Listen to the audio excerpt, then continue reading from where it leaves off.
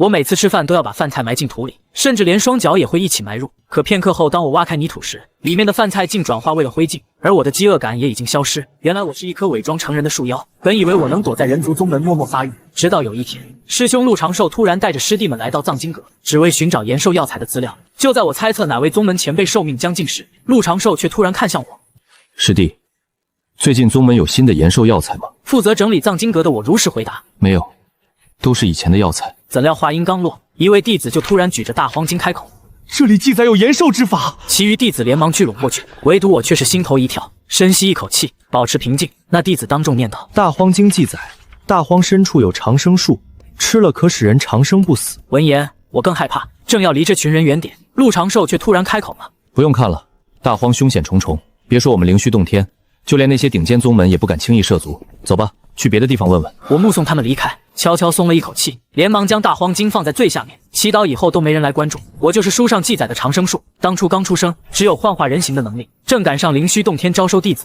不敢乱走的我幸运入选了。可万万没想到，我的灵根资质却很差，修炼了10几年才练起2层后期，于是被派来藏书阁整理书籍。但更危险的还在后面，我虽然能永生，但随着生长，自己身上的妖气却越发难以控制，一旦被人族修士发现，肯定会把我吃干抹净。眼下必须提升修为，掩盖妖气。就在我一筹莫展时，一张纸条却给我带来了重大转机。那天，我如往常一样记录各个弟子送来的纸张，都是谁找到了什么药材，药材有什么作用之类的。可当我打开第10张纸时，里面的内容竟直接让我愣住了。榕树精杀害路人，以血肉为养料，后面还记录了他的炼化血肉和修行之法。我瞬间陷入了沉思，自己是不是一开始就走错路了？草木需要肥料才能茁壮成长，自己这棵树妖是不是也一样？之前的我都是学着人族那样吐纳炼气的，可不知为何修为进步却很慢。我只是记下了那炼化血肉之法，并没有马上修炼。我现在还弄不来养料，只能下个月了。宗门每月都会发放修行资源，我手里只有一颗下品炼气丹。到了晚上，我决定先尝试下榕树精的修行法。随着一缕缕灵气进入体内，我兴奋地睁开眼，居然比宗门的灵虚玄功快了1倍。原来妖还是要修炼妖修功法。我刚想继续修炼，却不料下一秒竟猛地停止下来，自己身上多了一丝妖气。而在丹田之内，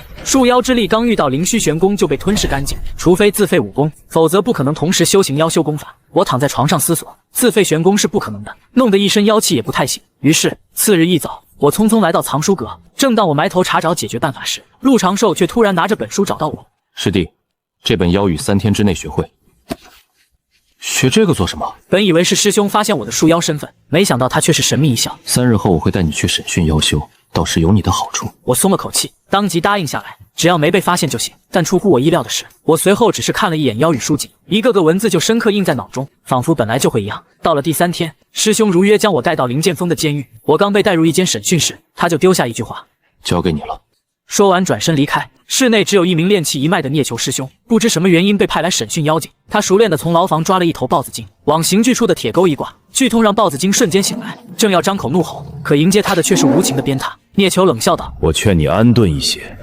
这样我也省些力气。”聂师兄，他在求饶。他说什么？他说就是吃了几个人，没得罪过我们灵虚洞天。很快，在刑法之下，豹子精将自己的修行法都说了出来，我全部记录下来。聂球满意的点点头。再问问他，他为何害人？豹子精老实回答。我如实翻译。我本以为豹子精会被放了，没想到聂球听了翻译竟勃然大怒，将豹子精一刀砍了。我最恨这些无故害人的妖族了，活该被我们提炼精元。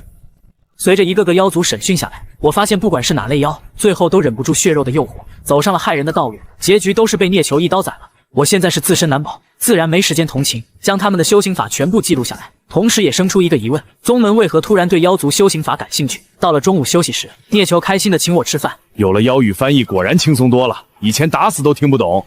午饭后，聂球没有再审讯妖族，而是叫上我一起处理妖族尸体，能入药的全部收起来，坚韧骨骼也要装起来，以后可以炼气什么的。剩下一点作用不大的边角料则归我。聂球装了满满一大桶血肉递给我，拿去吧，炖煮了吃了，对你练气劲还是有些用的。我微微一怔，原来这就是陆长寿说的好处。刚好我正缺养料修炼，一直忙活到晚上。我带着一桶血肉回到木屋，虽然只是边角料，但其中蕴含的灵气也不弱于一颗下品炼气丹了。我看着木桶中的血肉，将右掌缓缓放了进去，下一秒我的右手瞬间化作根须，并配合树精炼化血肉法，疯狂吸收血肉，同时运行灵虚玄功，炼化这股精纯灵力。修行草木之法会产生妖气，在没找到解法之前，还得修行灵虚玄功，而省去了吸收天地灵气的步骤，直接炼化也让我的修行速度快了很多。果然妖还是吸收血肉提升快。就这样，我一边当起了翻译，一边拿着血肉提升修为，直到我的下品炼气丹发下来。经过一夜修行，我成功步入炼气3层，虽然勉强压制住了妖气，但功法的问题还没解决。殊不知，一个天大的机缘也在等着我。7月1日，我刚到监狱，就看见一头小青牛偷瞥了我一眼，随后很快闭上眼。我正想上前查看，聂球就笑呵呵开口：“师弟，想吃牛肉吗？外面弟子抓了一头牛妖。”说完，直接将那头小青牛拖了出来。可就在他要将其挂在铁钩上时，我却突然阻拦道：“师兄先别用刑，他醒着，只是在装睡。”怎料聂球闻言竟吓了一跳，身形猛然后退，小青牛也被惊得睁开双眼，看见刑具后，牛眼中满是恐惧。服了药居然还能醒着，难道是筑基大妖吗？聂球诧异开口：“你先问问他吧。”说完，我以妖族通用语言问道：“将你的修行法以及如何开了灵智如实道来。”可不知为何，小青牛竟茫然地看着我，我忍不住皱眉，是听不懂吗？谁知聂球见状，却是眼神一冷：“难道是嘴硬？那我来用刑。”说完，他拿起一旁的藤鞭，小青牛吓得趴在地上瑟瑟发抖，虽然发出古怪的音节，但令人诧异的是，我听后突然面色一变。师兄，这是古妖语，他问我们为何抓他。其实这青牛还问了一句，为何在我身上感觉到了清净的气息？我果断无视了这个问题。可不知为何，聂球闻言竟突然面露狂喜。这是一头古妖幼崽，古妖传承古老血脉，血脉越强，天资越恐怖。问问他父母在哪里？如果父母在的话，肯定得恭敬送回去。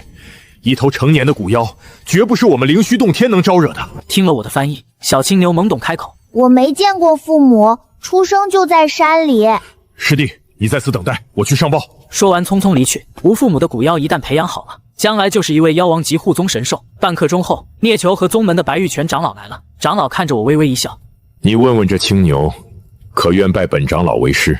我当即帮忙询问，然而小青牛却是一愣，一时间不知如何回答。我以古妖语开口：“想活命，最好答应拜师，长老还会引导你修行，给你修行资源。”青牛闻言连连点头，当场便拜道：“小妖愿意拜见师尊。”白长老满意点头：“好，好，好，以后为师定将你培养成大妖王。”我有些羡慕，自己身世可并不比古妖差。算了，若得知我是长生树，别说拜师了，估计当场就把我活吞了。不过这次也并非一无所获，白长老随手给了我一瓶上品炼气丹。本老老先带徒儿走了。说完，牵着小青牛离开。一步登天了。是啊，我也很羡慕。都是妖，待遇差距怎么就这么大？到了晚上，我照旧分到了一桶血肉。然而在分别时，聂球却叮嘱道：“别将上品炼气丹的事情说出去。”多谢师兄提醒。上品炼气丹是炼气7层弟子的修行资源，就算是陆长寿这个炼气6层，每月也只是中品炼气丹。可万万没想到，我刚回到木屋，竟发现陆长寿早已等候多时。听闻你发现了古妖，白长老给了你不少好处吧？他本以为我会私藏好处，没想到我却主动将丹药献出。陆长寿打开药瓶，看到有10颗丹药，竟诧异道：“你居然没动！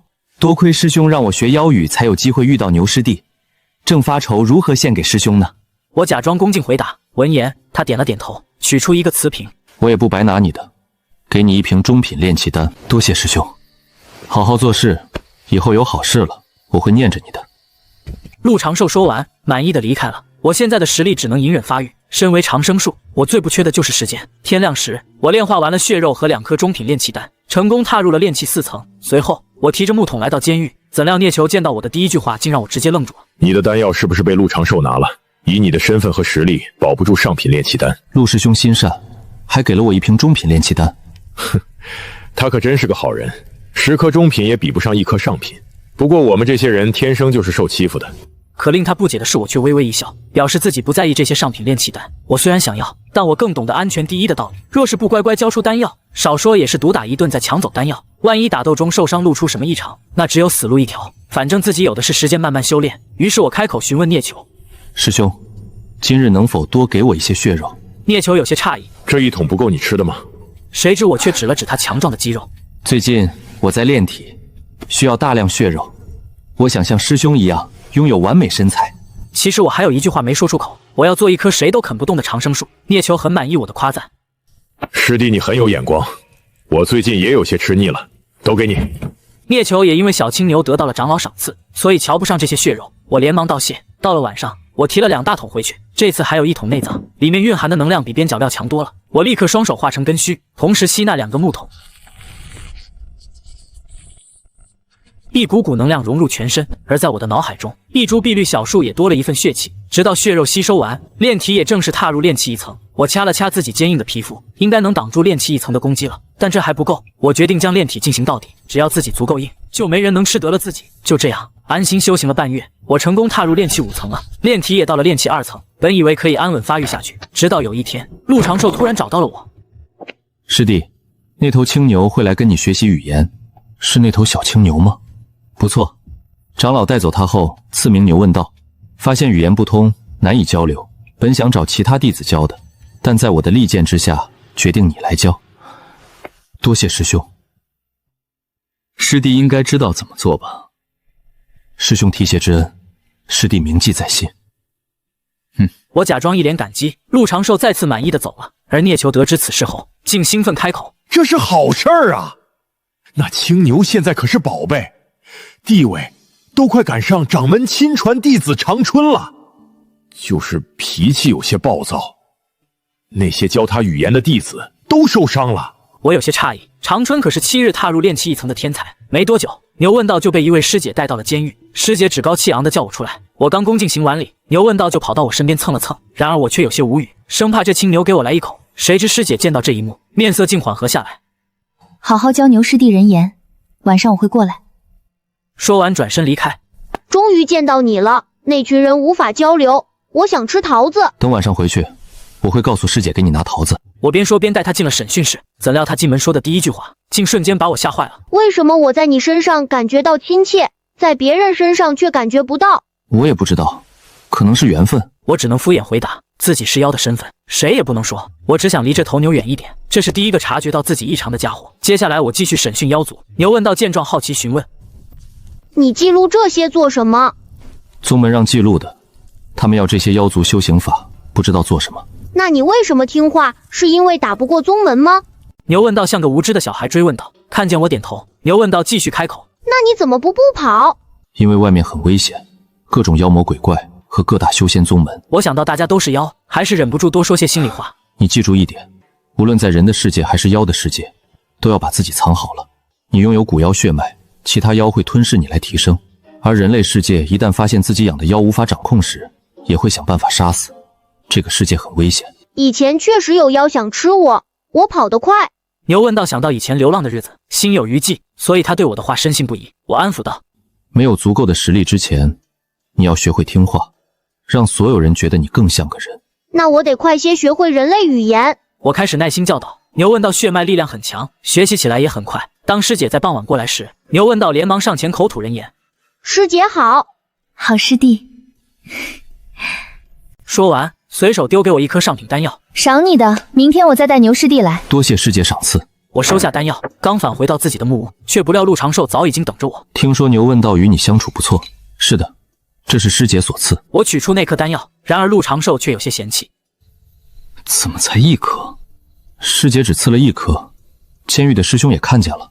如今他刚刚突破炼气7层，1颗上品炼气丹根本满足不了他。陆长寿冷着脸接过丹药，正要转身离开，没想到我却突然开口：长寿师兄，能否赐我1颗中品炼气丹？怎料陆长寿却瞥了眼我提着的血肉。别忘了，你今天是靠我的引荐，若不是我，你还在藏书阁发霉呢。明日我至少要见到3颗上品炼气丹。承蒙师兄恩赐。我试着要求一次，谁知道呢？那牛问道与你亲近，让他开口便是。现在他很受宠爱，那师兄能给我留1颗吗？你只配吃这些肉。我轻叹一声，这次真的直接抢了，但还是压下心中思绪，回木屋消化血肉，开始炼体。我估计再来20份这种血肉才能到炼体3层。想要成为一棵谁都啃不动的树，还有很长的路要走。到了第2天，我照常来到监狱，然而我却没有找牛问道帮忙，而是直接找到了聂球。聂师兄，我遇到些难事，不知能否请你帮忙？让牛问道帮忙要上品炼气丹，这完全是取死之道。我可不想去挑战那位师傅。聂球最近突破到了炼气9层，若他愿意帮忙，自己宁愿将上品炼气丹给他，也不给陆长寿。怎料聂球接下来的回答却让我一脸诧异。是关于陆长寿吧？聂师兄为何这么清楚？我听说他最近在攀附内门，而他每个月也就2颗上品炼气丹，只能从你这儿下手了。聂球沉吟片刻，开口：我那边还有一间空房，你今晚就去我那儿住吧。聂师兄放心，得来的上品炼气丹一定孝敬师兄。但出乎意料的是，聂球却哈哈大笑。1、2颗你自己留着，多了分我几颗嗑便可。我这人要脸。说完就去处理妖族尸体了。要脸的人好啊，人要脸，树要皮。可陆长寿不懂，我暗暗握紧拳头。这时牛问道突然兴奋跑来，你不知道，昨天我回去叫了一声师傅，可把那老头子乐坏了。你说过要听话，要让他们感觉我能控制。说完，他吐出一个瓷瓶，我师姐给的丹药，分你1瓶。我瞥了一眼，居然是上品炼气丹。这牛问道，真是一头好牛啊！然而我却摆手拒绝了。拿着吧，我多得很。昨天师傅还给了我好几瓶呢。牛问道对丹药满不在乎，我忍不住心底叹息，同样是妖，怎么差距这么大？看着我收下丹药，牛问道开心不已。我在这里就你一个朋友，虽然师傅他们对我很好，但总觉得有种疏远感，只有你让我觉得亲近。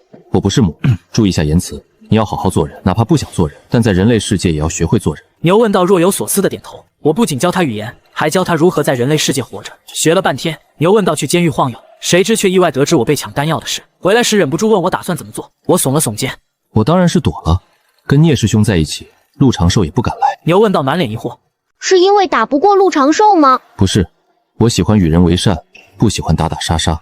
就算是打得过，自己也不能说出来，而是暗中将他化为养料。一旁的聂球接话道，如果师弟是炼气7层，完全可以对陆长寿直接动手。牛问道恍然大悟，用古妖语说道，你是想借此机会教会我，实力弱时隐忍，实力强时反杀吗？我无语了，我就是想安心修行，这头牛怎么能这么想？多谢你的用心教导，我会谨记实力弱小时学会低头，实力足够后杀他全家。看着一脸严肃的牛问道，我沉默了，自己只是好心提醒一下这牛妖要懂得隐忍低调，可他是怎么联想到杀人全家的？到了晚上，我跟着聂球来到他的住处，刚进屋就掏出丹药。师兄，这丹药是牛问道给的，答应和师兄分，我自不会私藏。你这家伙真不知道怎么说你。聂球无奈导出5颗丹药，将剩下的5颗还给我。我刚想回屋修炼，却不料他竟突然拿出10个瓷瓶。这是气血丹，对炼体有大用。我们炼气一派都要炼体，仅凭灵力是不够的，所以服用气血丹修行。原来如此。我道谢一声，收起瓷瓶。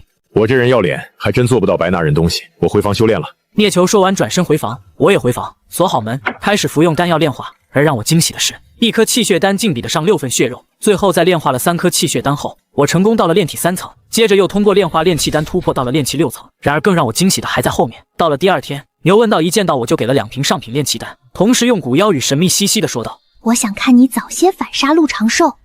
我被干沉默了，你这样一搞，将来就算不是我杀的，那我也脱不了干系啊。牛问道没理会我的沉默，而是突然叹了口气道，要不你跟我走吧，别在这监狱了，我在上面感觉很孤独。身为在人类宗门的妖，你要学会孤独，千万不能表现出想回归妖族世界的想法，这会让人觉得你是养不熟的。牛问道被吓出一身冷汗，连忙点头。日子再次平静下来。陆长寿虽然来找过我，但只是远远看了一眼便离开。他惹不起聂球，我放下心来，刻苦修炼，炼体达到了5层，修为也到了炼气6层巅峰。可就在我准备突破7层时，一名不速之客突然到来。陆长寿，你来做什么？通知你们，半月后的三脉会武之事，亏我之前有好处都想着你，你却背叛我。妖域之事，别人觉得监狱肮脏，不愿意来，你就丢给师弟。遇上了牛问道，得了机缘好处，你却从师弟那儿把好处拿去吃干抹净。陆长寿，做人要点脸吧。陆长寿脸色难看，却不敢对聂球发作。赶紧滚，看见你就心烦。陆长寿冷哼一声，哼，希望你在三脉会战中也能这样嘴硬。说完径直离开。然而聂球却皱眉看向我。三脉会武是灵虚洞天的弟子比试，你或许能借此跳出监狱。若牛问道帮忙说话，说不定也能拜一个长老为师。不过陆长寿肯定会与你为难。可令他意想不到的是，我却笑道：所以啊，我不去就行了。聂球听后一愣，可牛问道不可能一直来找你，你们之间的差距会越来越大，到了最后你们可能连朋友都做不了。然而我却一脸淡然，本就只是一时缘分，谈何朋友？聂球呆了片刻才反应过来，也是，正是你这份淡漠的性格，牛问道才会亲近你，白长老才允许你与问道做朋友。若是借机向上爬，师姐早就清理你了。我没有接话，而是转移话题问道：师兄是想去三脉会武，跳出监狱？聂球坦然开口：当然，我已经达到炼气9层，只要能拿下所在一脉前10，就能得到1颗筑基丹，有望筑基。师兄天资也不差，怎么会沦落到监狱？然而聂球却是摇了摇头，没有多言。我见状也没有多问，身为妖要谨记一点，不要有太大的好奇心。到了第2天，牛问道也得知了三脉会武之事，一见到我就说：师父决定让我和长春师兄一起前往灵虚秘境，听说里面有奇珍异果，当然也有危险。然而我却摇头道：多谢你的好意，我不想去。我只想安稳休息。谁知牛问道又开始自行脑补。我明白了，你想继续隐忍，直到能够报仇后才出手。我沉默了，这牛妖为何一直坚定地认为我要报仇？你这样的话，我就算是实力够了，也很难下手了。牛问道继续说道：明日我就要去秘境提升实力了，师傅想让我在比试中拿到好名次，最好连长春一起打败。说到这里，牛问道突然低声道：我感觉那长春有问题，不像是传闻中的天才。闻言，我脸色却瞬间严肃。人类喜欢隐藏自己的秘密，切记不要过多探寻，因为人类为了保守秘密，会想办法除掉知道秘密的人和妖。牛问道重重点头，懂了。若是有好处，就去弄清楚。我被他干沉默了，我是不是该夸他很有悟性？最后牛问道走了，临走前又给我丢了3瓶上品炼气丹。这牛是头好牛，希望能听进去自己的话，多隐忍一段时间。返回住处时，我再次遇上了陆长寿。长寿师兄，你还真是时刻关注着我。然而陆长寿却死死盯着我。若非你，现在进入灵虚秘境的，该有我一个。我平静开口，那可太不幸了。师兄，这是竹篮打水一场空啊！话音刚落，愤怒的陆长寿正要出手，但看到不远处的聂球，又冷静下来。聂琼10日后就要回炼气峰，到时无人护你，看你能如何？人心呐，贪婪无尽。我摇摇头，起身离开。长生树也是有脾气的。10天后，聂球果然要回气脉做准备。好在他临走时为我开启了大阵。师弟，安心闭关，等我回来。若我能拿到筑基丹，成功筑基，就会有独立的炼气法。到时候跟我学炼气吧。可他绝对想不到，他竟是一语惊醒梦中人。既然那些妖族骨骼能炼气，我为何不把自己当成一件法器炼制？于是我暗下决心，以后和聂球好好学习炼气之道。但眼下我得先解决最大的危机。聂球刚离开没多久，陆长寿果然来了，但见到大阵根本就进不来。就在他要含恨离开时，我却突然大摇大摆地走出阵法。可奇怪的是，陆长寿见状竟没有行动，只是冷冷盯着我，估计是担心将我吓回去。我思索片刻，突然遁地而去。陆长寿感受到我的气息，冷哼一声，原来是土遁术，难怪该敢出来了，而且居然从炼气2层踏入6层，这耗费了多少丹药？这些都该是我的。想到这里，他的内心几乎扭曲，施展遁法追踪而来，进入一处幽静的树林。陆长寿才猛地从地底遁出，他居然失去了我的气息。难道聂球还给了我隐藏气息的法器？就在他皱眉思索时，一道剑光竟瞬间从身后的树木冲出。仓促之下，陆长寿身形暴退，长剑连刺，剑锋交接。陆长寿手臂一颤，长剑险些脱手，我的剑却是顺势而上，划破了手腕。上品法剑，炼气7层。牛问道到底给了你多少资源？你居然能踏入炼气7层？他得到的消息只有那位师姐赏赐。私下里，牛问道给了我多少，只有我和聂球清楚。我不语，剑锋再起，一股沉闷气息弥漫而出，隐隐有乌云在头顶翻涌。凌云3剑，乌云之怒。陆长寿自然认得这招，同样催动灵力，同样的一剑。就算你踏入炼气7层，也不是我的对手。同样的剑招即将碰撞，却见我突然遁地消失。陆长寿面色一变，但剑招已然无法收回。无声无息间，如若幽灵从地底钻出，一剑穿身，鲜血流淌而出。陆长寿剑招尽散，看着穿身一剑，勉力提剑，可是我又遁走了。陆长寿趁机服下一颗丹药，怒吼道：卑鄙！你有本事出来硬碰硬一战！如师兄所愿。话音一落，剑光乍现，如同羚羊挂角，无迹可寻。陆长寿眼中一喜，一剑刺出，剑气万千，封锁我四面八方。可下一刻，我又消失了。陆长寿一掌拍出，雄浑掌力没入地面，迅速渗入地底。没有，陆长寿一怔，咻，剑光再现，我从身后树木显化而出，再次一剑穿身，磅礴剑气冲入体内，肆意破坏。师兄，我可不只是会土遁。我悠悠道，拔剑而出，带起猩红鲜血，两剑穿身。陆长寿身躯踉跄，面目狰狞，眼中满是森然寒光。你个卑鄙小人！做妖嘛，心脏才活得久。我冷哼一声，速度骤然加快，白云无踪，白云无定。一时间，整个密林内四面八方都是我的身影和剑光。陆长寿连忙想要施展遁地之术逃走，可身上止不住的鲜血让他遁地一样会暴露出来。同样想借术而遁，却不料我总能快他一步。这个时候，陆长寿才骇然发现，我的修为早已超越了他。片刻之间，陆长寿已然遍体鳞伤，鲜血肆意流淌，气息都粗重起来。长寿，住手！住手！陆长寿面色大变，惊慌求饶：我知错了，我知错了，你放了我，以后我都听你的。真的？真的，我对天发誓，以后我认你为主。跪下，放下长剑，我便饶你性命。好，将剑扔远点。喘息越发粗重，跪下的身子都在摇晃。我缓步而来，看着意识都快模糊的陆长寿，叹道：师兄，本不至于如此的。我知错了，我以后都听你的，你就是我的。陆长寿喃喃道，右手却是猛地探出，我早有所料一般侧身避开，一剑刺穿咽喉。都说了心脏活得久，我又不傻，连内甲都没用上，真是抬举陆师兄啊！这段时间的攀附耽误了修行，连宝物都没捞到一件，白准备了这么多。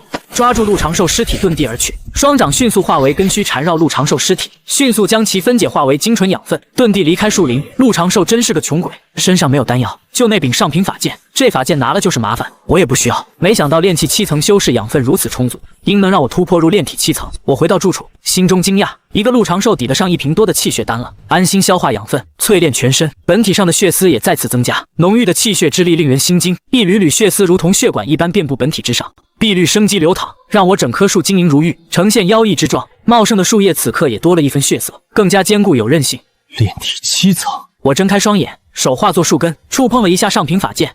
比起上品法剑，还是差了些。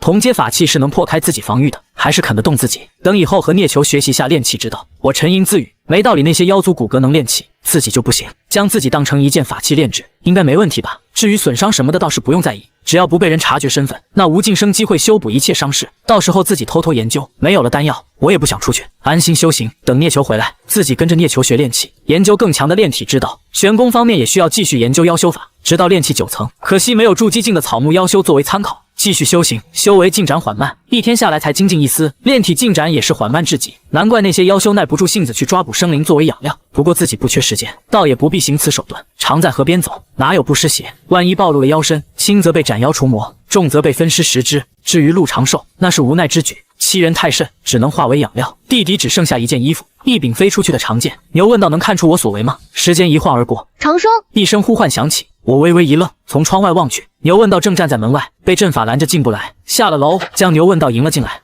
你从灵虚秘境出来了，看样子进步不少。长生，我想问，如果抢了人东西该怎么办？牛问道低沉着声音道。我眼皮一跳，你不会抢了长春吧？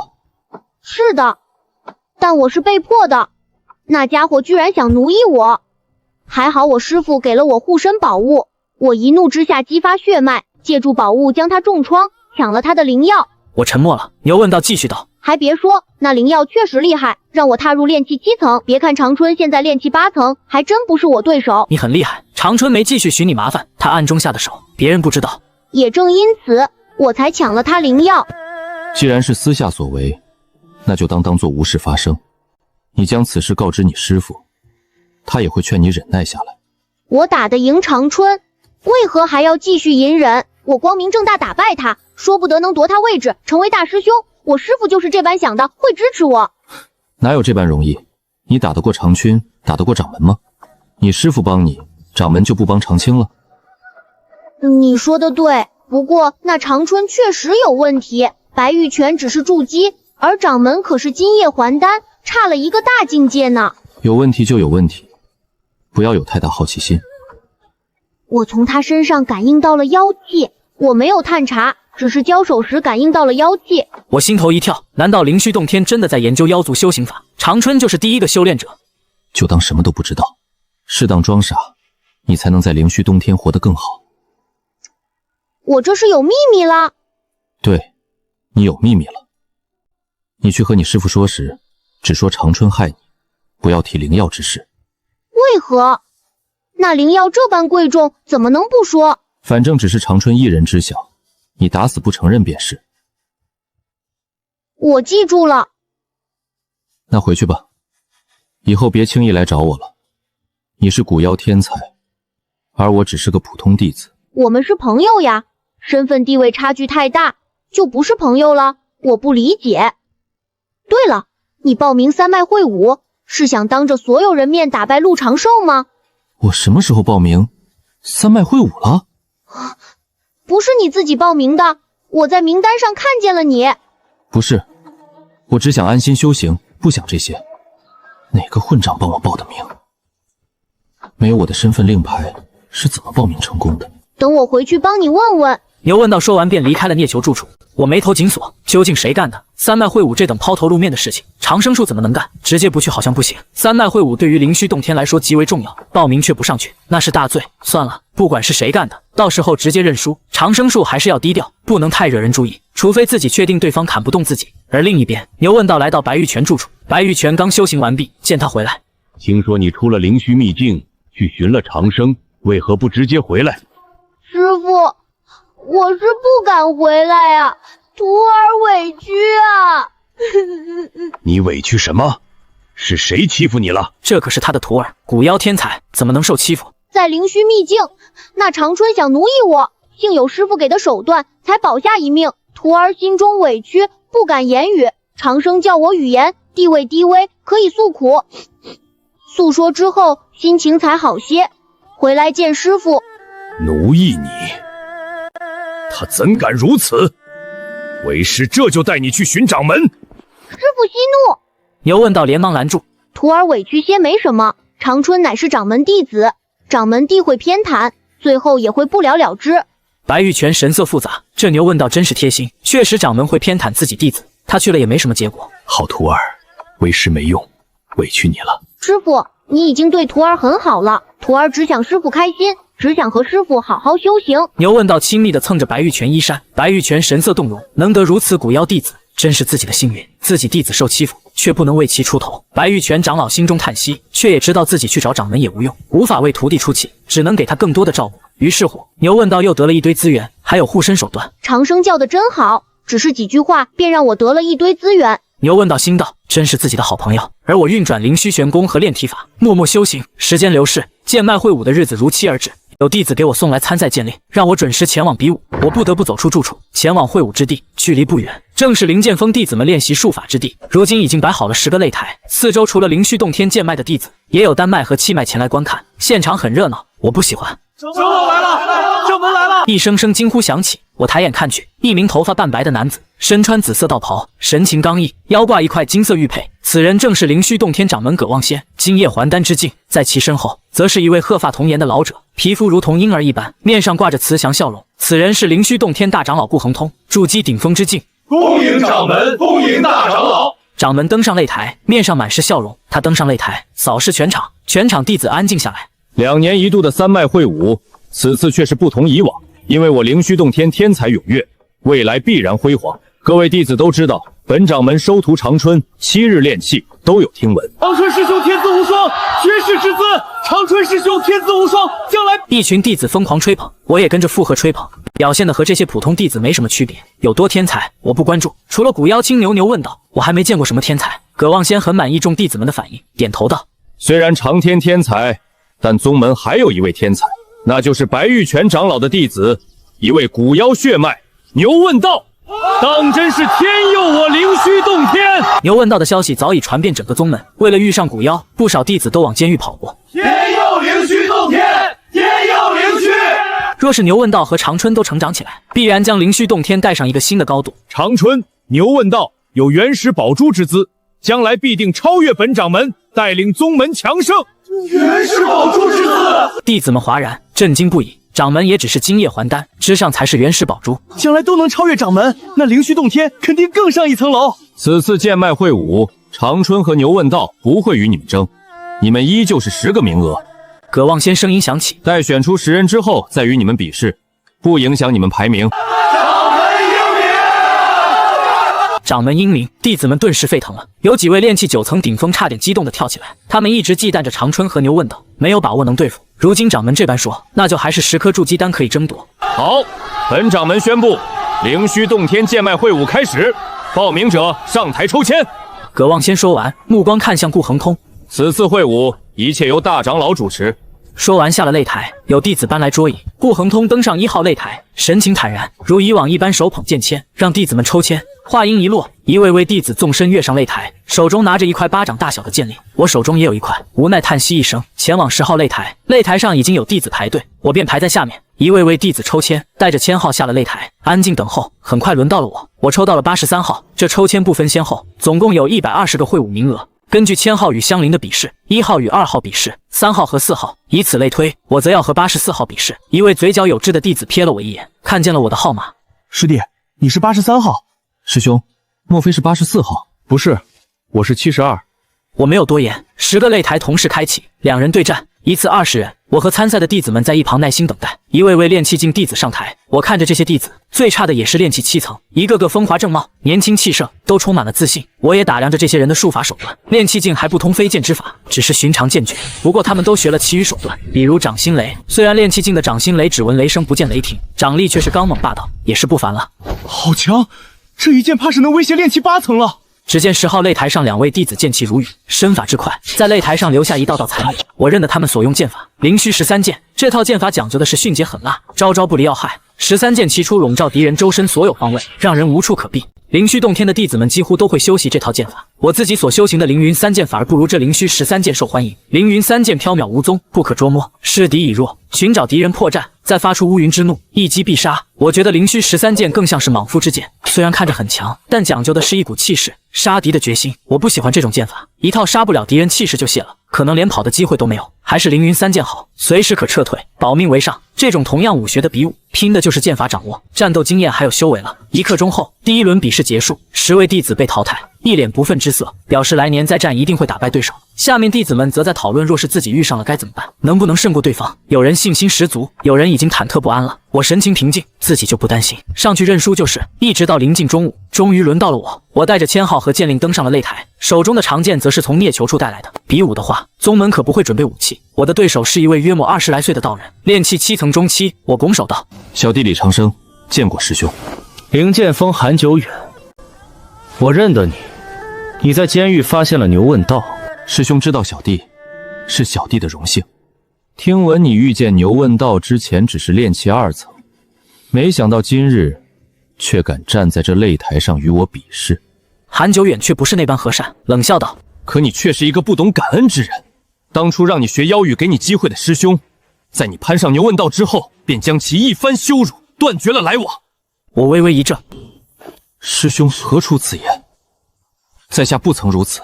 这李长生居然是这样的人，攀上牛问道，马上忘了之前的师兄，真不是个东西。哼！下面弟子们闻言当即怒骂起来，看向我的眼中满是鄙夷之色。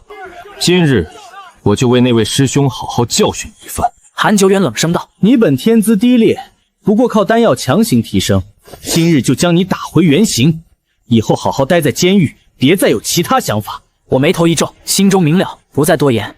师兄多言无益，请吧。眼前人应该是陆长寿的熟悉之人，这会武乃是大长老一脉主持的，暗箱操作与我对上很容易。韩久远冷哼一声，长剑出鞘，霎时间剑光弥漫，10数道剑光直逼而来，封锁四面八方。韩师兄不要留手，将他打回监狱，废物就该好好在监狱待着。下面也有不少弟子高声呼喊，想要以此扰乱我内心。我连忙拱手，丢出自己的剑令：“师兄实力高强，在下认输。”韩久远一怔，下一刻却是面色冰冷，剑光直刺而来。我面色一变，剑光已至身前，佯装慌乱，踉跄而退，身躯几乎是擦着剑光躲开，快速退到擂台边缘，一个不稳直接摔了下去。韩久远微微一呆，我却是迅速爬了起来，在擂台下拱手道：“师兄剑法高明，在下输了，告辞。”韩久远、下方弟子以及这一幕也让大长老顾恒通瞥了一眼，却没有多在意。真是废物，被韩师兄一剑吓破了胆。韩师兄的灵虚13剑简直出神入化，刚才我都没看清。是啊，韩师兄太厉害了，这种依靠攀贴牛问道的家伙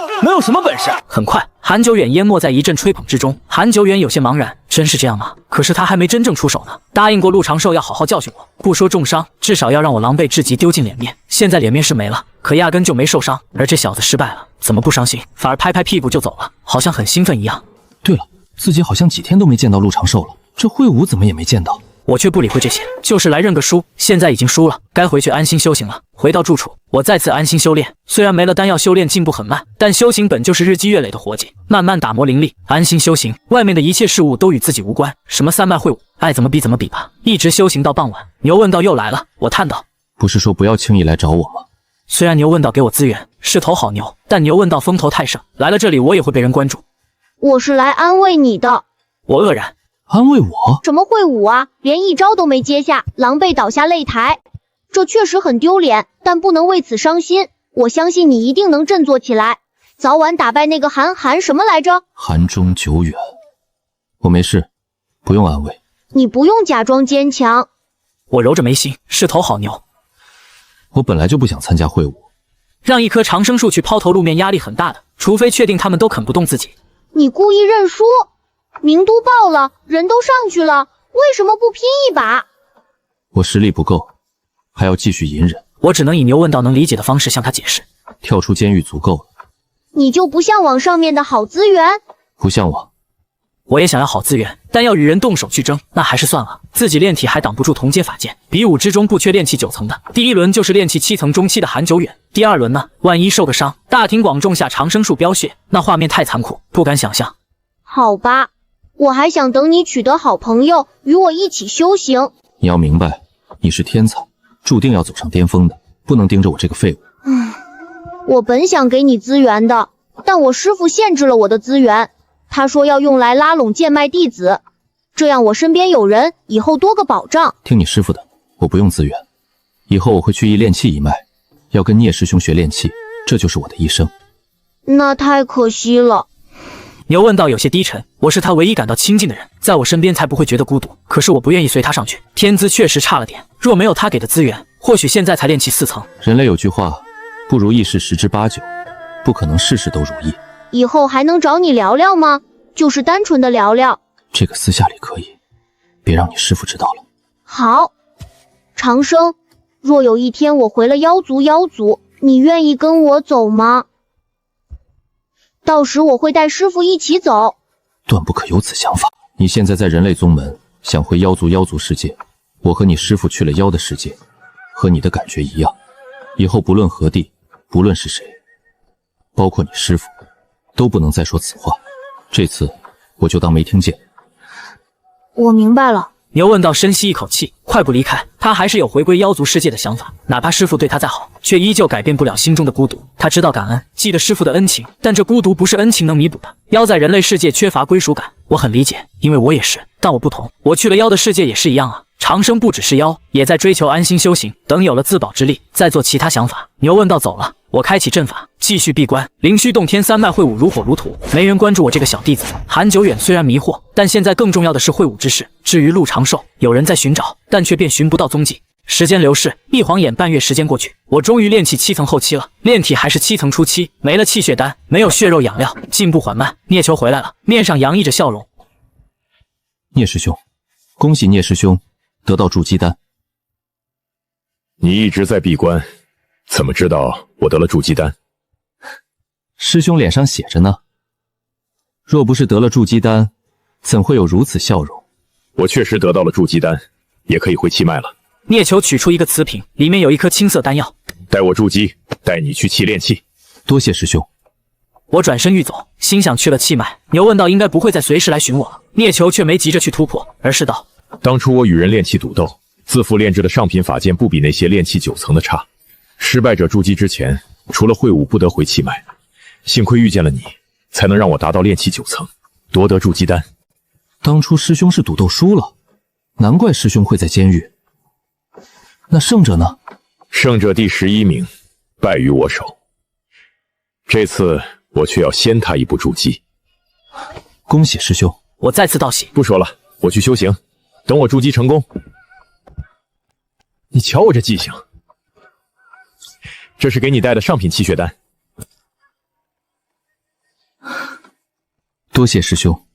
聂球闭关，我也回房闭关炼化气血丹。气血丹化为精纯养分融入体内，迅速消化，本体上的血色越发浓郁，变得坚韧坚固。一颗颗丹药炼化，身躯在快速进步。炼体累了，便开始炼气，慢慢打磨体内灵力。一晃眼，7日时间过去，2瓶气血丹已经炼化完毕，达到炼体中期，距离后期也不远了。聂球还在修行，我没有出关，服用辟谷丹继续修炼，炼气炼体双重进行，虽然缓慢，但每天都能感到精进。又是7日时间过去，一股强大气息传来，惊醒了我。磅礴的能量波动让我感觉到内心震惊。聂球筑基成功了，我也体验到了筑基强者的可怕。只是这一散出来的能量波动都让我心悸不可抵挡。那些长老筑基多年，实力深不可测。恭贺师兄筑基成功。聂球走出房间，浑身散发着强大气息。我还要3日时间巩固修为，3日后我们去气脉。是。我转身回房，3日时间瞬息而过。聂球修为稳固，气息内敛，以储物袋将几层法器全部收了。走吧，带你去气脉。灵剑锋这边我会联系。多谢师兄。你我之间不必客气，你可是我的贵人。聂球一笑，一挥手，法剑飞出，一手提着我，踏剑而上，御剑而行，瞬间升空，消失在云层之中。筑基御物，金丹驾云，这剑差了点儿，等入了气脉，便可重练。以师兄的技艺，自然轻而易举。灵气峰，聂球带着我来到峰顶，宫殿阁楼连接成片，灵气浓郁程度远非之前在灵剑峰可比。牛问道说灵剑峰有聚灵阵，这灵气峰也有聚灵阵。殿里面只有一个白须老者，正在悠哉品茶。吴长老，聂球走了进去，恭敬作揖。不错，不错，不错。有我当年几分风范，自己去领吧。这是你的炼气室。说完，掏出一块漆黑令牌丢给聂球。多谢长老。聂球接过令牌，上面刻画着13字样，带着我下了峰顶。这里周围有不少房屋，但相互间都隔了数十米的距离，每一间房屋都有冶炼炉，以阵法隔绝，周围也有茂盛的草木遮掩。来到13号房屋，3层小楼，以令牌开启阵法进入屋内。院内有一个巨大冶炼炉，还有一口水井。你且在此等我，我先去领取风云极炼。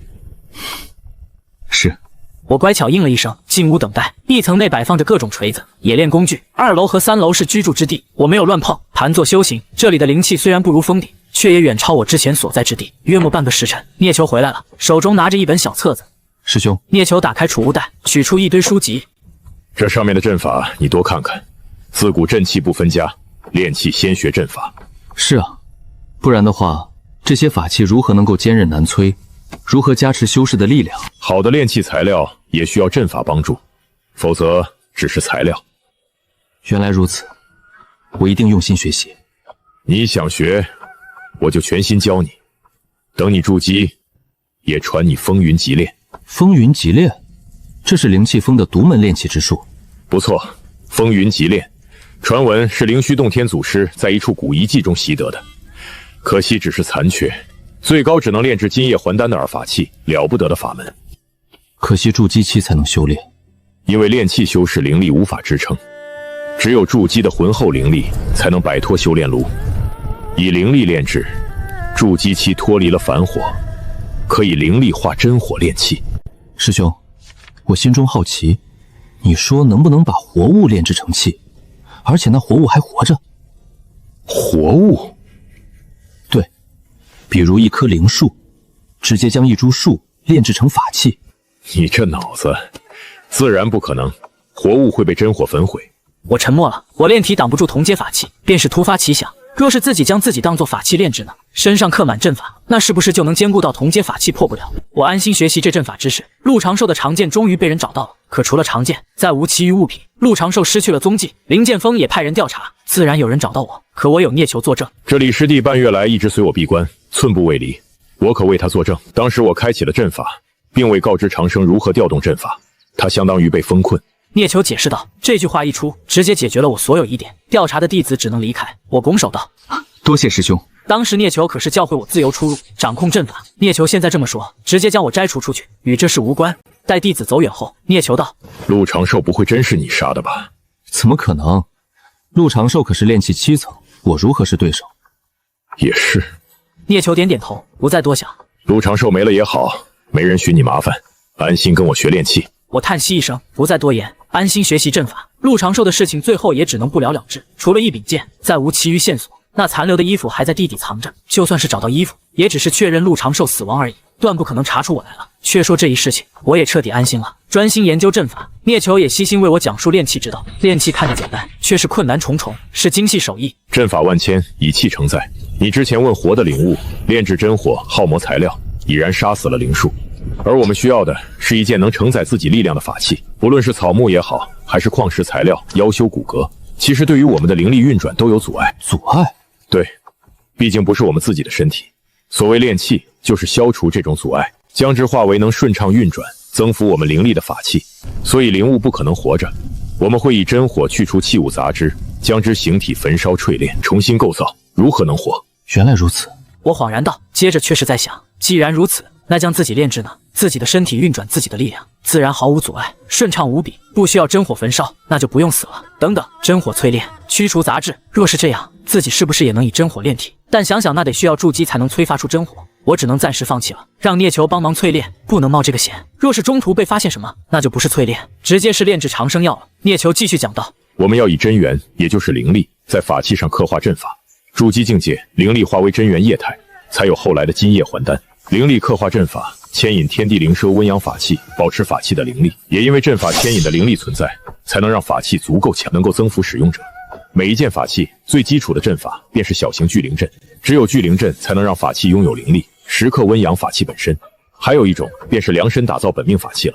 这种本命法器完全是由炼器师根据修行者修行之法而打造的。一般情况下，除非完全不会炼器，否则不会请炼器师帮忙。因为炼器师需要了解对方修行法，又亲手打造出本命法器，很可能知晓对方弱点所在。那师兄为人炼制过本命法器吗？未曾接过，唯有筑基境才有资格温养本命法器。本命法器需要真元温养自身心血，炼器境可做不到。我明白了。好了，我先炼器了。这里有炼器境材料，还有打造之法，你先自行研究。聂球递给我一个储物法宝。我刚踏入筑基，需要修习风云极炼，闭关炼制法器。好。我接过储物袋，带着阵法书籍离开房屋。我盘坐在外面冶炼炉前，钻研阵法、聚灵阵、五行迷踪阵、玄金阵、灵木阵、幻阵、灵虚剑阵等各种炼器境阵法。我沉浸其中，这些阵法并不算复杂，毕竟只是炼器境层次的阵法。学阵法的最好办法便是画出来，在地面上画好再毁掉。虽然地面画的阵法几乎没什么用，因为泥土不蕴含灵力，自然无法驱动阵法。我刻画着一个个阵法，聚灵阵、五行迷踪阵、幻阵，上面的阵法全部刻画。我尝试心中对比了一下，如果将这些阵法刻画在自己身上，自己怕是得修改一番运功路线，只能压下心中想法，等以后去气脉藏书阁看看能否找出解决之道。学习完阵法，便是以灵力刻画了，选了石头作为试验品，或者取一节木材在木材上刻画。我没有急着炼器，要做好万全准备再开始炼制法器。一天下来，我也只是学会了阵法而已。7日时间过去，阵法彻底掌握，才开始在石头和木材上刻画。石头和木材太小太脆弱，刻画起来很难。一块块石头粉碎，一块块木材化为齑粉。我并不气馁，继续练习。半月时间眨眼而逝，我在石头和木材上终于刻画成功了。当然，只是刻画成功，依旧是凡木和石头，没有作用。铿锵一声清脆剑鸣响起，聂球出关了。聂球红光满面，整个人的气息变得更强了，手中的法剑也弥漫着远超炼器境的灵力波动。筑基法剑终于成了。现在的我才是真正的筑基境炼器师。恭喜师兄修成风云极炼。你学的怎么样？阵法都记下了，只是刻画阵法还在练习。你还没开始练气，还未做好准备吗？觉得没把握？阵法的刻画确实是个精细活，有一丝差池就会毁掉法器。你比当初的我强太多了，当初我就没你这性子，急着上手，毁掉不少材料。都是师兄教的好，我只是觉得自己还不够。你放心炼制便是，我已修成风云极炼，委屈你一下当我的学徒，气脉会有材料与你练手。这是长生的荣幸，见过师父。叫什么师父，依旧师兄弟相称。学徒又不是非要是徒弟，若非你这个贵人，我也无法筑基成功。聂球去帮我办理炼器学徒的事情，我继续刻画阵法，极为小心，一块块木头、石头被我刻上各种阵法。到了晚上，已经刻画了10余件。聂球回来之后，看着地面上的物件，也惊讶道：“没想到你一天下来能刻画这么多，有把握炼器了吧？”“有把握了，明天开始炼器。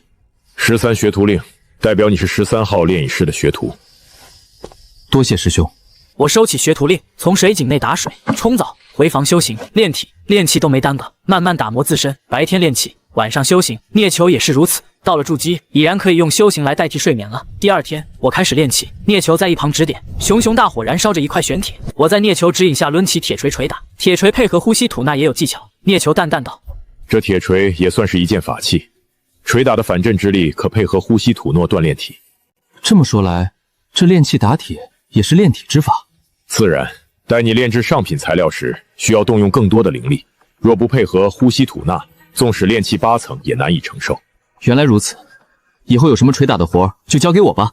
对于炼体我很热爱，早晚成为一棵谁都啃不动的长生树。在聂球的指点下，我调整呼吸，有微弱的天地灵气随着呼吸没入体内，铁锤的反震之力传入全身，随着呼吸吐纳，配合灵气淬炼身体。这种淬炼相比起自己修炼要慢得多，胜在日积月累。玄铁在铁锤下变形，一些杂质也在锤炼中震飞出去。反复捶打一天下来，已成一块精纯玄铁，杂质几乎排除的差不多了。炼气之道非一日可成，努力练习。聂球转身回了房间，我回房继续修行。第二日，捶打冶炼矿石，一柄法剑的炼制非一块玄铁可成，还需要其余材料。这还只是普通法器，一些特殊法剑蕴含各种属性，需要不同的炼制之法。连续3日时间都在处理材料，一直到第4日才将材料化为精纯铁水。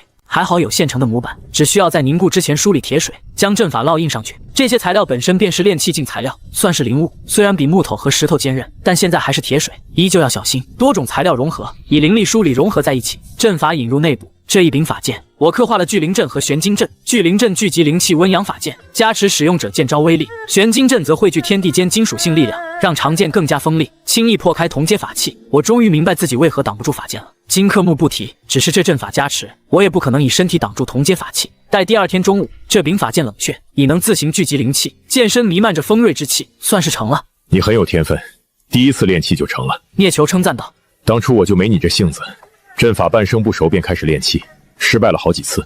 都是师兄用心教授，继续练习吧，多炼制些下品的，有把握就炼制中品和上品的。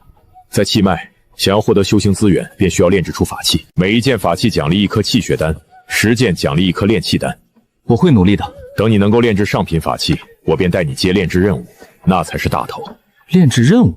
是的，宗门的任务。我听说灵剑锋就有抓妖、寻灵药这些任务，各脉有各脉的任务，弟子们随意接取。丹脉炼丹，气脉炼气。外面有不少修士不会炼气，便会委托给我们。有时候还要离开宗门去对方家中练气，一般这种报酬丰厚，虽然一半要交给宗门，但在宗门之中获得的订单资源多。那在外会不会有危险？一般不会，除非有人想赖账不给报酬，杀人灭口，这种极少，我还没遇见过。危险的是灵剑锋弟子，他们在外斩妖除魔，打打杀杀的，不知道哪天就丢了性命。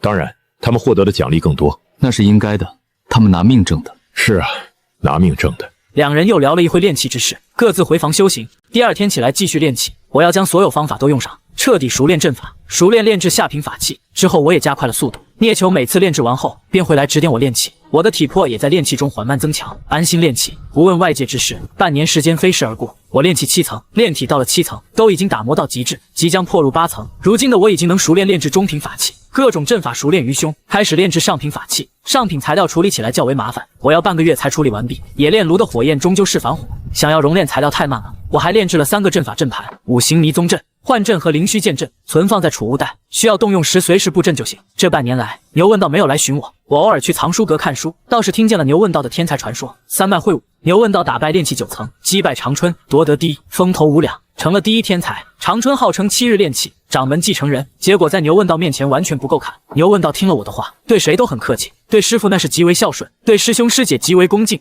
他简直做到了完美，甚至有人说，若非他是妖，这掌门继承人的身份会换成他。而牛问道的传奇才刚刚开始，经常带师兄弟下山斩妖除魔，以人类自居，他很像个人。若不是依旧是青牛身还无法化形，那和人没什么区别了。至于我这个朋友没人提及，牛问道也未向人提起过，像是遗忘了一般。对此我很欣慰，终于不用被关注了。长生，我找到一个好活计，将一块百年寒铁炼制成筑基法剑，奖励真元丹1瓶。对方还要炼制2柄炼气境法剑，奖励2瓶上品炼气丹。正好我们去。距离远吗？不远，就在30里外的中阳城。灵虚洞天30里外，中阳城属于人类国度大前国，城内普通人和修行者共同生活，由3大家族把控着城池，就连中阳城主也要忌惮3大家族几分。聂球带着我在城内走着，我们灵虚洞天弟子不必怕什么，3大家族虽强，却也只是筑基而已。中阳城内没有金叶还丹？曾经有，作化了。当年中阳真人坐镇此城，就连我们灵虚洞天也要给其面子，可惜后继无人。金叶还丹号称真人，可惜依旧不敌岁月摧残。中阳真人庇护此城200年，几乎将周围宗门打了一个遍，有胜有负。200年，我灵虚洞天胜了还是败了？自然是胜了。中阳真人战斗太多，体内暗伤无数，只活了200多年。这哪是斗法战斗，这完全是在玩命。300年寿元，硬生生打没了近100年。我目光扫视四周，有不少修行者遇见我们，都刻意远离了几步。无他，全因他们道袍上绣着“灵虚”2字。灵虚洞天在中阳城名气不小。说话间，两人来到一套宅院，前院门匾高挂着“青柳院”，敲响大门，一名老者开门相迎，将我们请了进去。院内有一棵老柳树，枝繁叶茂，一男一女2人盘坐在柳树下修行。灵虚洞天，气脉聂球，见过道友。这位是师弟李长生。老者还了一礼。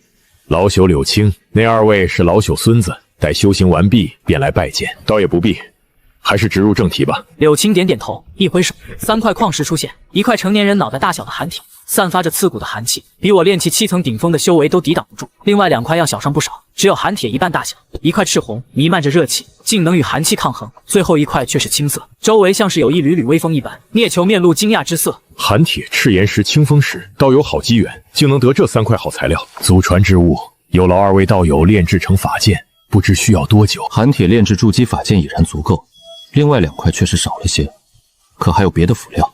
没有了，老朽无能，只能拜祖宗基业，只剩下这3块神石。我有个提议，不知当讲不当讲？请讲。或能将清风石与赤元石相融，铸教烽火法剑，必然能成就筑基中品法剑。风助火势，火长风威，汇聚之后自有其能。老朽知晓此中道理，奈何徒儿有2个，老朽也要手中有兵器，方能守护他们。能否劳烦道友添些材料，能成就2柄好法剑即可？添些材料也无妨。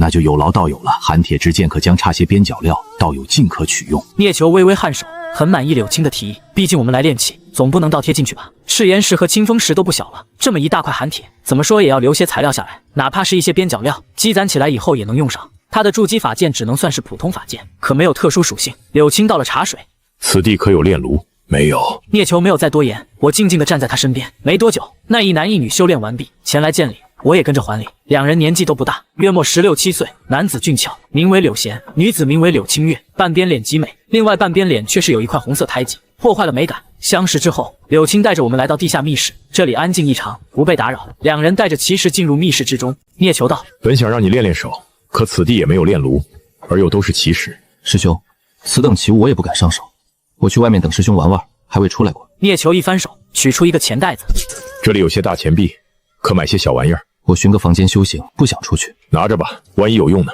聂球将东西递给我。这3件灵石处理麻烦，想要炼制成法剑，至少4、5个月时间。我这才收下钱袋，离开了密室，正要寻柳青要的房间修行。柳青道：你可去那树下修行，那里有聚灵阵。也好。我微微点头，来到老柳树下。此地灵气确实浓郁，但却有一股淡淡妖气弥漫。这妖气很淡，若非身为树妖比较敏锐，还真不一定能察觉到这妖气。我看了一眼老柳树，柳树静悄悄的，没有露出什么异常。柳贤和柳清月出门游玩了，安心修行，灵气自然不缺。聂球在炼丹房闭关，我观想自身天地，吸纳天地灵气，灵虚玄功微微运转。随着我的运功，柳青不注意时，老柳树微微摇曳了一下，竟然也开始吸收灵气。我心神却是注意着，老柳树果然成精了。在外修炼，我可不会完全入世。老柳树只是修行，没有惊扰我。修行1天下来，我感觉到了8层的瓶颈，慢慢打磨，自有突破之日。柳贤和柳清月回来了，柳青已经做好了饭菜，招呼我一起吃。我跟着吃了些，给聂球送了饭菜。给聂球送饭的事情也是我来办。3人不会接近密室，以免有窥探之嫌，也担心不懂炼气之事打扰了聂球。晚上继续修行，累了就倚靠着老柳树睡下。第2天早上，柳贤和柳清月也来此修行，他们只修炼半日，并不像我除了吃饭都在修行。见状，柳青对2人一阵大骂：看看人家洞天弟子如此刻苦，再看看你们。2人一阵羞愧，表示一定努力。当天多修行了半日，对于年少的他们来说，枯燥的修行哪里有外面的世界精彩。我安心在青柳院住了下来，日日修行，打磨自身。聂球进入密室一步未出，安心练气。柳贤兄妹2人自努力半日后，又恢复了懒散。柳青无可奈何，也不再多言。我一边修行，一边注意着老柳树的情况。老柳树应该刚踏入修行不久，意识浑噩，尚未完全踏入妖修行列。看在同为树妖的份上，我会帮他聚集一些灵气，加速他修行。反正现在已经到了瓶颈，只剩下打磨，倒也不需要太多灵气。到了饭点准时吃饭。中午柳贤兄妹是不会回来的，只有我和柳青。柳青偶尔会打听一下灵虚洞天的事情，看样子是有心让兄妹2人拜入灵虚洞天修行。听闻你们灵虚有2大天才，7日炼气的长春，古妖血脉的牛问道。他们名声已经传到您老这儿了。他们可没少来中岩城，和3大家族也交过几次手。我不想知道也难了，只要出门打听，几乎都知道。看来风头挺盛，少年意气风发，谁不想世间有名？我还听闻那牛问道虽为古妖青牛，却待人客气有礼，善待弟子师兄。我也有所听闻。你不认识他们？他们是剑脉的，我和师兄只是气脉弟子，一直在峰内练气，也只能听些传言。也是如此，天才之辈确实难见。以我的身份地位，接触不到牛问道他们也实属正常。不过听外面传闻，长春和牛问道似有不和。有此事？我不曾听说他们有什么不和。约莫2个月前，2人曾因一株灵药打起来，牛问道夺了灵药。听说当时长春受了重伤，扬言要将他牛角给折了。后来呢？后来就不知道了，我也只是在城内听说这些事。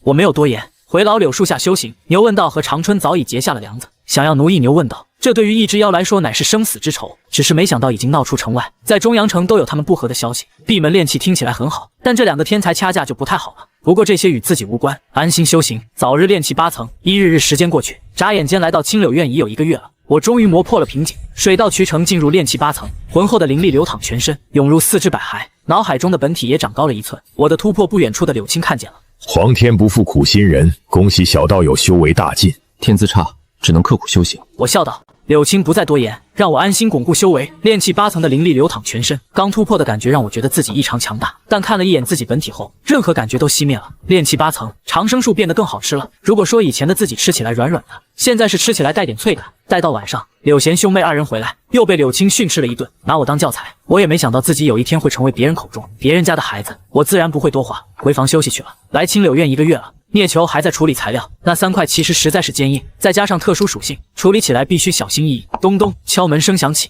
我打开房门，是柳贤。柳贤道友深夜有何事？明日牛问道要来中瑶城，李道兄是灵虚洞天弟子，不如一起去见见。我是气脉的，与之不熟，身份低微，去了也不会见我。我现在可不想和牛问道见面，他风头太盛，被人关注都来不及，还主动贴上去。那可是古妖血脉，你们灵虚第1天才，你就不心动？若他得了势，将来当上掌门，你也飞黄腾达。相差太大，我这种弟子灵虚太多了，不入眼。我再次摇头，这柳贤脑子有问题。掌门继承人长春还在呢，真以为凭借天资就能当掌门？还有一点，牛问道是妖，人类宗门让古妖来统领，种族问题注定了他在天才也好，也不可能担任掌门。就算是长春脑子一嘟，来一手退位让贤，其余人也不会答应。见我完全不动心，柳贤有些失望，只得离开。本想凭借我灵虚洞天弟子的身份能面见牛问道的，若是能入了牛眼拜入灵虚洞天，那就不是普通弟子了，日子会好过不少。我摇头轻叹，柳贤不好好修行，居然想着投机取巧。第2天，柳贤兄妹2人又出去了，我来到老柳树下修行。小友，我出去一趟，你安心修行，午饭在灶上，劳烦你自己热一热。前辈尽管去忙吧。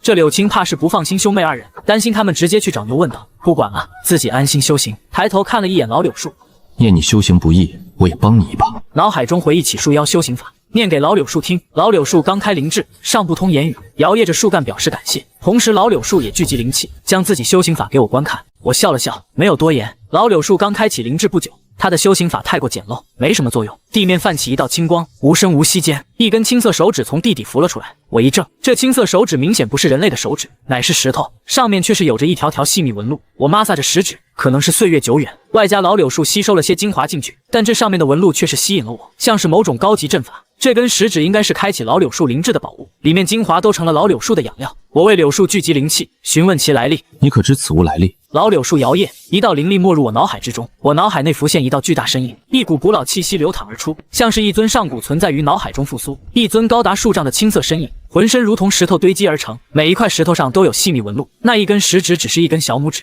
而除了小拇指上的纹路以外，其余的全都看不清。老柳树也只知道是食人，并不知道全部纹路。食人，我浑身一震，那身上的纹路，莫非是古妖符文？灵虚洞天关于古妖记载，传承古老血脉，内有古老神通，古妖符文便是血脉中蕴藏的传承。这种古妖符文，只有在古妖激发血脉，动用古老血脉之力时才会浮现。传闻中有修行者从古妖符文中领悟出修行法和大神通，可惜古妖太过少，灵虚洞天没有关于古妖符文的记录，只是寥寥几句提及。至于牛问道，现在还太年幼了，修为太浅，血脉顶多激发一丝，断不可能激发出古妖符文。思索间已经到了中午，我热了饭菜来到密室，终于处理完2块了，还剩下1块赤岩石。师兄辛苦了，收人钱财，替人办事，谈何辛苦？对了，你在外面如何？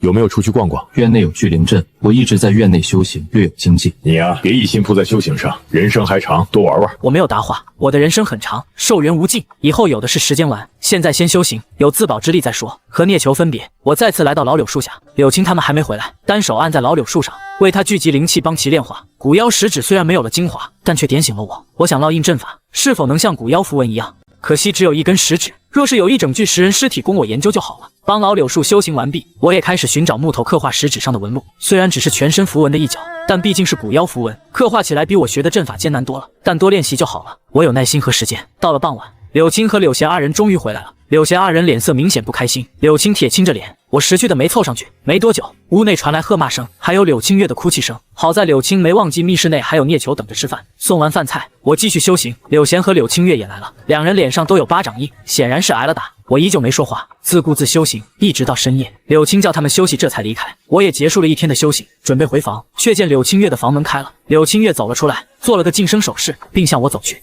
你这是？今日找错了地，险些回不来了。柳青月叹道：“还好爷爷及时赶到，带走了我们。”不是去寻牛问道了吗？找错了地，我越发疑惑。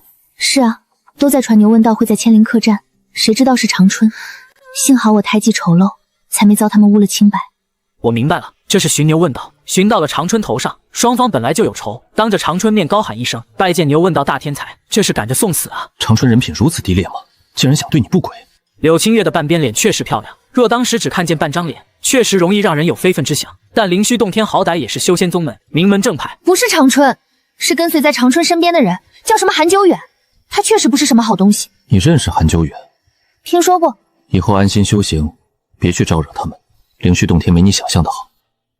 我知道了。本来爷爷想让我们拜入灵虚洞天也有个保障，看来只能去别的宗门了。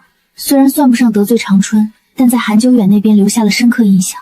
若是入了灵虚洞天，牛问道不照顾我们，日子很难过。中阳城附近不是只有灵虚洞天，还有水月洞天、清玄洞天。虽然这两个洞天比起灵虚要差些，但差的也不多。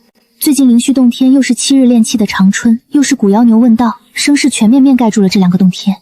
以你们的年纪与天资，应该早入宗门才对。那时候家里还有些基业，如今基业败了，只能投身宗门了。西域洞天也许更适合你们。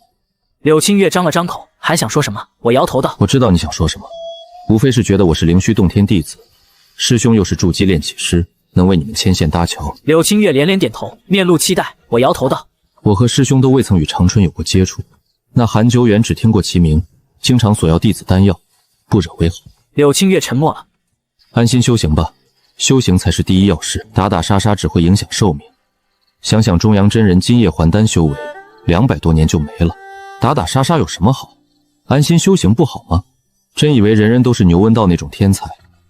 我知道了，我以后都会安心修行。柳青月回房了，表示记住我的话了。至于真记住还是敷衍，就不是我能管的了。我瞥了眼柳贤房间，这位也没睡，一直在房内听着呢。也许柳青这老家伙也没睡，回房休息。第二天继续修行，柳贤和柳青月没有再出去，安心修行了。对此，柳青老脸很欣慰，只是这欣慰没持续多久，只是闭门了2、3日，柳贤便坐不住出门逛去了。柳青月倒是耐住了性子，没有再出去。我依旧安心修行，刻画古妖符文。3日后，我终于画成了。我发现刻画了古妖符文的木头会变得特别坚硬，比石头还硬。若是灌注灵力，坚固程度堪比一般下品法剑了。这结果让我很欣喜。如果刻印在自己身上，那同阶休想肯动自己。不过这还要继续研究，比如除了坚固，这古妖符文还有什么特性？我还是用上了聂球给的钱，在附近寻了个铁匠铺，租下了铺子。我储物袋内有不少炼器材料，开始炼制简单的法器，不注重外形，只注重速度，哪怕是一个铁疙瘩也行。3日时间过去，我将10指符文烙印在一块铁牌上，铁牌更加坚固，下品材料配合10指符文堪比中品，几乎提升了一个品阶。仅仅是10人小拇指的符文便能提升一个品阶，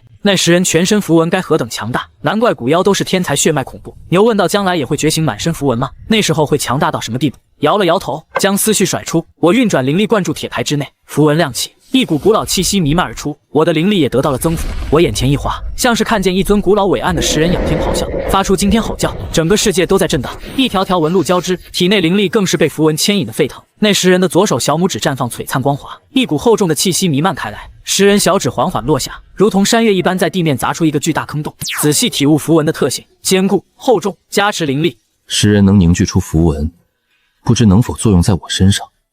我沉吟道：“这符文还能用来炼器，称之为更高级的阵法也不为过。自跟随聂球炼器以来，我一直在思索这件事，迟迟没有动手实践过。如今10人符文的出现，让我看见了希望。一般炼器烙印阵法是根据人类修行者来的，需要改变材料，炼制成适合灵力运转的法器。而我自身不需要改变，需要改变的是阵法和符文变成适合自己的。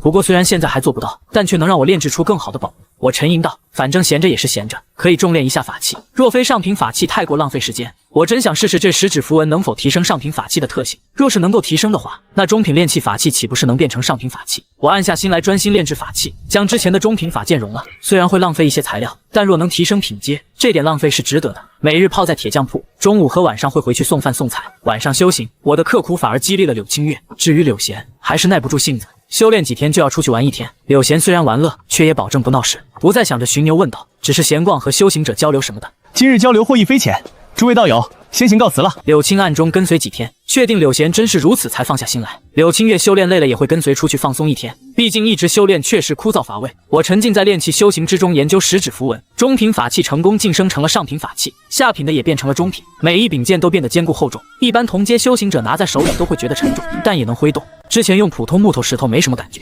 现在换成法器拿着，厚重感才明显。一直在铁匠铺泡了1个月，将带来的中下品法剑全部改造完成。这一日，我傍晚返回青柳院，刚进门就听见柳贤兴奋而激动地说着关于牛问道的事情。牛问道好生厉害，在外连挑3大家族年轻弟子夺得灵药。我心中一咯噔，这牛怎么就不懂得低调一些？虽然背后有灵虚洞天，但掌门可是长春那边的，真出大事还真不一定管。那3大家族盘踞中阳城多年，也是要脸面的，这牛问道很可能惹上麻烦。李道兄回来了，我和你讲讲，牛问道当真威风。平日里3大家族横行霸道惯了，在外面遇见资源基本都是他们的，有时候灵药都到手了，还被他们杀人越货。这次牛问道可是做了大好事。是啊，听说牛问道一岗铁劲横扫那几位弟子，后来3大家族有人来支援，想要联手对付他，牛问道一棍下去横扫一片，击溃了10几个，吓得他们落荒而跑。厉害！这些话在家里说说便可，不可在外乱说。这中阳城3大家族力量太大。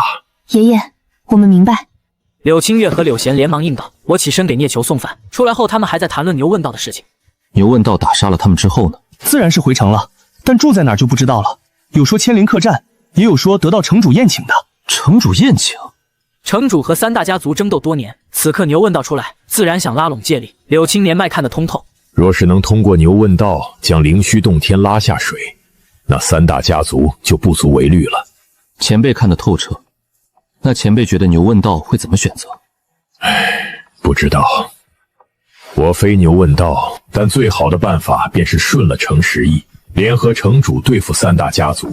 就怕牛问道初生牛犊，不通人情，被人利用；也怕他自作聪明，看透了城主拉拢借力，连城主也得罪了。爷爷，那灵虚洞天自会护他。灵虚洞天怕也斗得厉害。我没有再多言，回房休息了。长春和牛问道势如水火，已成仇人。牛问道除了自家师傅，真未必能请来什么长老高手。如柳青所言，看牛问道如何选择了。得罪了3大家族，打杀了10几个，此事难以善了。白玉泉吗？我呢喃低语，我想起了牛问道的话。白玉泉想让牛问道成为大师兄，争夺掌门之位。3脉会武击败长春，牛问道越天才，他这位长老脸上越有光。可惜这位白长老还不如柳青看得通透。不想了，明天开始注意下好了。若无能为力，我也没办法。我安心修行，淬炼身体，没有了气血丹和血肉养料，炼体速度就慢了下来。我估算着进度，若是这样下去，还得2个月才能炼体7层顶峰。至于炼气，距离炼气8层中期也还有段距离。到了白天离开青柳院，没有再去铁匠铺，而是去城内酒馆客栈之地走动，注意牛问道的消息。牛问道已经成了中阳城修行者的饭后谈资，到了无人不知无人不晓的地步。昨夜牛问道去了城主府，但出来之后好像很不开心。听闻这话，我心头一咯噔，这牛问道不会将城主也得罪了吧？这牛是有了什么依仗，还是脑子被蚊子给吸干净了？至于牛问道的具体位置就不知道了，有的说在城内，有的说牛问道连夜离开了中阳城，具体在哪谁也不清楚。我去城内几个地点走了一趟，并未寻到灵虚洞天的弟子，只能返回青柳院。回到青柳院，柳贤得到的消息和我差不多。柳清月又开始刻苦修行，他已经明白了修行的重要性。回房修行，明天继续研究下食指符文。聂球每天都很忙，暂时无法请教研究。到了这个地步，便是如何改变符文和阵法契合自身。我感觉和量身打造法器有些像，了解修行者运功路线，从而打造出适合修行者的法器。这样的话，修行者本身没有改变，只是法器上的变化。这古妖符文凝聚在古妖身上，古妖不可能改变灵力运转。而研究食人符文，食人古妖的自身绝对不弱于一般法器。压下心中思绪，安心修行。第二天早上起来继续修行，中午送了饭，便借口去铁匠铺，实则出去注意牛问道的消息。牛问道失去了消息，连带着他身边的人也没了踪迹，好似凭空蒸发了一般，没人知道牛问道去了哪。3大家族也在派人四处搜查，有人猜测可能是回灵虚洞天了，也有人猜测得罪了城主，被城主暗害了。我不信暗害的话，被长春暗害还差不多。牛问道毕竟是灵虚洞天第一天才，现在这程度，这些人还不敢下杀手，哪怕抓到了牛问道惩治一顿，最后能不能杀还得问灵虚洞天。我一直注意了半个月都没有牛问道的消息，只能回去安心修行。这牛问道应该没事，否则半个月时间白玉泉长老不可能没反应。静下心修行，给聂球送饭菜。聂球刚放下手中的材料，擦拭额头汗水。这种奇石还真是难练。师兄手段高超，换了一般炼器师，估计拿这3块奇石没办法。多亏了风云祭炼，炼制之法非凡，否则我对奇石真不知如何下手。之前听你说在外租了铁匠铺，不知可有什么难处？遇见了些难题，等师兄炼制完法器回宗再请教。尽管说来，区练气境的炼器之事，应该费不了什么功夫。我决定趁此机会向聂琼师兄请教心中所获。是这样的，我在想如何给人量身打造法器，我也想给自己量身打造一件法器，但却不知这炼制之法、阵法烙印如何改变。我当是什么难题？量身打造法器，困难之处还是寻找契合自身的材料。材料？不错，一般法器人人通用，这3块奇石具备各自属性，需要适合的修行者。量身打造法器，几乎都是寻找适合修行者的奇石。那阵法法呢？我自身为材料，不需要再寻找。阵法有何疑惑？这3件法器都不同，可阵法何曾变过？我脑海一阵豁然开朗，作揖见礼道：“多谢师兄解惑，长生明白了。无论是刀枪剑戟还是木头石块，阵法依旧是阵法，不曾变过，只是不同的身体烙印阵法的位置不一样，自己只需要遵循自身来烙印阵法就够了。”和我客气什么？以后有何不懂之处，尽管问我。我离开了密室，回房运功修行研究自身。没多久，我拿出食指开始研究，脑海中回忆起之前感应到的食人影子。食人战斗之间浑身符文亮起，自己应当烙印全身还是烙印部分？至于以后更换更好阵法问题，我也不担心。如果能直接更换烙印阵法，那就最好；不能的话，毁掉便是，大不了疼痛一段时间受些伤，无尽生机下没多久就恢复了。安心修行，钻研自身，本体摇曳，爬满无数血管般的血丝。我闭关修行，除了送饭时间出关，全都关在房间里。柳青爷孙3人没有打扰我。柳青做饭，柳青月修行，柳贤还是修行几日便出去放松1天，一遍遍功法运转，还有炼体之法也随之运转。我自身情况自身很清楚，但还是要慎重一些。一直过去7日，我才开始以灵力幻化，在体内开辟符文路线，还要烙印食指符文。食指符文虽然残缺，但对于炼气境的我来说却是最好的，哪怕气脉阵法也远远比不上食指符文。那股厚重坚固正是我想需要的。当然，玄金阵也必不可少，让自己浑身如同法剑一般锋利。随着食指符文烙印本体之上，血丝像是活了过来一般，在树干上纵横交错，一股坚固厚重的气息从本体之上弥漫而出。食指符文顺利烙印，接着是玄金剑阵，血丝再度交织，灵力流淌，一股锋锐之气散发，像是一柄法剑成型，双掌化作树枝，双腿化作根须，一股略微古老的气息弥漫，像是一尊古妖复苏一般。好在这股气息迅速收敛，没有惊动爷孙3人。我沉浸在修行之中，灵力流淌全身，感觉自己浑身力量似乎暴增了数倍一般，举手投足间都充斥着恐怖巨力，翻掌如同山岳，好像自己化成了那尊食人古妖。当然我不可能成为食人古妖，只是烙印了对方的符文罢了。我在房间内待了整整7天才从修炼中醒来，灵力流淌全身，就是消耗有些大。烙印了符文，灵力流淌就相当于驱动阵法在动用法器一般，而古妖符文强大，远非一般法器可比。我取出一柄上品法剑尝试了下，确实叮当之声传出，身上没有丝毫伤痕，同阶法器休想肯动。我这动静惊动了柳青，还以为有人潜入房间对我下手。我连忙解释自己在试验炼制的法剑，食指符文烙印，我的炼体更上一层，感觉浑身都流淌着一股巨力。炼体8层初期，唯一需要在意的就是消耗太大。不过好在自己也不需要多动手，而且可以用封存之法封存灵力，将体内封存足够的灵力，需要用时再引动出来，那就不担心消耗了。我静心闭关，除了送饭时间就是在储存灵力，一直花费3天时间，将浑身每一个部位都储存了灵力，这才停止。我感觉现在虽然自己只是炼气和炼体8层，但就算是一般9层也未必是自己对手。现在的自己应该不弱于一般的古妖吧，不过得验证过才知道。牛问道这个古妖可是能越级杀敌的，完全不将炼气9层当回事。离开房间透了口气，我看了眼老柳树，等有机会也给他烙印符文，只是老柳树现在还太弱了，符文烙印他支撑不起，刚刚踏入修行道不久，老柳树勉强算是炼气1层初期，随便来几个凡人都能砍了。说1层初期都是抬举，柳贤和柳青都不在，只有柳青月在院内修行。青月道友，柳前辈也出去了？是啊，他们去看牛问道横扫中台城年轻1倍去了。牛问道横扫中长城年轻1倍，具体是怎么回事？自你闭关没多久，城主府还有3大家族又死了不少弟子，全是牛问道打死的。外界都传牛问道不屑与城主联手，讥讽城主痴心妄想，还想与他联合。有这事？牛问道虽然是妖，有很多事情不懂，但这种平白无故给自己增加一个敌人的事情应该不会干。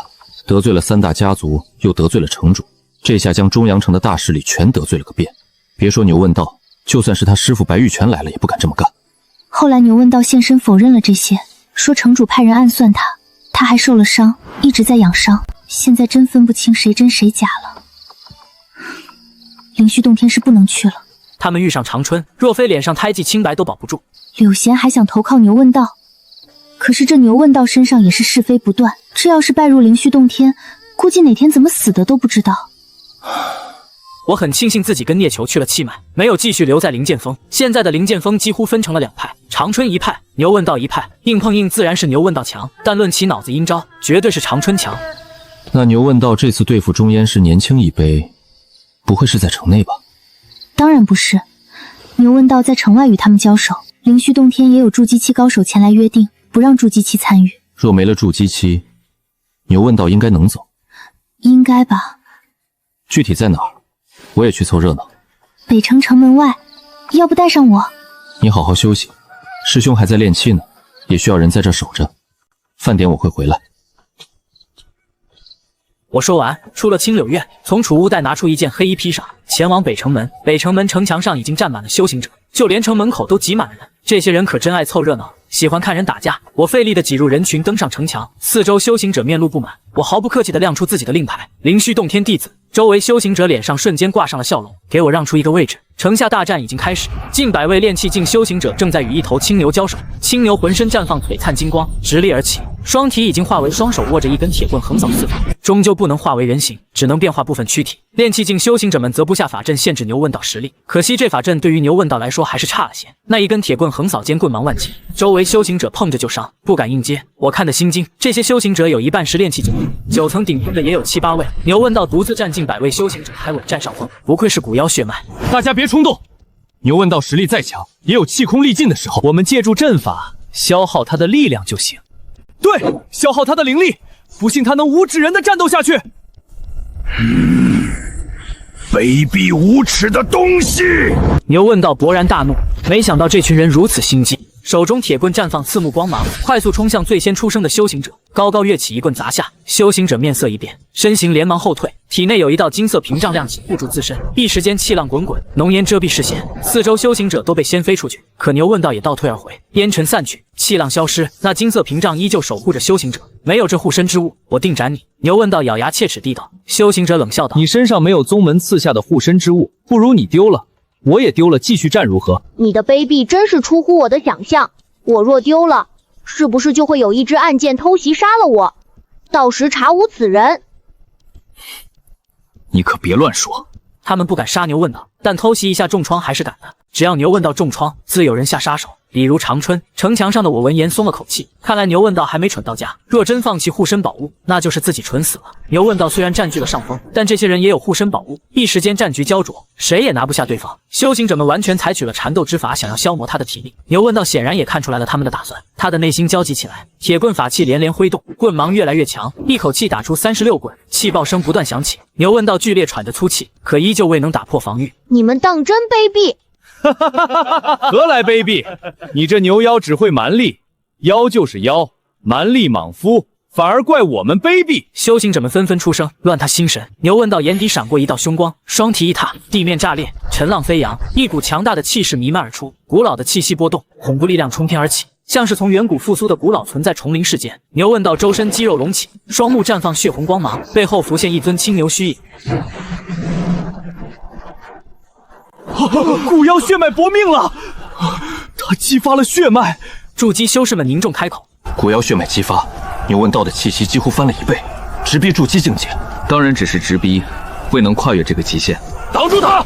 只是炼气，血脉复苏不了多久。炼气9层顶峰的修行者大吼，体内灵力催到极致，阵法运转，地面飞扬如若泥潭，限制牛问道双足。众多修行者结阵，灵力汇聚一体，同时御使剑举。牛问道铁棍横天，周身灵力如同电弧一般缭绕全身，猛然用力一击，给我破！激发血脉的一击，涌动的地面停止，恐怖的力量以牛问道为中心爆发开来，数十道剑芒瞬间溃散，一位位修行者瞬间口吐血水横飞出去。那几位炼气9层顶峰的修士也是面色一变，身形滑退出去，地面塌陷，气浪冲击100余米。一位位修行者不可思议地看着自身屏障，屏障还在，但却有一丝丝裂纹，更有一个细小洞口。牛问道的力量已然击穿了这屏障，众人抬目看去，牛问道的铁棍赫然多了一截，枪头弥漫着恐怖力量。筑基法器。修行者们神情一凝，终于明白牛问道为何能打破屏障。牛问道喘气粗重，单手握着法器长枪，牛眼虽然血红，却未失去理智，而背后的青牛虚影此刻暗淡的几乎消散。我再说一遍，我没有杀你们家族之人，反倒是你们暗中派人害我。牛问道冷声道，突然破空声传来，一道冰冷的剑矢从远方急速飞来，直指牛问道。你们卑鄙！牛问道面色一变，提起长枪想要抵挡，却是身形一晃，险些摔倒。刚才一击，他已气空力尽。不好，有人要杀牛问道！该死，不能让牛问道死了！诸多筑基修士面色大变，若是牛问道死了，灵虚洞天必然大怒，会牵连到他们。可现在却是已经迟了。铿锵一声剑鸣，一柄长剑宛若流星般飞来，与冰冷剑矢撞击在一起，咔嚓，长剑竟是瞬间断裂，不敌冰冷剑矢。好在剑矢也微微一顿偏了方向，为牛问道争取片刻时间。牛问道连忙后撤，身上也亮起一道金色屏障，剑矢贯穿了屏障，穿透了牛问道胳膊，没入地狱。虽然受伤，却不是要害，让牛问道松了口气。可下一刻，剑矢却是飞了起来，再度杀向牛问道。好在诸多筑基阵怒，终于赶到，磅礴真元汹涌而出，护住牛问道，笼罩剑矢。问道，先和我离开。灵虚洞天的筑基修士第一时间抓住牛问道，身形瞬间消失在原地。城墙上，我也离开了。周围修行者疑惑道。刚才那位灵虚洞天的黑衣弟子呢？不知道，只见到他扔出一柄剑就不见了。牛问道遭奸人挑拨陷害，于中阳城北城门之下，以一己之力迎战近100位炼气境修士，一怒之下激发古妖血脉，不料竟遭暗箭偷袭。千钧一发之际，我祭出上品法剑，无奈暗箭品阶太高，上品法剑断成2半，才堪堪使暗箭偏离轨迹，勉强救下牛问道。见牛问道无恙，我也离开了。李道友，你回来了，大战结果如何？两败俱伤吧，那些弟子多数都受伤了，牛问道也气空力尽，最后被暗箭所伤，算是两败俱伤了。他们居然能挡住牛问道！在他想来，古妖天才应当横推八方，不说纵横天下无敌手，纵横中阳城那是没问题。牛问道还是天真了些，那些人用阵法和护身宝物消耗他，事后又暗箭偷袭。卑鄙！他们就不怕灵虚洞天报复吗？我摇摇头，没有多言，盘坐修行。没多久，柳青带着柳贤回来了。柳贤绘声绘色地描绘着城门大战，在他口中，牛问道力战近100位炼气，稳占上风，最后复苏血脉，重创他们。若非暗箭偷袭，牛问道绝对能打赢所有人，哪怕对手有护身宝物。对此，柳青也没出声点破。牛问道是占了上风，但那些人并未重创到不能动手，而牛问道却是气空力尽。再战下去，牛问道估计会被那群人当球踢。当然，这不能否认牛问道的强大，对方没有护身宝物了，早就被牛问道击败了。而另一边，一间密室内，牛问道吞服下丹药，稳住了伤势，看着身旁的断剑问道：“没有寻到暗中放箭之人吗？”还没有。此人御剑之法精妙，又能一剑洞穿你的护身金光，至少是筑基中期，而且根据剑识检查，乃是中品筑基法器。曾鹏师兄可知道，灵虚洞天有多少人来了中阳城？你怀疑是宗内之人？也有可能，我去查查。有劳曾鹏师兄了，我想知道他们的详细落脚地。好，3日后给你消息。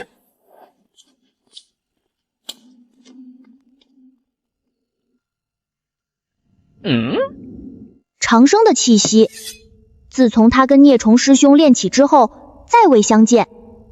没想到却是他帮了我。可是他既然来了，为何不来寻我？只是第2天，牛问道便知道了我的落脚点。我和聂球只是普通弟子，也并未隐藏踪迹，查起来很容易。本想直接前往，但想到我不想被关注，他自己如今也被人盯着，便忍耐下来，待到晚上独自遁地而去。青柳院，我正和柳青月在院内修行，柳贤已经休息。柳青眉头一皱，走出房间。哪位道友深夜造访？晚辈牛问道，见过前辈，在下前来是想寻一朋友。牛问道，柳青月猛然睁眼，激动地看着牛问道。在兄妹2人心中，牛问道乃是古妖天才，地位尊崇，极难见一面。可现在却主动前来自己家中。柳青也识得他，微微一愣道：“不知你所说的朋友是？”牛问道目光看向我，长生，你来了中都城，怎么不去寻我？寻你一起去挨揍吗？若是他去寻了，之前战斗会不会带上我？那筑基期的剑士照着我来上一下，那后果不敢想。嘿嘿，上次是意外，之前我都是横推，年轻一辈中无人是我对手。我沉默不语。柳青月想开口，柳青道：清月，回房，让他们好好聊聊。是。柳青月有些不情愿，但还是跟着回了房间。换个地方聊吧。去我那儿？还是去我租的铁匠铺吧，比较安静。说完，我遁地而去。牛问道连忙跟上，与我离开了青柳院，来到铁匠铺。伤势怎么样？还好有你那一剑，只是受了些轻伤，休养几日便好。这次还真要多谢你，否则我怕是没有时间反应。以后小心些。长生，别看我现在受了伤，但他们也别想讨到好处。待我伤势好了，全部都要找回去。你打算继续这样下去吗？和三大家族、城主府一直打下去？我受不了这个气。三大家族也就罢了，可那城主府，我没有杀他的人，他们凭什么暗刷我？你这牛脑子里面装的都是水吗？你未曾讥讽过城主，为何城中却会有你不屑与城主联手的传言？长春？难道真的是长春？你与长春恩怨颇多，已经到了无所不用其极的地步了吗？我记得你和我说过，当我知道别人秘密的时候，对方就会想方设法除掉我。那你是知道了长春的秘密？他有什么秘密？他和我一样，甚至还不如我。一样？不如你？什么意思？长春是半妖，他是人与妖结合产物。我之前说过，在他身上感应到了妖的气息。还有这事？那掌门怎么可能收一个半妖作为亲传弟子？我也想不通。等我抓了长春，肯定能问出来。我一定会打败他，成为大师兄。我觉得我师父说的有道理，长春一个半妖都能当大师兄，有资格继承掌门之位，我古妖凭什么不行？我实力更强。你也说过，弱肉强食，自然法则。可是有掌门压着，况且就算他是半妖，但他还是有一半的人族血统。掌门寿元不多了，我师父说，掌门好像是为了带回长春受了重创，损了寿元。之前一直寻延寿药材，却没寻到，估计也就能活个20-30年了。我想起自己在藏书阁时陆长寿他们寻找延寿药材，原来是给掌门寻的。那妖修功法也是为长春寻的，半人半妖，人族功法也不是很适合他修行，需要改动。难怪会搜集妖族功法，一切理顺了。我却是为牛问道感到担心。我觉得你还是太急躁了些，你师父也是，短短20-30年而已，君子报仇10年不晚。长生，我以前觉得你说的话很有道理，但现在这条我不认同。有仇我尽量不隔夜。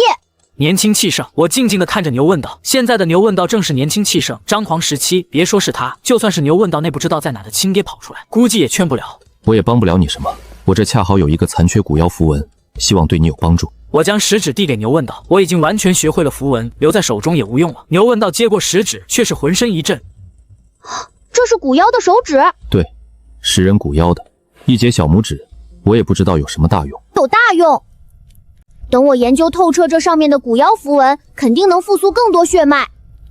就是不知道这食人符文能否被我所掌握。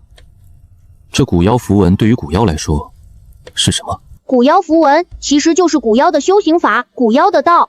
修行法与道？我第一次听闻到。灵虚洞天太小了，还没到谈道的层次。是的，修行到了极高深的境界，就能领悟天地大道，凝练成道文。而古妖符文就是道文的一种，会随着血脉传承。这也是为什么我们古妖的天资更强。这般说来，人类也是如此。当然，只是我还未曾见过这种天才。等以后我见到了，一定要和他们比比看谁更厉害。争斗之心少一些，多活几年不好吗？行了，今晚就到这里吧，以后有机会我去看你。那你可一定要来，等我当上掌门，许你一个长老之位。我笑了笑，还真是年少轻狂、意气风发的小牛犊子。牛问道走了，我回了青柳院。我劝不动牛问道，但是我也真心希望牛问道能如愿当上掌门。回到房间安心修行。通过和牛问道的交谈，对于古妖符文有了初步的认知，修行法与修行领悟形成古妖符文，难怪有修行者能从古妖符文中领悟出神通手段来。我也开始研究如何将自己的修行法与烙印的阵法、食指符文相结合起来，如此才是独属于自己的符文。不过在此之前，我还要烙印一个阵法，幻阵。有了幻阵，自己这棵长生树可以藏匿得更好，对付敌人也多一分手段。想到就干，我回忆着幻阵之法，在自己身上烙印起来。只是这样一来，消耗更大了。一条条纹路勾勒，有了之前的经验，轻松而又顺利。到了早上，上品炼气换阵已经勾勒成功，我也感觉到了一股极限感。我毕竟只有炼体8层初期，烙印的阵法到极限了，再多便承受不住，也支撑不起消耗。给聂球送了早饭，继续修行。你和牛问道很熟？不是特别熟。可他昨夜亲自来寻你，说是朋友。他刚入灵虚洞天时，我们是朋友，但他已经灵是灵虚洞天最强天才了。那也是朋友。牛问道来找你，就证明他还将你当朋友。牛问道是个好犊子，他记得我这个朋友，我就知足了。你为什么不借助牛问道获取地位和更好的资源？朋友不是这么对待的，我自己修行也能提升。若是不断消磨朋友之间的情谊，那这朋友还能做多久？牛问道可以给我很多，但我能给牛问道什么？他可以不在意，但我还是在意的。安心修行吧，只有自己强大，才是真的强大。我明白了，靠人不如靠己。爷爷也曾教导过我们。我没有再多言，安心修行。柳贤又出去了，去关注中阳城情况了。柳青没有再跟去，只是看了眼我，便去忙碌了。显然他也还在惊讶我居然和牛问道是朋友，没有再外出，安心在青柳院修行，练气练体。柳青月也异常刻苦，修行完毕还会演练剑法、掌法，保证一天充实。柳青很满意，柳青月天资不差，如此刻苦，将来必成大器。至于柳贤，虽然还是耐不住性子，但也比之前强很多了。他每次回来也会带回中阳城和灵虚洞天的消息。牛问道被暗箭所伤，惊动了灵虚洞天，白玉泉长老亲自来了，可惜对方藏匿得太好，并未查出是谁欲使暗箭伤人。对此，柳贤还气愤过一段时间，说不是三大家族，就是长春的人。长生道友，你觉得是谁所为？牛问道的敌人。牛问道现在到处都是敌人，具体哪个敌人，我也不得而知。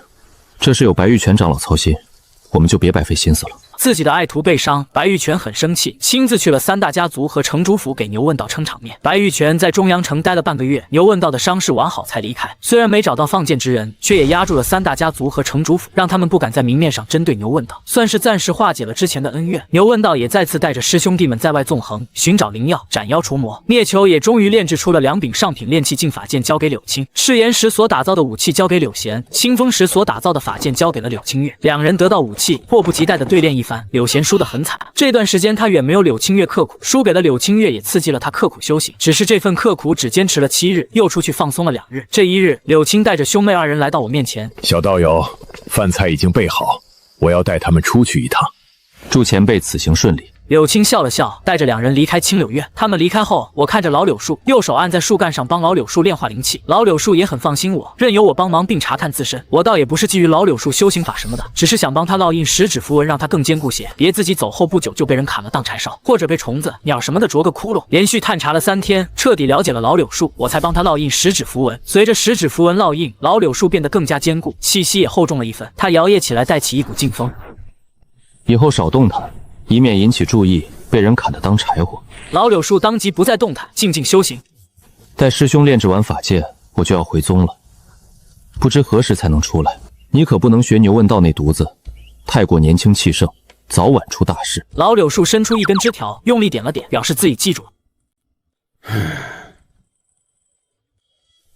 也不可肆意害人，会被人斩妖除魔的。当然，若是有人想害你，你也不必客气，将其化为肥料养分，助你成长。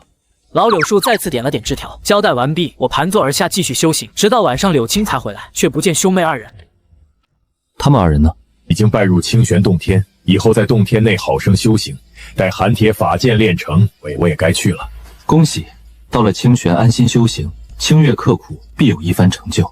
唉，可惜灵虚洞天太乱了，否则还想让他们做你师弟师妹。和柳青又聊了几句，我回房修行去了，安心修行。等聂球炼气完成，我也会去铁匠铺磨练一下手艺，顺便注意一下关于牛问道的消息。自从白玉泉长老来了之后，一切就平静了。牛问道没有再和3大家族、城主府起冲突，都克制着自己，井水不犯河水。我不知道这平静能保持多久，但至少牛问道有了研究10指符文的时间。只是虽然中阳城平静了，可还有个长春。暗箭伤人不是3大家族和城主府，那就只剩下长春了。于是内斗再次开始，长春被牛问道追着到处跑，几位弟子被打成重伤。这位大师师兄被牛问道打得一点面子都没有，斩妖除魔药被抢了，在外寻找灵药，灵药被抢了。长春恨不得将牛问道扒皮抽筋，可却无能为力，只能保证自身安全。牛问道也很大方，将得来的灵药几乎都给了身边的师兄弟们，聚拢人心。中阳城不少修行者也投靠牛问道得了赏赐。我轻叹，若是牛问道不是古妖，是人类天才，说不定真能争上一争。当然还有一个前提，那就是掌门有换继承人的想法。在这个修仙世界，个人力量足够决定事情走向，而灵虚掌门就是决定一切的人。金叶还丹的境界几乎寻不到敌手。中阳城恢复平静，大家族也低调了许多。时间飞逝，又是1个半月时间过去，聂球终于将筑基法剑炼制出来。那彻骨的寒气，只是看一眼都像是要被冰封一般。柳青很满意，交了真元丹和2瓶炼气丹。我和聂球离开中阳城，返回灵虚洞天。柳青也锁好院门去了清玄洞天，他还要照顾柳贤兄妹2人。聂球载着我御剑而行。师兄，耗费这么久才得了1瓶真元丹，还要被宗门拿去1半，是不是亏了？这么久时间，在宗门能获得更多的真元丹，本来觉得挺好的任务，此刻算一笔账，好像亏大了。长生，你要记住，只有亏损的囚气人，没有亏损的炼气师，炼丹师也是如此。为何？聂球一翻手，手中多了一块巴掌大小的寒铁。真元丹是小头，这才是大头。师兄，我惊愕，没想到聂球留了一块。他要的法剑我给他炼制成了，剩下的材料自然是我的了。此事炼制之前，我与他便已商定。我竖起大拇指，果然是没有亏损的炼气师，这种特殊材料可不是一般材料可比。可惜赤岩石和清风石太小了，只弄到一点边角料。若是多些，再添些材料，又是一柄上好法剑。那爷孙3人能拿出3块奇石，已经很富有了。走吧，回去后好好修行。御剑回归，随着聂球去交任务，真元丹去了5颗，炼气丹还剩下1瓶，将炼气丹递给我。聂球道：“你拿着修行吧。”这怎么行？我并未出力。你我之间何须客气？也要多谢你这段时间送饭，这能说没出力？再者，这上品炼气丹已经对我无用了，留着也是吃灰。多谢师兄。走，随我下去一趟。聂球拿着真元丹没有直接回房，而是去了另一个炼气师所在之地。一位黑袍炼气师正在冶炼炉前捶打，一身灵力十分浑厚，还不会用真火呢。哼，卢君，见过真元丹吗？聂球，你少在这里耀武扬威，你得意不了多久的。筑基都不是的你，怎么敢这么跟我说话的？我没插话，这位应该就是和聂球有仇的那个炼气师了。当初聂球入监狱也是拜这位所赐。卢军牙齿咬得咯咯响，双目几乎喷出火来。你若跪下求我，说不得我心情一好，指点你一番，让你也能踏入筑基。卢军冷哼一声，转身便走。你欺人太甚！要不是你运气好得了些丹药，岂会超越我？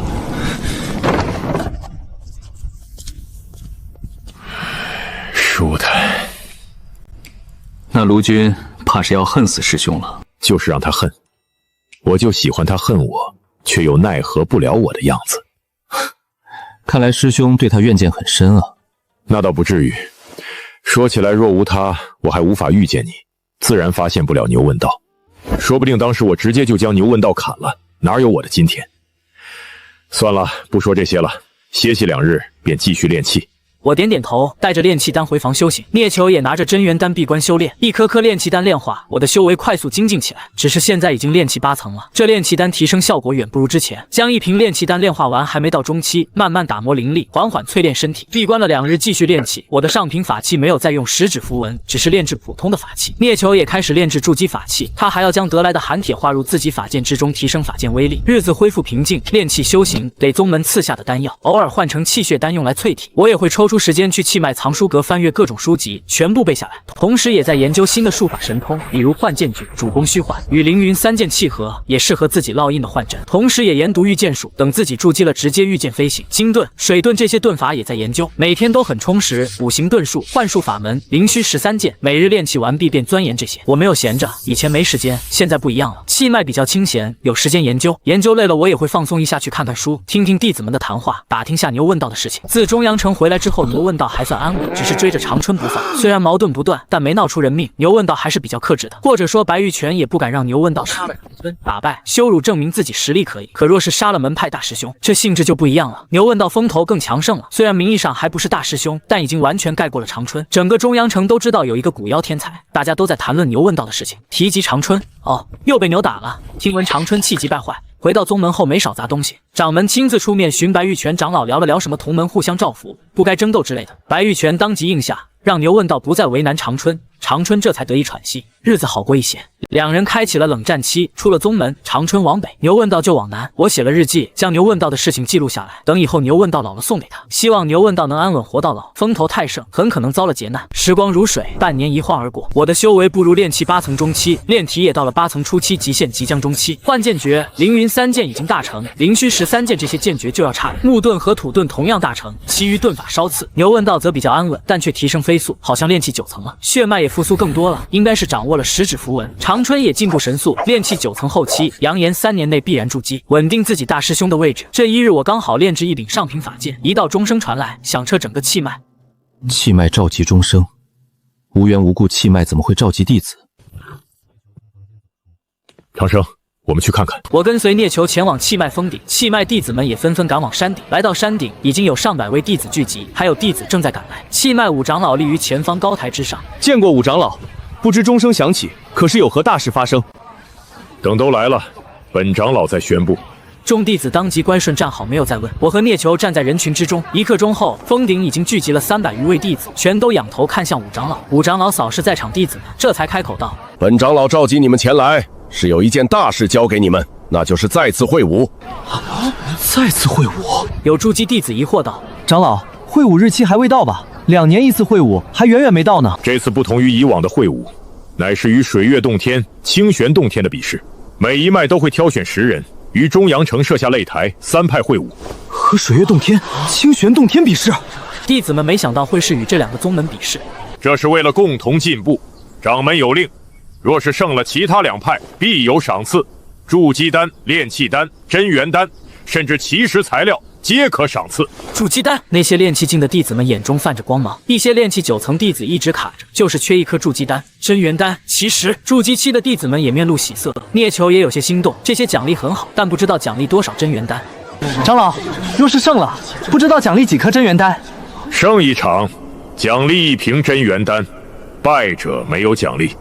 若你能带领宗门胜过2派炼气师，额外奖励10瓶真元丹、2块奇石材料。奖品如此丰厚，一位位筑基弟子都开始幻想自己力压2派，将所有奖励收入囊中。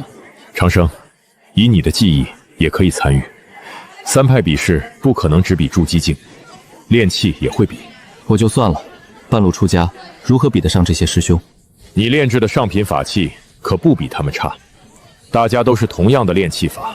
都能炼制上品法器，如何不如？炼制速度呀，我才练起多久？哪怕再努力钻研，也不可能比得上这些练起多年的气脉弟子。虽然同样能炼制上品法器，但炼气9层处理材料就是比8层快。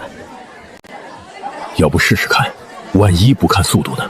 师兄也不必安慰我，我在气脉安心炼气，每月有几颗丹药修行，已经很满足了。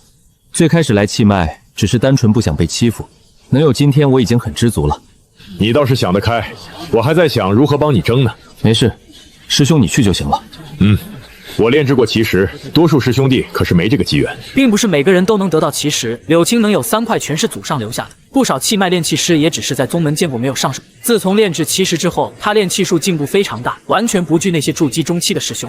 你们还有3个月的时间准备，到时挑选出10位弟子，筑基5位，炼气5位，选出之后告知你们3派比试的具体时间。是。众多弟子们轰然应道，弟子们各自散去，想参加的留下寻武长老报名。我则先回炼气房练气练，熟悉一下剑诀和手段。比试的事情我就不参与了，太过引人注目的事情不适合长生术。3派比试不只是气脉，牛问道应该也会参与。年轻气盛的牛犊子应该正在摩拳擦掌，想着夺第1把。聂球回来之后便一头扎入炼气室闭关了。我依旧是炼气修行，日子没有变化，不想炼气便出去看看书，听弟子们谈论宗门事情。听说长春和牛问道下了赌约，这一次谁能带宗门胜利，谁就是大师兄。长春居然将自己大师兄位置拿出来做赌注，如此魄力，实在是佩服。还不是牛问道一直纠缠，觊觎大师兄之位。长春大师兄心系宗门，不想再斗下去了，想的是一致对外，哪像他一头牛能懂什么？话可不能这么说，牛问道本就比长春强，他当大师兄或许真的更好。哼，一头妖，觊觎大师兄之位，其心本就有问题。妖怎么了？那也是我灵虚洞天的古妖天才。我静静听着，转身离开。宗门弟子有的支持牛问道，有的支持长春。这才听了一会儿，这两人谈话已经有了火药味，大有斗上一场的趋势，赶紧离开，以免打起来被波及。年轻气盛的牛犊子果然贼心不死，还想着当大师兄。倒是长春这一手以退为进玩的着实漂亮，收获了不少弟子好感。拿大师兄之位做赌注，这明显是给牛问道下套。长春怎么可能将大师兄之位让出来？一旦让了，那掌门继承人呢？一般不出意外的情况下，掌门之位便是传给大师兄的。摇了摇头，转身回了炼气室。我现在去灵剑峰太过招摇，等以后有机会再提醒牛问道。处理材料，再次开始炼气。我已经尝试过了，食指符文对于上品法器也有用，而且下品筑基法器也斩不断。当然，只是一般下品法器，并非起始打造。我处理完炼气材料，便开始修行。日子如常，并未因三脉会武而打乱生活节奏。一转眼2个月时间过去，我的体魄也再次增强。炼气方面，距离8层后期也不远了，炼气也小有精进，剑诀术法也进步飞快。这天晚上，我正在修行，耳旁传来呼唤声。我睁开双眼，从窗外看去，牛问道站在阵法之外。这牛犊子怎么来了？出了房间，来到阵法处，将牛问道迎了进去。不等我开口，牛问道便激动道：“长生，机会来了！我马上就是大师兄了，掌门继承人也是我的。”我看着兴奋的牛问道，琢磨着是不是该泼他冷水。牛问道继续道：“等我成了掌门继承人，你便跟我去灵剑峰吧，绝对没人敢欺负你。”气脉生活很好，我很满意。你就没想过这可能是陷阱？你说长春为什么会以大师兄之位做赌注？我知道。你知道还这么干？长生，我想当大师兄的话，只能如此。我师父也说是陷阱，但还是支持我，他相信我的实力。哪怕是陷阱又如何？我牛问道就粉碎他的陷阱，夺了他的位子。哼，还真是初生牛犊，看来你已经有对策了。多亏了你给的那根食人手指，我已经掌握了血脉复苏了些，所以我有信心。虽然是陷阱，但也是机会，错过这次机会可能就没有了。我现在有信心炼气剧内无敌手，他长春心机再深，也不可能料到我有如此进步。若还是暗箭呢？我担忧道。之前御史剑使伤了牛问道之人，可是还没找到。师父已经给了我新的护身手段，暗器绝对伤不了我。长生，你就把心放肚子里吧，以后就跟着我，我也会带领灵虚洞天更上一层楼。我见他模样，心中越发有些不安。但牛问道现在正是兴头上，血脉复苏让他信心爆棚，一切听起来确实没问题。那就祝你成功，不过万事谨慎一些。放心，这次绝对没问题。对了，你会代表气脉参加吗？不参与，我不喜欢抛头露面，受人关注，我喜欢安静。我还以为我们能一起参与呢。我摇摇头，没有多言。牛问道也不再多说，离开了炼气室，返回灵剑峰。希望自己的担忧是多余的吧。我轻叹一声，安心修行。我在想一个问题，长春是个很大的问题，掌门为何如此培养长春？更何况他还是个半妖，掌门竟不惜大范围搜集妖修功法，为其研究适合的修行法。长春天资再强，能有牛问道强吗？这其中有问题。算了，有问题也不是我能探查的。我将脑海中的想法甩去，对于长春其实也有些兴趣，比如他的修行法，那半人半妖的血脉，特殊的修行功法，还有他收集的妖修功法。那监狱之中的藏书阁都只是记载了炼气境的，那筑基境的呢？研究心得呢？这些是我想要的，但想到自己实力低微，就只能按耐住心中一切想法。至于请牛问道帮忙抢夺长春功法，算了吧，这个麻烦我惹不起。一旦抢了长春的功法，那便是传达给他一个信息，我们知道他的身份了。我当初也提醒过牛问道，知道太多秘密的人会被杀的。掌门这位金叶还丹还在背后站着，真逼得他出手，谁挡得住？不急，慢慢等。我在心中对自己说，自己有的是时间。掌门的20-30年寿命，相对我来说很短暂。只要掌门没了，长春若还成长不起来，必然完蛋。就算是成长起来，长春以后的孩子也会有妖血，同样要继续研究。只要耐住性子，得到这些功法是迟早的事情。我再次叮嘱自己，不要去冒险，不要学牛问道那小犊子。想通之后，我静下心来继续修行，空闲时间出去听弟子们谈论。现在长春和牛问道都在拉拢气脉和丹脉弟子，这两个家伙将手都伸到两脉来了。刚回到家中，一名熟人来了，韩久远。我还记得你，李长生。有劳师兄挂念，不知师兄前来有何指教？哼，这次3派比试你没报名。半路出家，技艺梯微，参与不了。也是，你本就天资差，转入气脉也不可能有什么成就。我来寻聂球师兄，请他出来一见。稍待。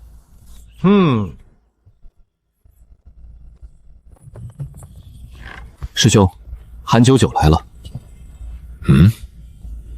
可有说前来作甚？无非是3派比武，请你支持长春。长春和牛问道立下赌约，谁带领宗门胜利，谁就是新的大师兄。我去见见他。你来做甚？长春大师兄一心为了宗门，希望能与聂师兄联手，力压两宗，为宗门扬威。3粒真元丹，还请聂师兄不要嫌弃。3粒真元丹，长春还真是大方。你也清楚，我能有今日，是因为牛问道。发现古妖上报乃是职责，聂师兄所为理所应当。若我不答应呢？如何抉择，聂师兄自己决定。长春师兄一心为宗门，就算是不答应，也不会怪师兄。你可知我炼制过奇石？奇石？气脉的筑基弟子基本都没接触过奇石，懂了吗？懂了，又不太懂。答不答应就行了，你和我说这个做什么？聂师兄技艺高超，你这3粒真元丹糟践谁呢？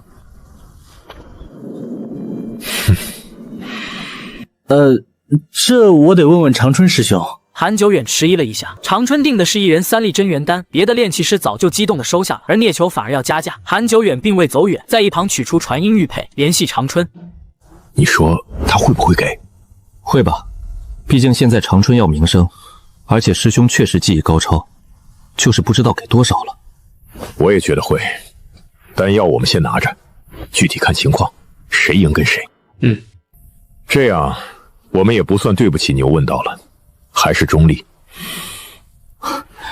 师兄高见。哼，这送上门的丹药，不收对不起自己。长春师兄技艺高超，这是5粒真元丹。好，以后我就是长春师兄的人了。是宗门的人，长春师兄一心为宗门。没错，是宗门的人。对了，还有呢？还有什么？长生的丹药还没给呢。他又不参与气脉比试，但他是宗门的人，不是说一心为了宗门吗？这是你的，多谢师兄。聂师兄，能否让我和李长生师弟单独聊聊？哼。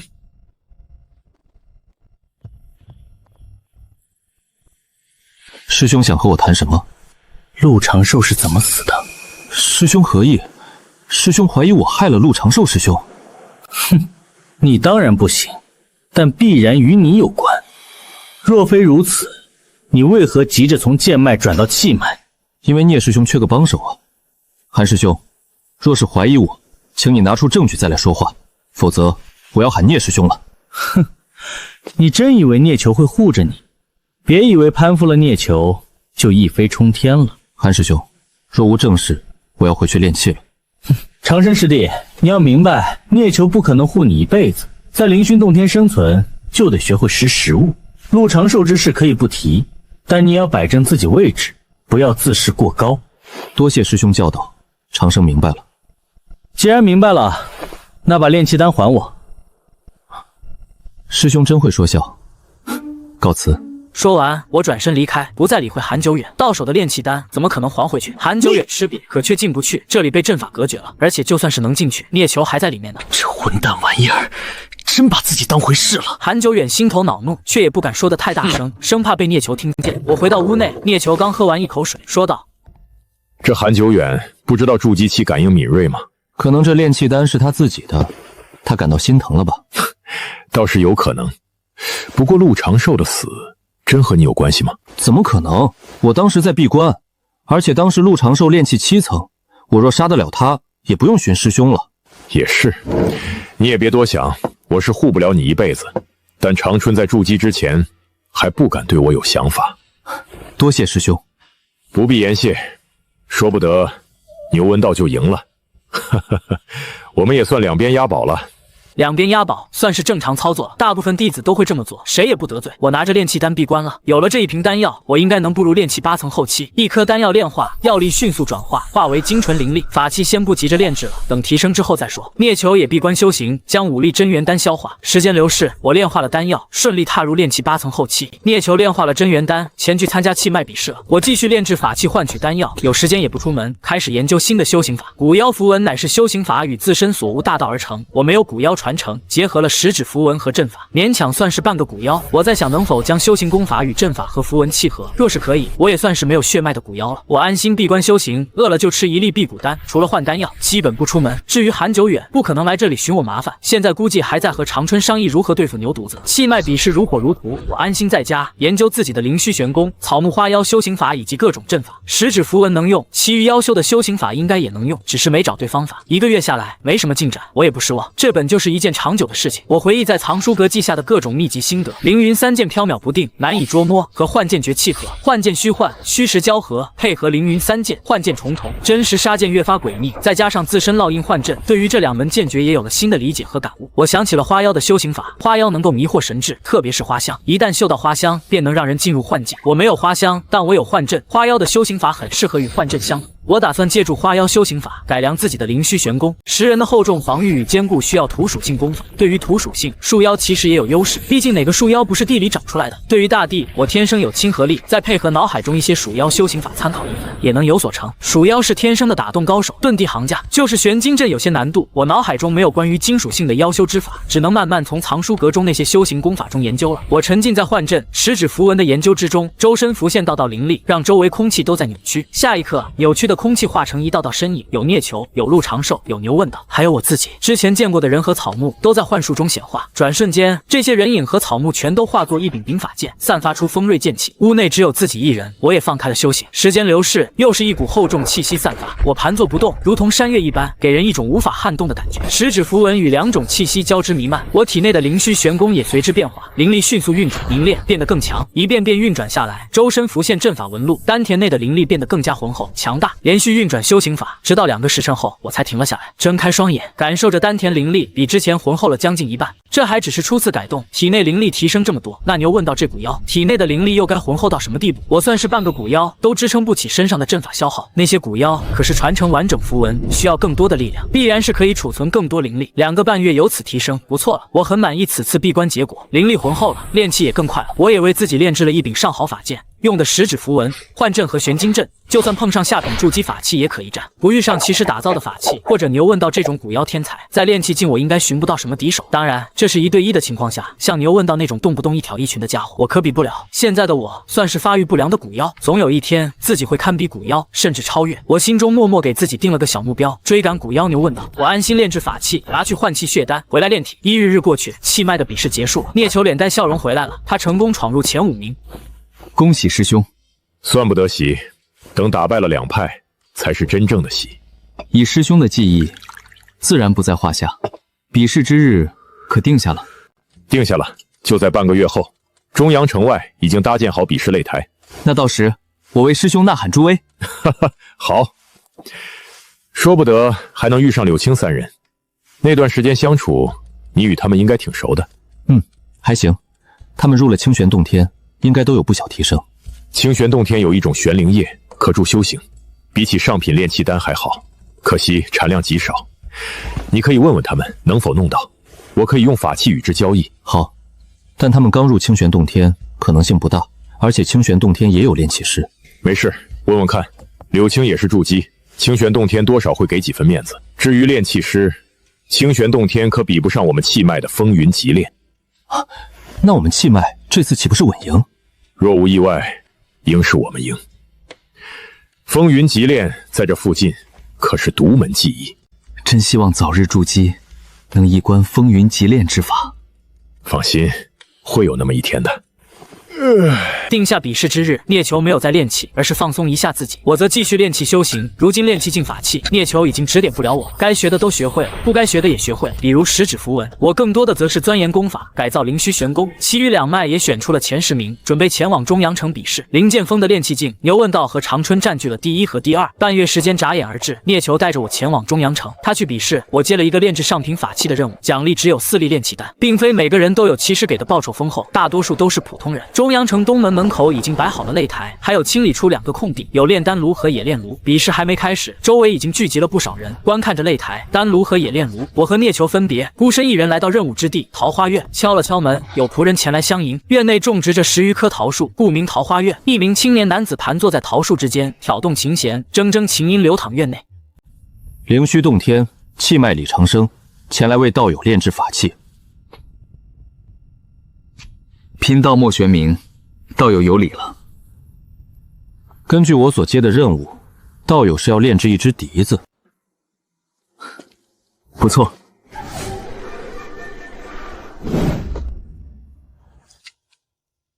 此竹乃是不可多得的灵竹，已然简单炼制，缺少幻阵，也不够坚固，算得上一件法器胚胎了，省了我打磨时间。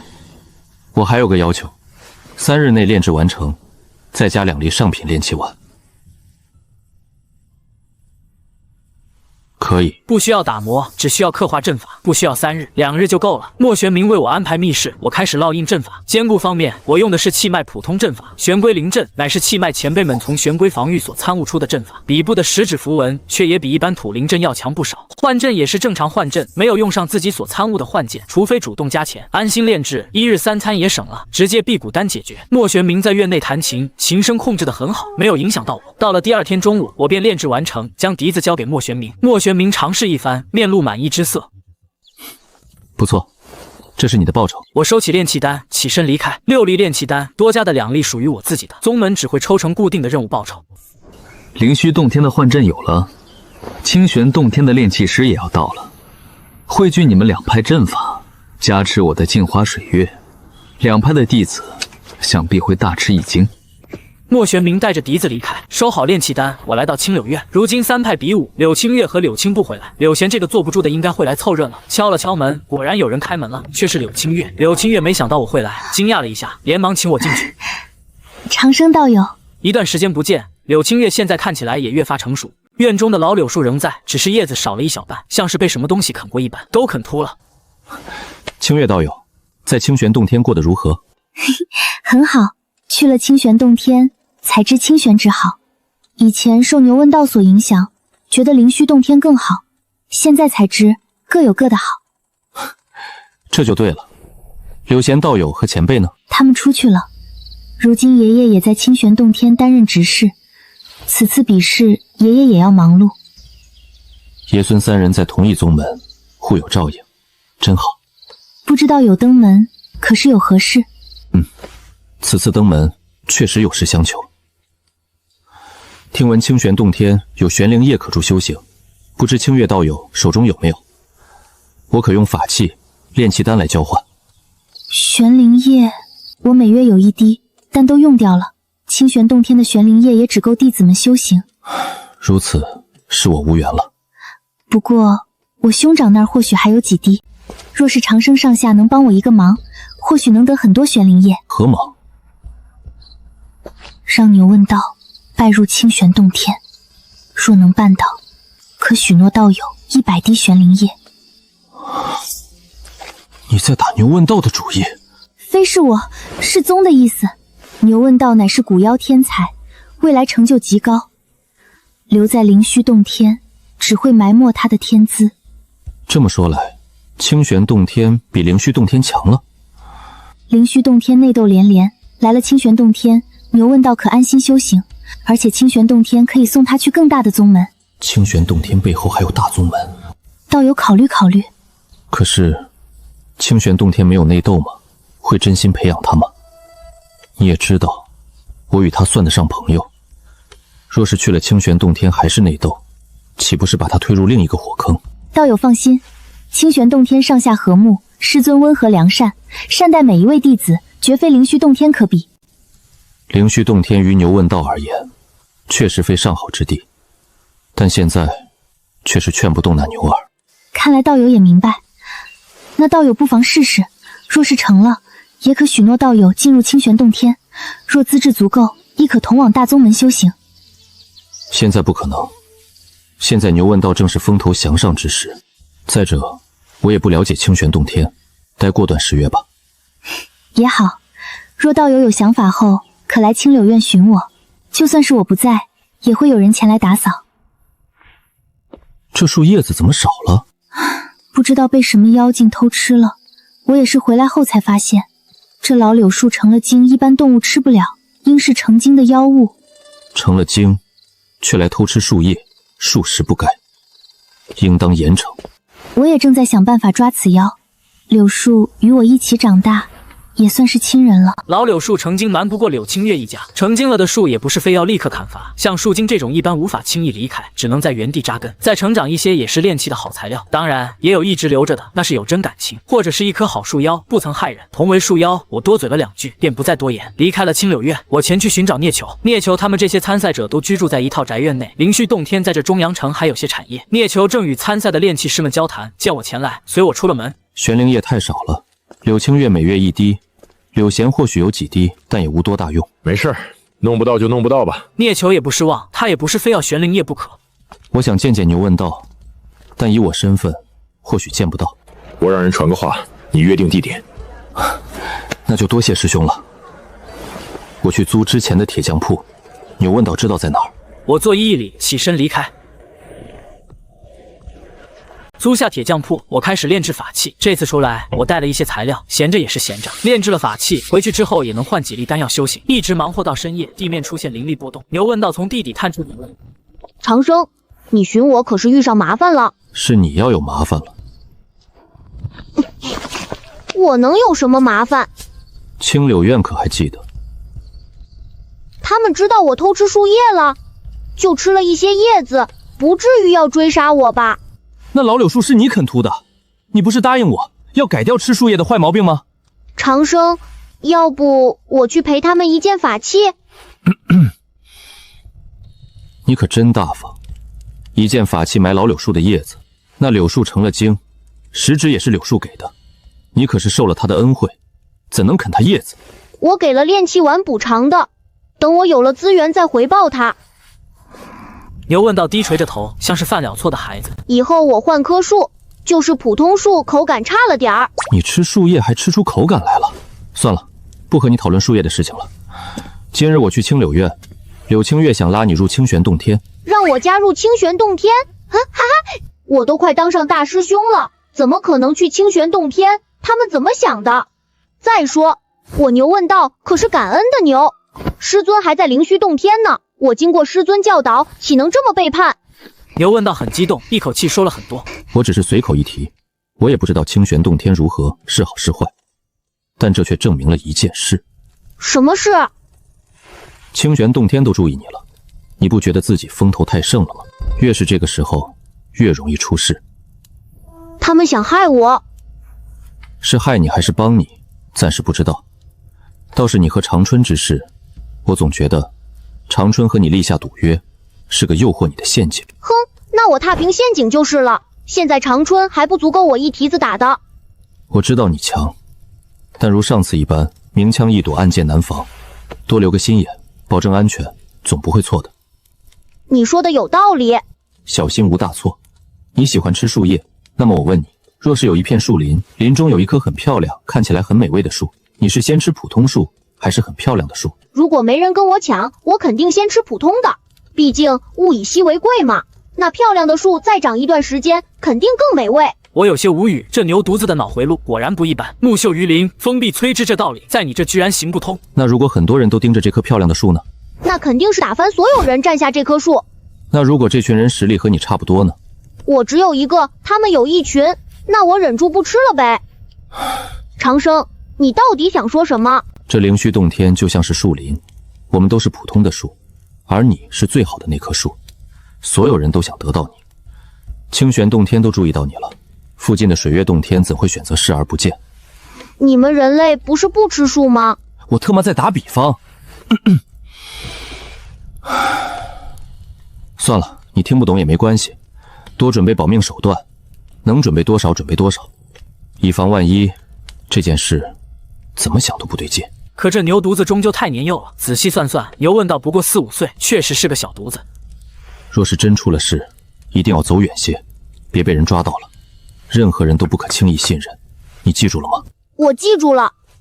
虽然我觉得不会这么糟糕，但你的话我听。你听得进去就好。行了，你回去吧。哦，我给你留了一些，挺好吃的。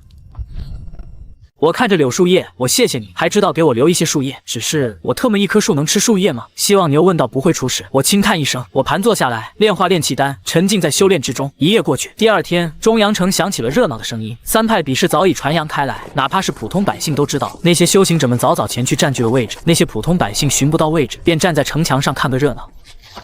3宗的人相继入场，擂台比武，空地比炼丹和炼气要费些时间，非1日可决出胜负。比武的话，分为2场，第1场为1对1，第3场则是1人对战其余人，能够选择连战敌人，而且中途不能休息。3派掌门都没有来，灵虚洞天市大长老顾恒通带领弟子前来。清玄洞天是一位女长老，美貌道姑，身着青色道袍；水月洞天的是一位年迈长老，头发花白，老态龙钟之样，但一身气息谁也不敢小瞧。此次比试只为交流，互相进步，点到为止，不可伤人性命。葛望仙掌门近来可好？掌门道行精进，一切皆好。听闻水月洞主镜花水月之法有所突破，改日顾某定备上厚礼前去祝贺。葛望仙寿元不多的事情，绝不可能让外面宗门知晓，否则这些势力必然起心思。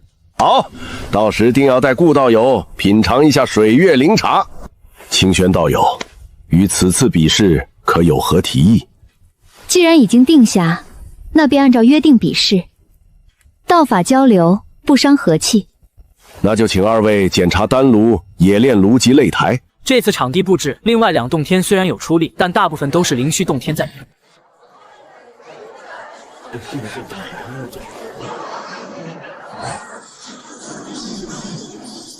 已经检查好了，没有问题。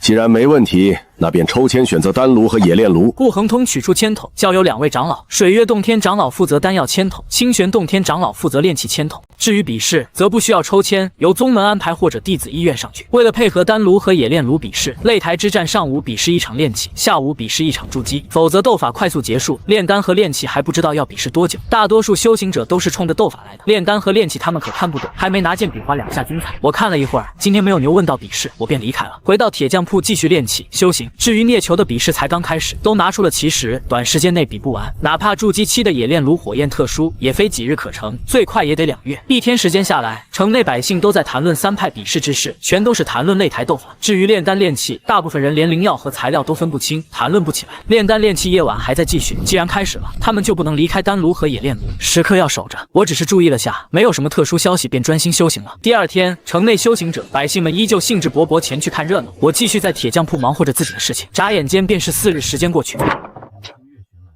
是清月道友啊，我已转告牛问道，他会考虑的。此次非为牛问道而来，你有没有察觉到城中妖怪多了？妖怪？我一直在铁匠铺，并未出去，未曾察觉。你遇上了？昨夜兄长回来，见一蜘蛛夜中伤人，仗剑出手，却被妖毒入体，幸好备有解毒丹，才解除毒素。那蜘蛛精却是被另一只蜘蛛救走了。蜘蛛精竟然这般大胆，现在3派都在，蜘蛛精怎敢入城？不只是一只，还有其余妖物。你来寻我，不会是想让我和你一起对付妖怪吧？我一个炼气的，不擅长斩妖除魔，这种打打杀杀的事情。我爷爷因为比试之事无法分身，我也不认识其余人，只能来寻你帮忙了。我兄长伤了那蜘蛛精，定然会起报复。你们清玄洞天的弟子呢？只有2人，但感觉不够。我真不擅长斗法。10滴玄灵液。你不是没有吗？凑凑就有了。需要我做什么？去追杀蜘蛛精？我们准备材料，你帮忙布置剑阵。那蜘蛛精记得兄长气息，定会寻来，到时便以剑阵击杀。可以一试，但势不可为，我会离开。若势不可为，我们也不可能死斗。都已经处理的差不多了，只要再加工一下便能布阵。有这材料，倒也不是非我不可。其余炼器师我也不认识，这是我爷爷给的材料。入清玄洞天时间太短，还没有与炼器师交上朋友。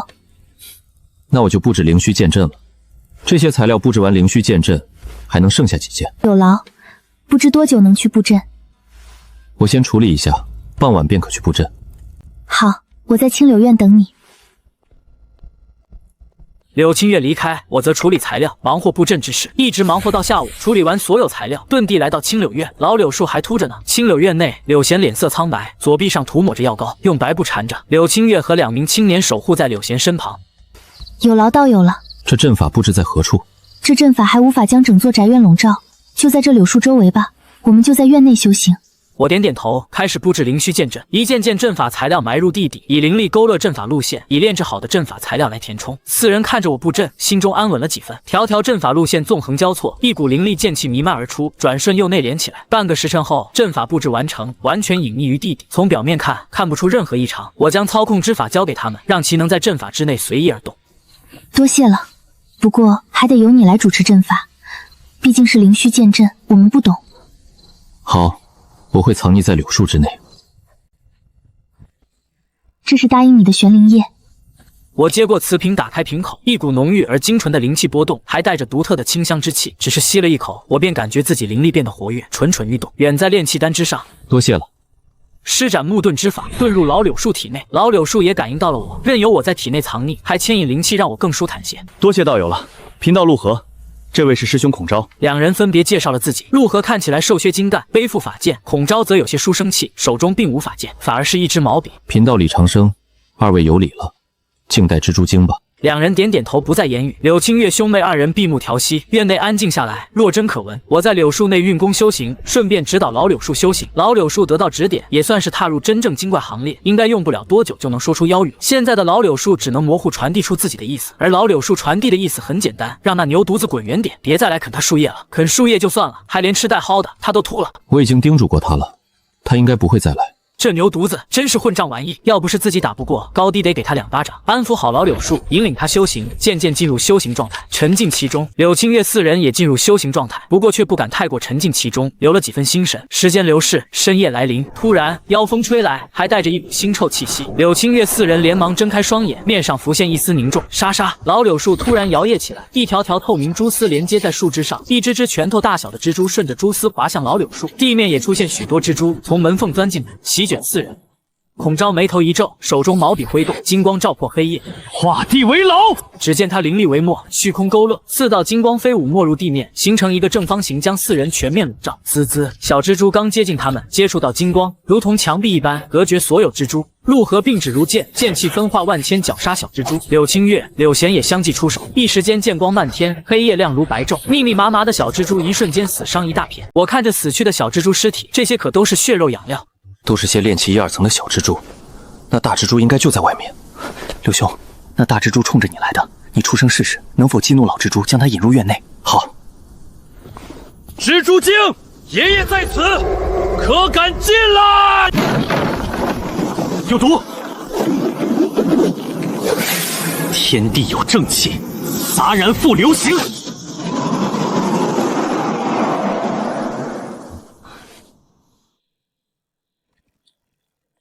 清玄洞天孔昭，阁下为何害人？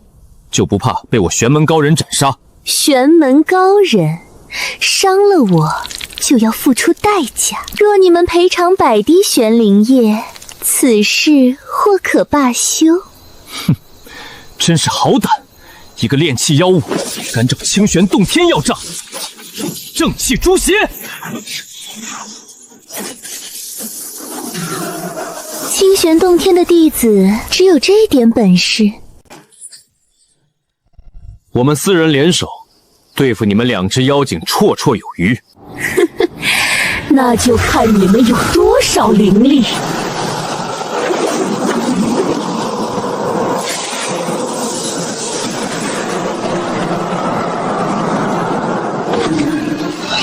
小心！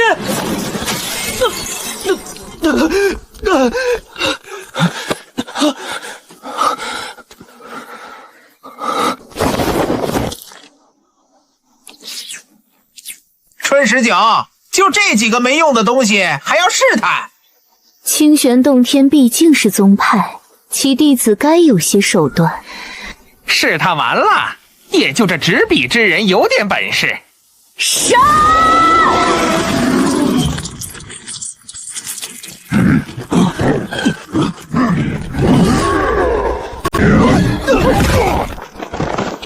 白猿兄弟，你们是望月妖王的手下。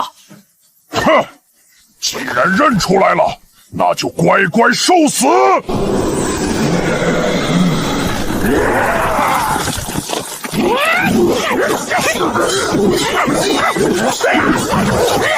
起战！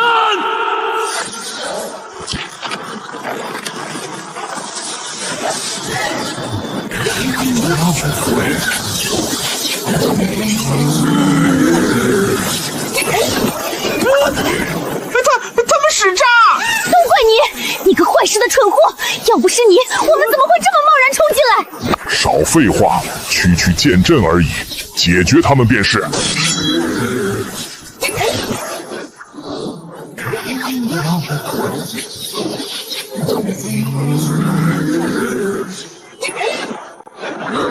我们挡住白猿兄弟，你们撑住！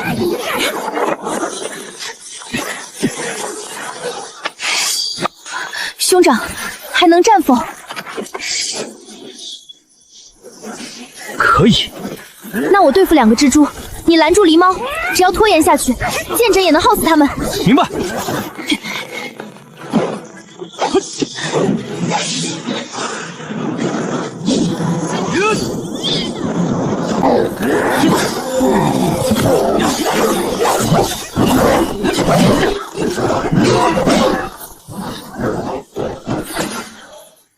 若是没有法阵的话，这5个妖精可以轻易退走，但他们被法阵笼罩，四周皆是剑光，想要退走就难了。这样下去，他们4人会越来越吃力。帮一下吧，正好试一下刚练成的幻阵。这几只妖怪，我完全可以碾压，也能以幻阵击胜，不会出现问题。啊？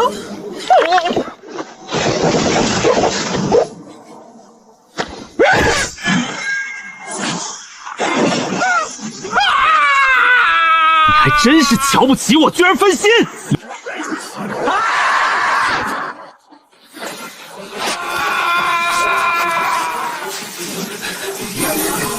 去帮清月道友吧。柳贤这才明白是我暗中出手帮了他，连忙拔出赤炎剑杀向2只蜘蛛。老柳树内，我将灵虚玄功催到极致，幻阵开启。幻阵之下，4只妖物同时受了影响。本来1对2还有些吃力的柳清月压力大减。春19、2只蜘蛛精失去了判断，每次攻击都会偏离柳清月，连对剑阵的防御都慢了一拍。另外2只白猿同样如此。不好，有幻阵！白猿兄弟无论是实力还是见识，都在蜘蛛精和狸猫之上，第一时间有所察觉。卑鄙的人类！白猿兄弟怒极，浑身肌肉隆起，恐怖气息爆发开来。陆河面色微变，迅速退避，统招却是毛笔勾勒，再起画地为牢之法，囚困2只白猿。咔嚓！可惜他的画地为牢挡不住这2只白猿，无声无息，数道剑光瞬息而至。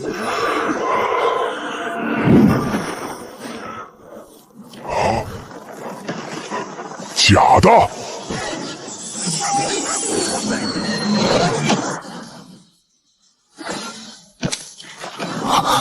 是长生道友，消失了。没有，我们现在看到的都是假的。别说话，斩了剩下的白猿。兄弟！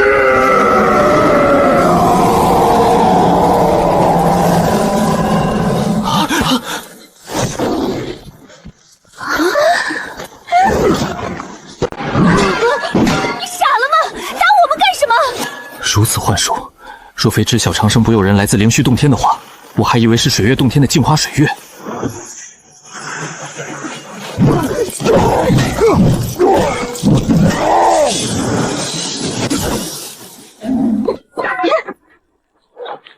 看着倒地的白猿，4人心头发寒。这幻术之法还真是无声无息杀人，扪心自问，他们也挡不住这种杀伐手段。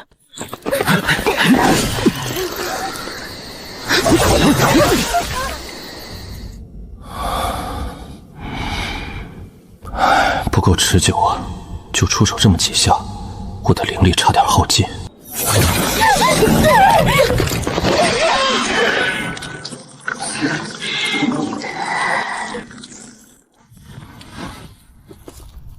说，你们为何会出现在这中阳城？卑鄙的清玄洞天，大王一定会为我们报仇的。还挺硬气，先卸了他们的蜘蛛腿，交给我了。我可是在刑罚殿进修过的，小蜘蛛，你们可要扛住啊！大王让我们前来，是为了吸引三派注意力，方便他去见一个朋友。四人一怔，这中阳城有望月妖王的朋友。望月妖王的朋友是谁？不知道，大王的朋友，哪是我们这些小妖能接触的？道长饶命啊！除了你们，还有多少妖怪？都来了，大王将手下小妖都派来了。大王吩咐让我们随意行动，想吃谁就吃谁。这望月妖王疯了！望月妖王筑基圆满，实力确实强横，但面对三派还不够看，他哪来的胆子与三派为敌？将这个消息传给爷爷。此事重大，确实要通知执事。此间事了，我也该回去了。多谢道友了，还请道友转告灵虚洞天望月妖王之事。会的。不知这妖怪尸体能否分我2具？啊，这3只妖怪都是道友所杀，道友带走便是。多谢了。至于地面的小蜘蛛我就不要了，顺手给老柳树存一点，补充些养分。没有急着回铁匠铺，而是在地底开始吞噬3具妖怪尸体。万一望月妖王能感应小妖气息找到铁匠铺，我不得完蛋。3具尸体迅速干瘪，血肉精华被吸干储存在我体内。妖怪的尸体血肉精气比人强多了，我感应的血肉精华远非人修可比。特别是白猿兄弟，血肉精华十分浓郁，一个顶得上一个半的大狸猫。至于陆长寿，那差得太远。回到铁匠铺安心消化血肉养分。至于望月妖王的事情，明天再去说。一股股血肉精气化为精纯养分，淬炼身体，本体枝干，血色纹路越发清晰，让长生树变得更加妖异。一夜淬炼，我的炼体再次精进不少。我又取出一滴玄灵液吸收修炼，精纯的灵液化开，不是丹药，而是纯粹的灵气，还有草木的气息。这是以草木提纯的灵气，纯粹的精纯灵气轻易转化成灵力，而且一滴玄灵液几乎抵得上2颗上品炼气丹了。炼化完玄灵液，感受着体内灵力的精进。难怪聂从师兄提起玄灵液，确实非凡，就是不知有没有筑基品质的。炼气境的玄灵液对于筑基的孽质来说完全没有帮助。看了看天色，已经蒙蒙亮了。我走出铁匠铺，发现中阳城有不少修行者早早起来赶往城外。途中一些修行者谈论着妖怪的事情，而且有不少修行者都打听出来了，望月妖王要来见朋友。这消息传的也太快了，还用我传？这些妖怪骨头都这么软的吗？来到城外，3位长老已经不在了。一群修行者将妖怪的事情告知。知道了，知道了，长老们已经去调查了。我没有再过去，既然已经知晓了，那也不用自己汇报了。正要离开，我看见了牛问道，还有几位灵虚洞天的弟子，而在他们身后还有几位灵虚洞天修行者。为首之人容貌俊朗，微微昂头，眉宇间充斥着一股傲气。只是看到牛问道的神情有些不自然，我看了一眼便收回目光。这位正是大师兄长春，被牛犊子追着揍的。水月洞天的人来了，为首的青年我还未齐炼制过法器。莫玄明，清玄洞天的人我不认识，也没见到柳清月他们，没有多留，防止被牛犊子追着扯犊子，赶紧离开。远远的回头，一群弟子聚拢着将牛问道围了起来，一个个笑容谄媚，当真是众星捧月。牛犊子太年幼了，来者不拒，已经将自己当成大师兄了，就差改口。摇了摇头，回铁匠铺继续消化养分和玄灵液。这次关上了铁匠铺大门，安心闭关，盘坐而下，服用玄灵液炼气。外面的事情自己招惹不起，至于去杀妖怪还是算了。万一碰上了见朋友的望月妖王，那不成了送上门的长生药了。而且我战斗力不持久，多遇上几个妖精那也是送菜。一滴滴玄灵液炼化，灵虚玄功催到极致，丹田内的灵力快速精进着，我完全沉浸在修行之中。到了晚上，有不开眼的小妖闯了进来，送上门的养料我可不会客气，将小妖化为肥料后便遁入地底藏着，确定没有其余妖怪寻来，我才回到铁匠铺继续修行。来到中阳城的妖修越来越多了，城主府3大家族不得不联合起来安排人手夜中巡逻。可就算是如此，还是有不少小妖闯入房屋之内，我也多了好几具妖修肥料。一晃眼3日时间过去，体魄更强了，血肉养料还有很多，继续炼体。没有出关，晚上来的妖怪也增多了，打得过就是肥料，打不过就遁地走。我也不敢走远，因为外面巡逻队更多，3派的弟子都出来斩妖了。我偶尔还能捡到几具妖怪尸体。直到第6日晚上，一声惊天巨响惊醒了修行中的我，也惊醒了整个中阳城。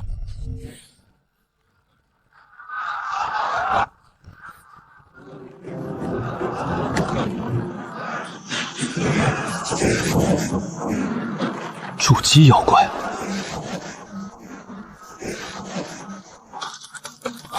长生道友可在屋内？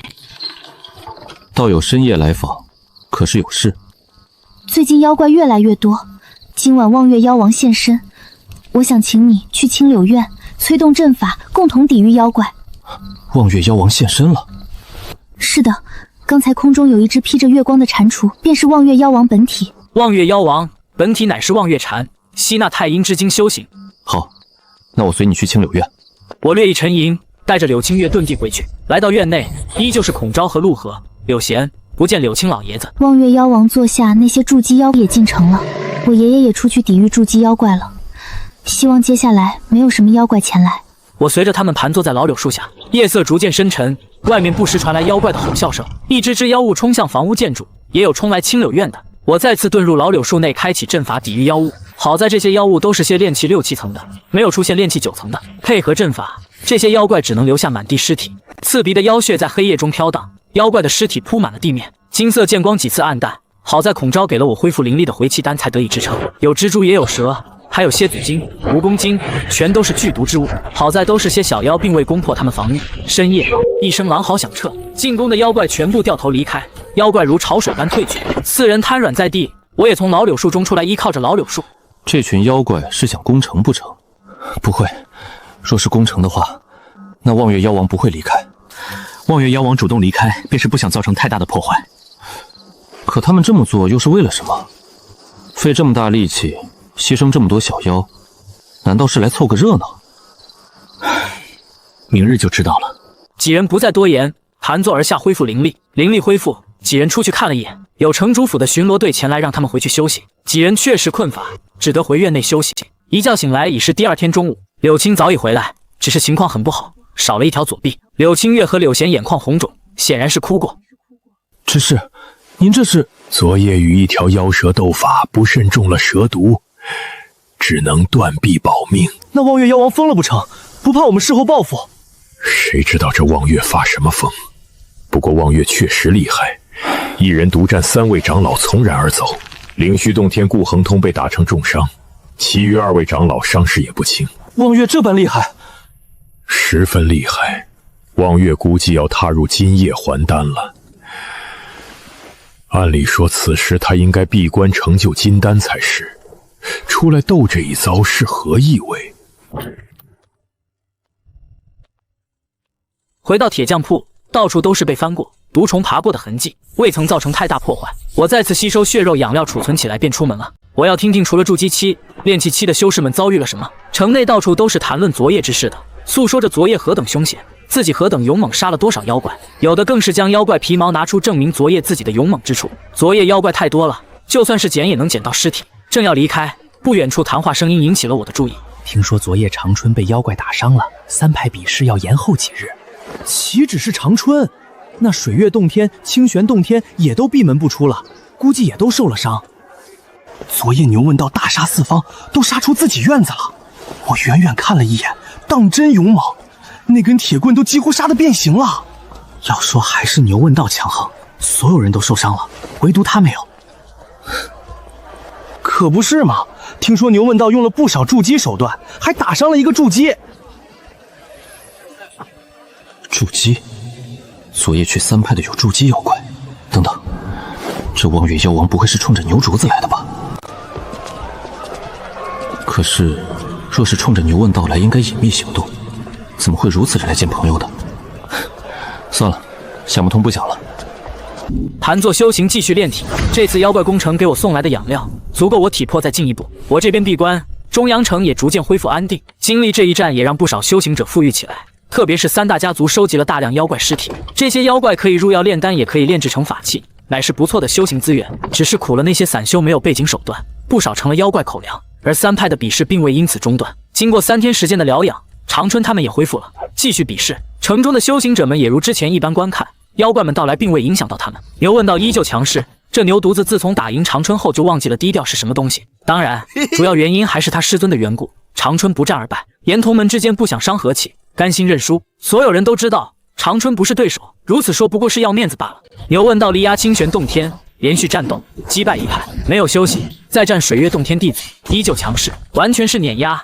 同阶之内寻不到一招之敌，直到遇上莫玄冥。莫玄冥的幻术高明，一件笛子法器，3派幻阵加持，震惊了所有人。牛犊子险些没看出来，最终是以浑厚的灵力强行打破幻境，最后收手不及的情况下伤了莫玄冥。可是让人没想到的是，莫玄冥中毒了。牛问道的铁棍上竟然有望月妖王的独门剧毒，一时间所有人都认定之前望月妖王是来寻牛问道的。顾恒通大长老当场便要将他镇压，没想到牛问道早有准备，遁地而走，不知去向。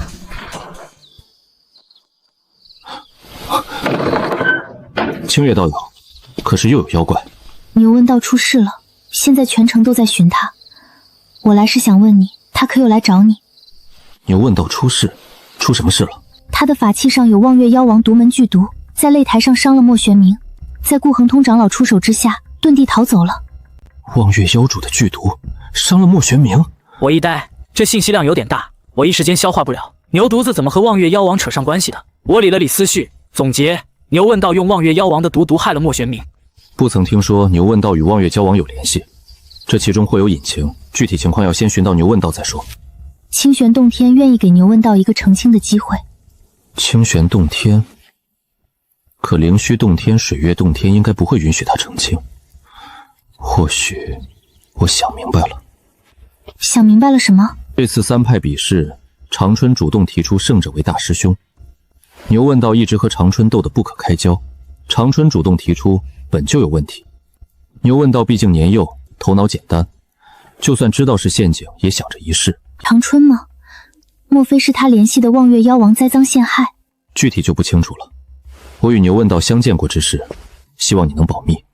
我明白，若是牛问道来寻你，你一定要联系我。清玄洞天绝无恶意。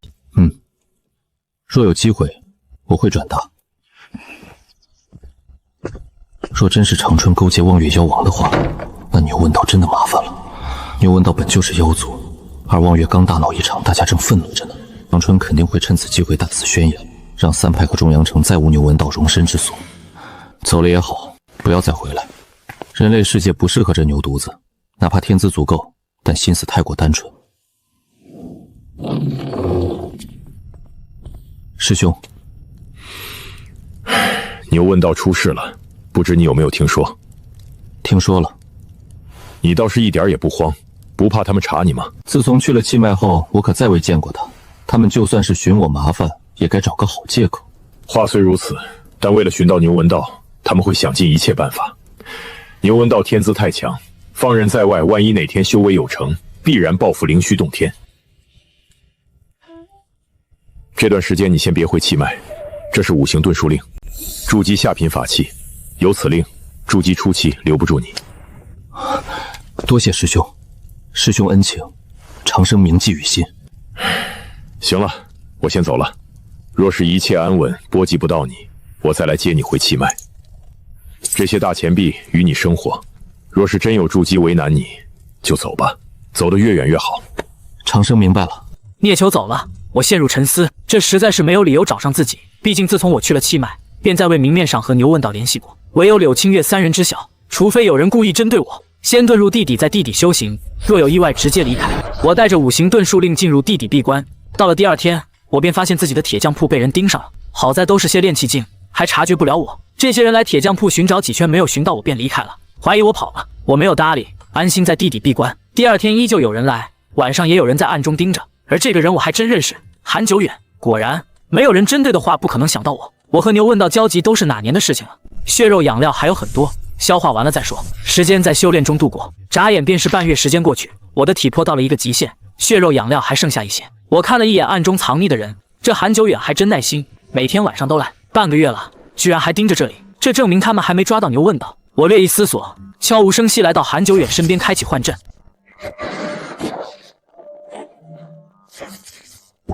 长春师兄，您怎么来了？还没有动静。没有。也许李长生早就走了，不在这里了。师兄，反正现在也不知去何处寻找。我感觉李长生真可能和牛问道有关系。再给我些时间，没人看见他离开铁匠铺，我不信他就这么凭空消失了。想要离开，有的是办法。一直在这里等着有何用处？那望月催得越来越紧了。望月？什么望月？没什么，你跟我来。师兄来这儿做甚？当然是请你上路。韩久远不可置信地看着我，至死都想不明白长春师兄为什么要杀他。我熟练地吞噬血肉精华，收刮他的储物袋。这家伙还真富裕，居然有8瓶上品炼气丹，5瓶上品回气丹。是韩长久接触不到，还是长春根本和望月没有联系？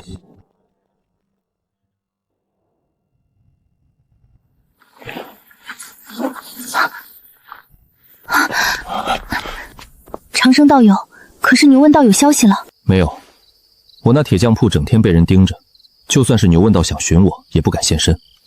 你是想让我们帮你引开他们？不错，你们也得展现一些诚意。比如现在牛问道肯定在被追杀，你们就没消息？有，牛问道现身过几次，现在灵虚洞天、望月妖王、水月洞天都在追杀他，每次灵虚洞天都能提前找到，应该是在他身上下了追踪手段。不过你放心，我们已经将消息传出去了，相信牛问道也会察觉到问题，设下了手段。那他们知道牛问道的行踪，为什么还派人盯着我？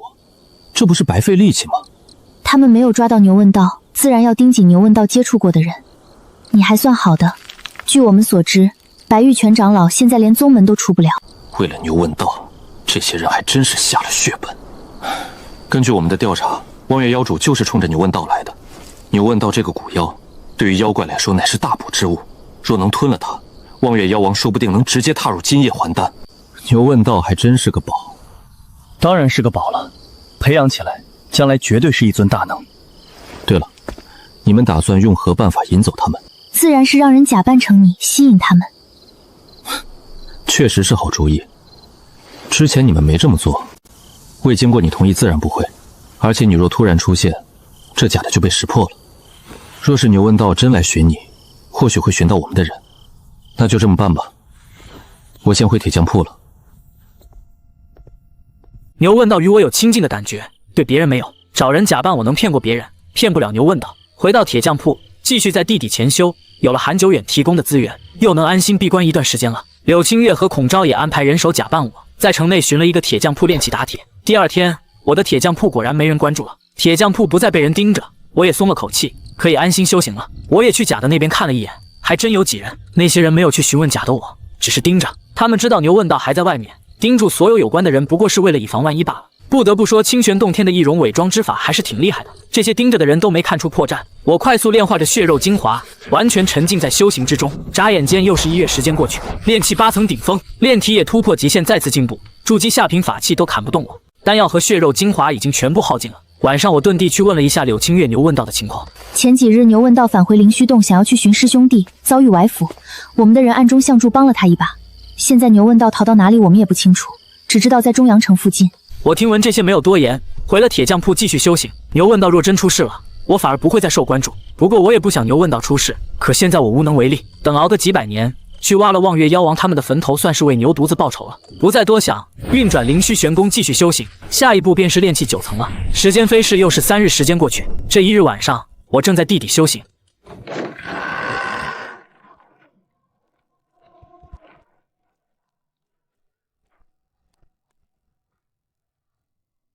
哎，长生，你不在这里了。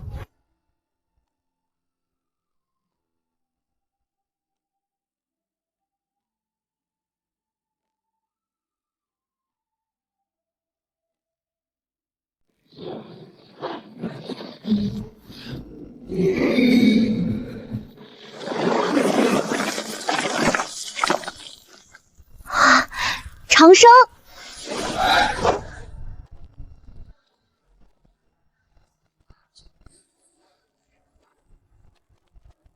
唉，长生，多亏了你，让我多准备保命手段，我才能活下来。我现在什么都没有了，还被人追杀。你的长老位置我给不了了。我可真谢谢你，现在还想着让我当长老，那你打算怎么办？不如趁此机会回归妖族。妖族？不，我受不了这个气。都是长春，还有那望月妖王，他们害我。受不了这个气，那你有何办法？凭你一个炼器，如何对付他们一群筑基？你的师尊现在连灵虚洞天都出不了，更别说为你报仇了。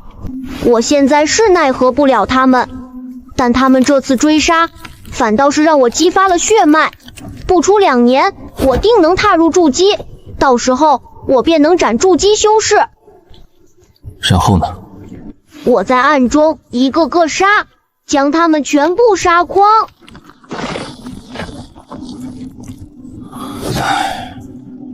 听我的，忍一时风平浪静，退一步海阔天空。长生，我知道你为我好，以前劝我隐忍低调，我不懂，现在我明白了。我也想忍，可越忍越气。我要问常运，他为何要背叛我？常运？对，就是他。那天晚上对付妖族，我铁棍坏了，就是常运帮我重练。只有他接触了我的法器，能在我法器上下毒。可是现在的你，哪有实力去寻常运？长生，你放心，我不会给你带来麻烦。我此次来是想告诉你，我若是死了，会去青柳院树下，你将我本源抽出，提炼出青牛精粹，你能获得我的血脉传承。记得给我撒上树叶，我爱吃。你这是什么话？哎，我和你讲一个故事吧。我不听故事。你祖宗的故事。我祖宗？你可曾听闻平田大圣、牛魔王？没有。平田大圣，这听起来就是个大妖王。很大的妖王，无论是妖修怪物，还是修士，都知晓其大名。平天大圣牛魔王打遍妖族无敌手，平天之名与天持平。与天持平，也是头青牛。没错，我在一本古籍上看见的。那牛魔王起初与你一样，无父无母，只能到处游荡，周围危机重重。牛魔王便十分小心谨慎，每日战战兢兢，苦心修行。他也受到群妖欺辱，哪怕他血脉强大，天资极强，但太年幼了，只能隐忍修行。通过他的不懈努力，终于有所成，成了大妖王，将仇人全部杀尽，自立为牛魔王。我祖宗厉害，那接下来呢？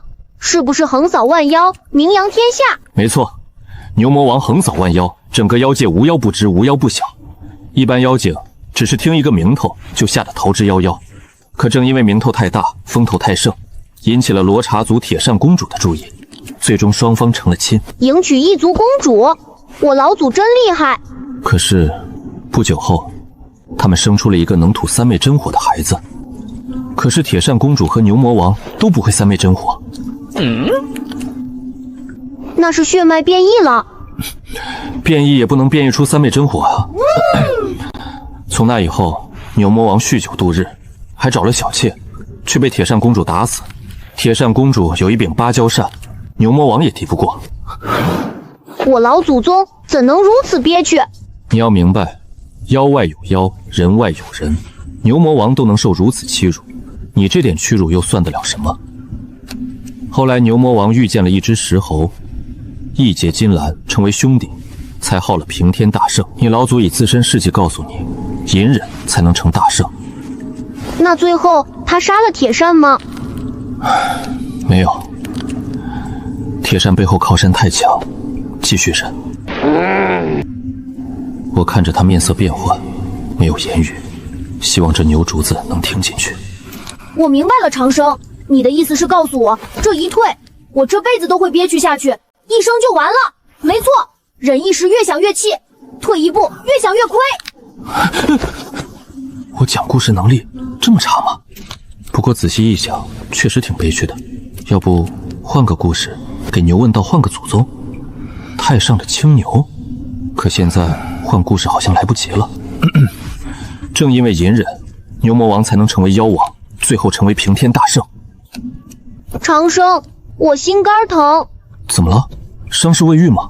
不，被祖宗气的。你祖宗不少，听闻还有一位跟随太上的青牛精，那是比牛魔王还厉害的存在。跟随太上？对，太上是古老时期最顶尖的大能，实力相当可怕。青牛每日驮着太上出行，颇为威风。给当坐骑吗？我的心肝啊！好了，不提你祖宗了。回归你的问题，你有没有想过，若是他们抓了你师尊，威胁你出现呢？我师尊可是长老。你师尊为何让你争？毕竟掌门还活着呢，你师尊怎会不惧掌门？我师尊说，他拉拢了大部分长老，若是打败长君，大部分长老站在我这边，掌门也没办法。真的吗？对了，有人在帮我，好几次遇险都是有人帮忙我才能逃走。是清玄洞天的人，他们安排了人手伪装成我，否则我这里还被人盯着，你也来不了。清玄洞天？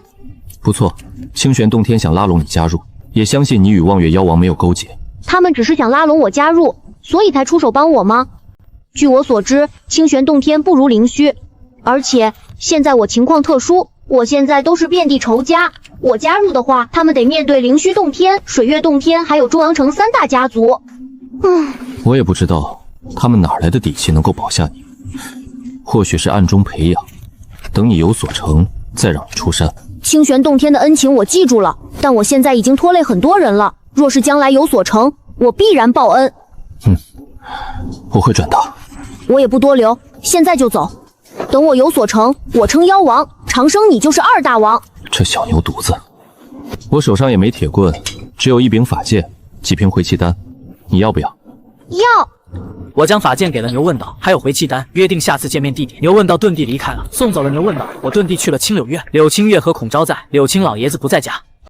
长生道友，牛问道来过了，让我转达你们，他会记下清玄恩情，将来有所成，必会报恩。牛问道去哪儿了？现在的他独自在外很危险，伺机报仇吧。他不想一直忍受追杀，心里想着报复。这牛问道怎么就这么冲动？他才4、5岁，很多事情不懂，听不进去劝。长生道友，你抄一本送去给牛问道，这是清玄的诚意。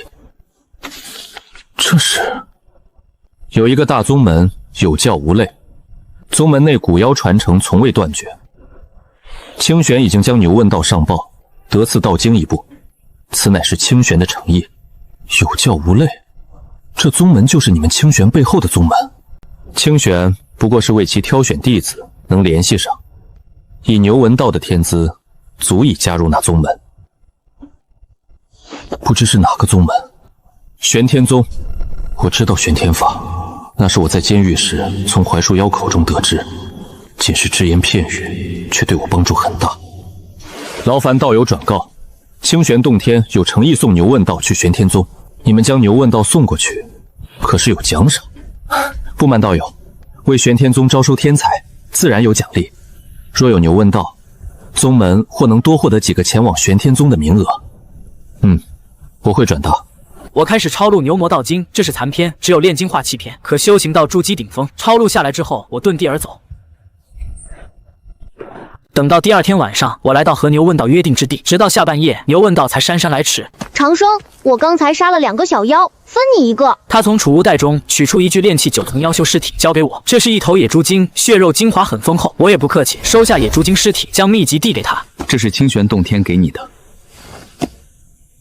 这是什么？牛问道接过秘籍，翻开一看，顿时挪不开眼睛。我没有打扰，在一旁耐心等待，一直过去半个时辰，牛问道才合上秘籍。清玄洞天怎会有如此高深的古妖修行法？还是我牛族的？清玄洞天的背后是一个大宗门玄天宗，他们想让你拜入玄天宗，玄天宗会给他们奖励。孔昭言，玄天宗有教无类，有不少古妖完整传承。有教无类，这部牛魔道经比我血脉传承的还要高深几分，应是牛族大能所创。你自己考虑，我也只是传话。我放不下师尊，若是这般走了，岂不是成了落荒而逃？事关重大，我也不劝你。你自己考虑吧。若是想要见清玄洞天的人，我可以带你过去。我先闭关，转修这本牛魔道经。若是修成，我就去寻你。那我先回铁匠铺了。我一定要成为妖族大能，继承老祖平天大圣之名。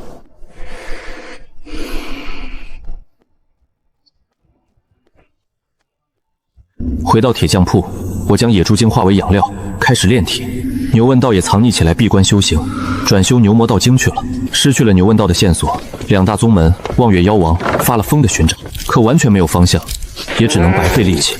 2月时间瞬息而过，我早已消化完野猪精的血肉，体魄再次强悍了几分。牛问道来了，一身气息内敛，不露分毫。我能感觉出来，牛问道更强了，整头牛的精气神都不一样了。看来牛魔道经对你帮助很大。牛魔道经有专门的淬炼、复苏血脉之法，不出1年，我定能筑基成功。看来清玄洞天的诚意真的很足。长生，我想见清玄洞天的人。可是要与他们约定一个地点。不用了，这么久了，他们都不曾为难于我，反而处处帮助。若想抓我，早已成功了。我直接过去吧。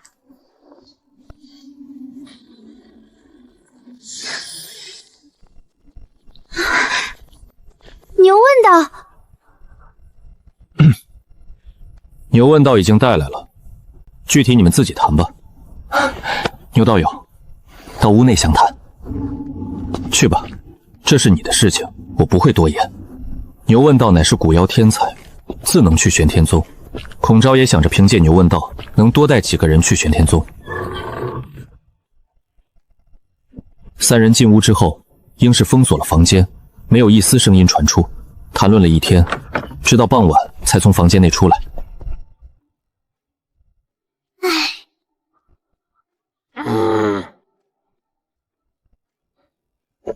怎么了？还有什么问题？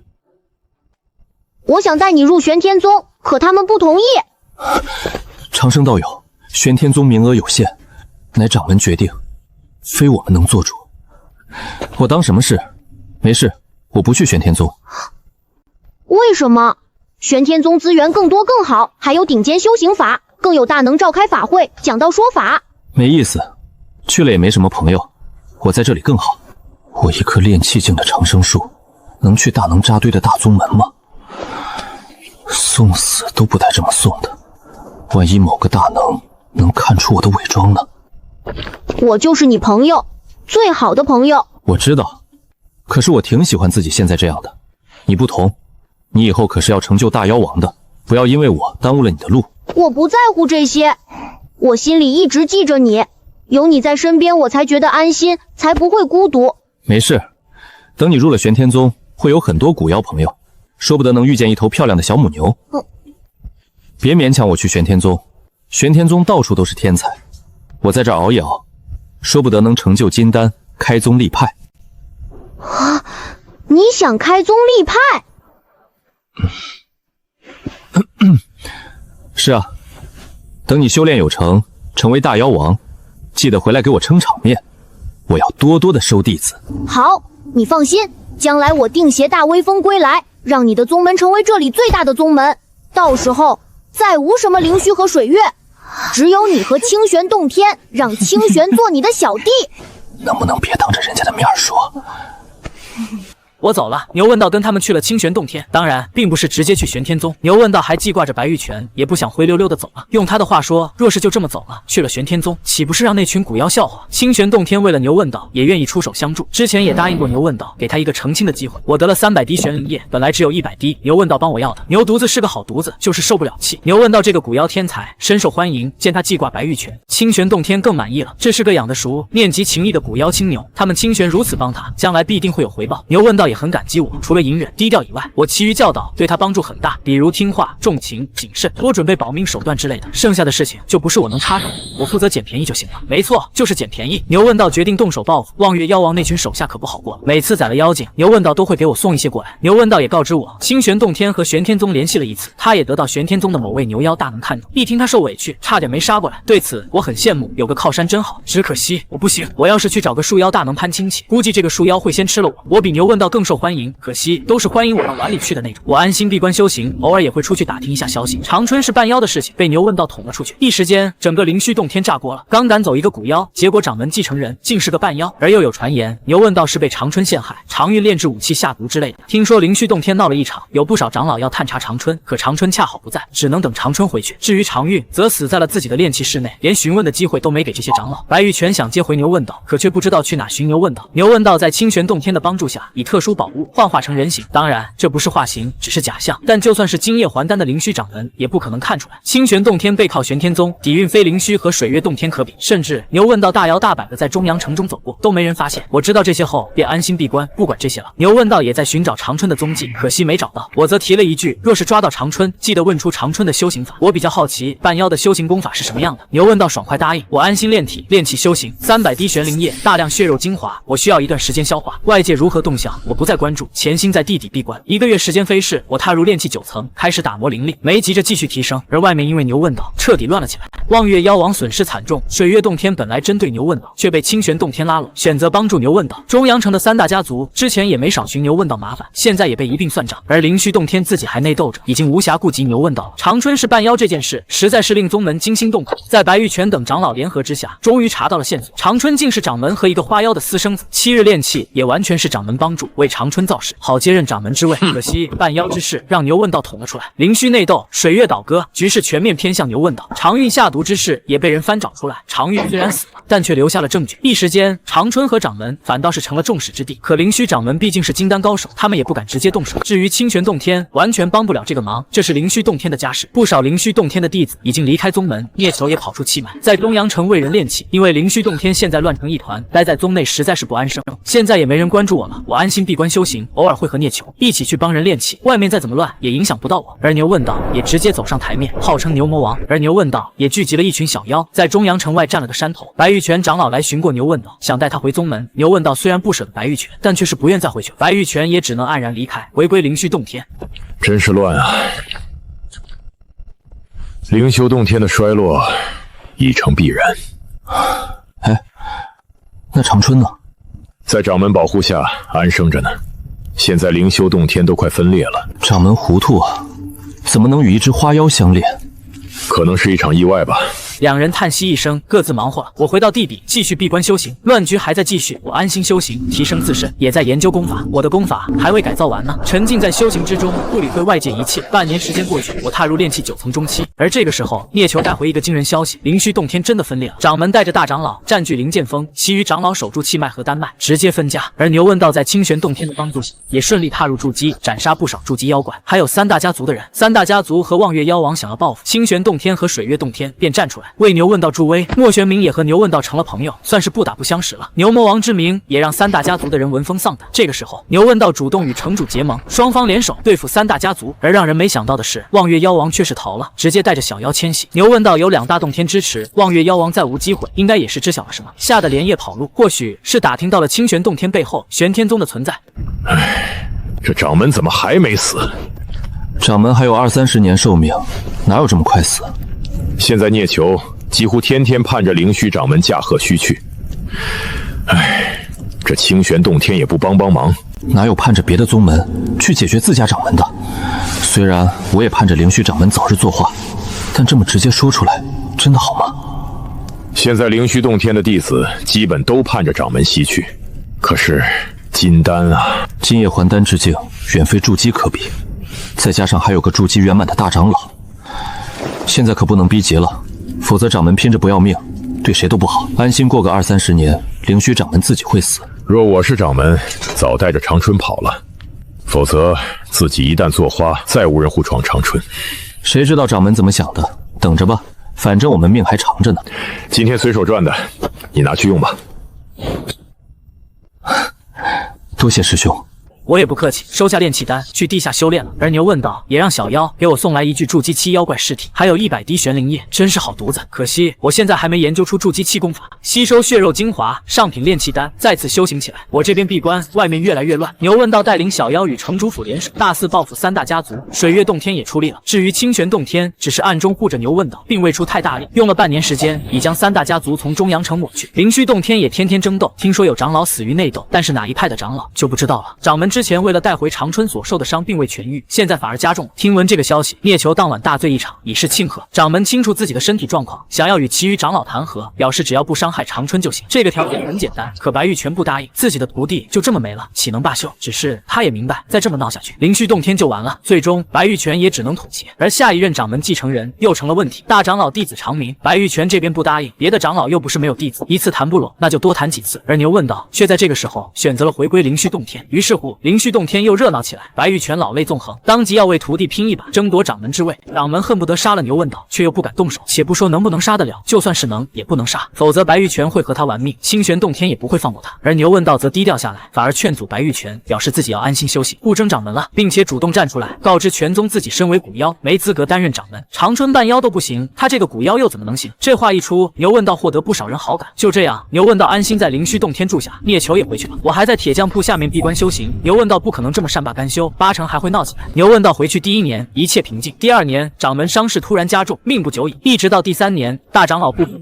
突然破入金丹境界，掌臂掌门囚禁长春。这事情来得太突然，所有人都没想到。而之前牛问道被暗箭所伤之事也被大长老讲述出来，此事乃是长春安排。本以为筑基法器之下，牛问道必死无疑，可谁都没想到，我的一柄上品法剑却是救了牛问道一命。后来因为这事，白玉泉大闹一场，长春便不好再动手。若是直接杀了牛问道，恐会留下隐患，影响长春以后战斗。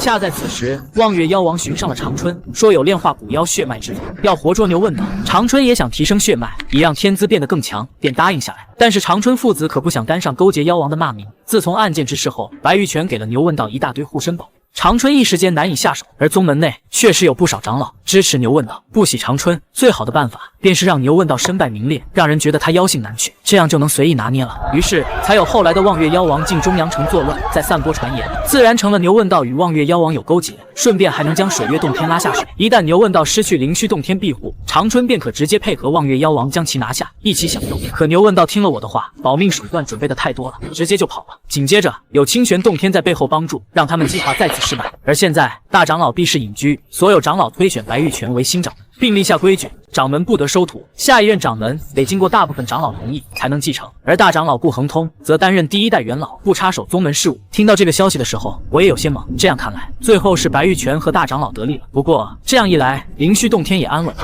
我盘坐在铁匠铺内，3年修炼，我已经炼气和炼体圆满了。现在的我，就算是站着不动，筑基初期也未必能奈何得了我，除非动用中品筑基法器，下一步便是筑基。我体内还存了不少血肉精华，这3年牛问道每隔一段时间都给我送来妖怪躯体，玄灵液也没断。可以说，我得到的资源比3大宗门中的任何一个弟子都要多。长生踏入筑基的牛犊子已经能化为人形了，只有部分特征无法去掉。你怎么变成小胖墩了？如今事情已了，你是不是该走了？是的，如今师尊成为掌门，我也算是了却心愿，我也偿还了他的恩情。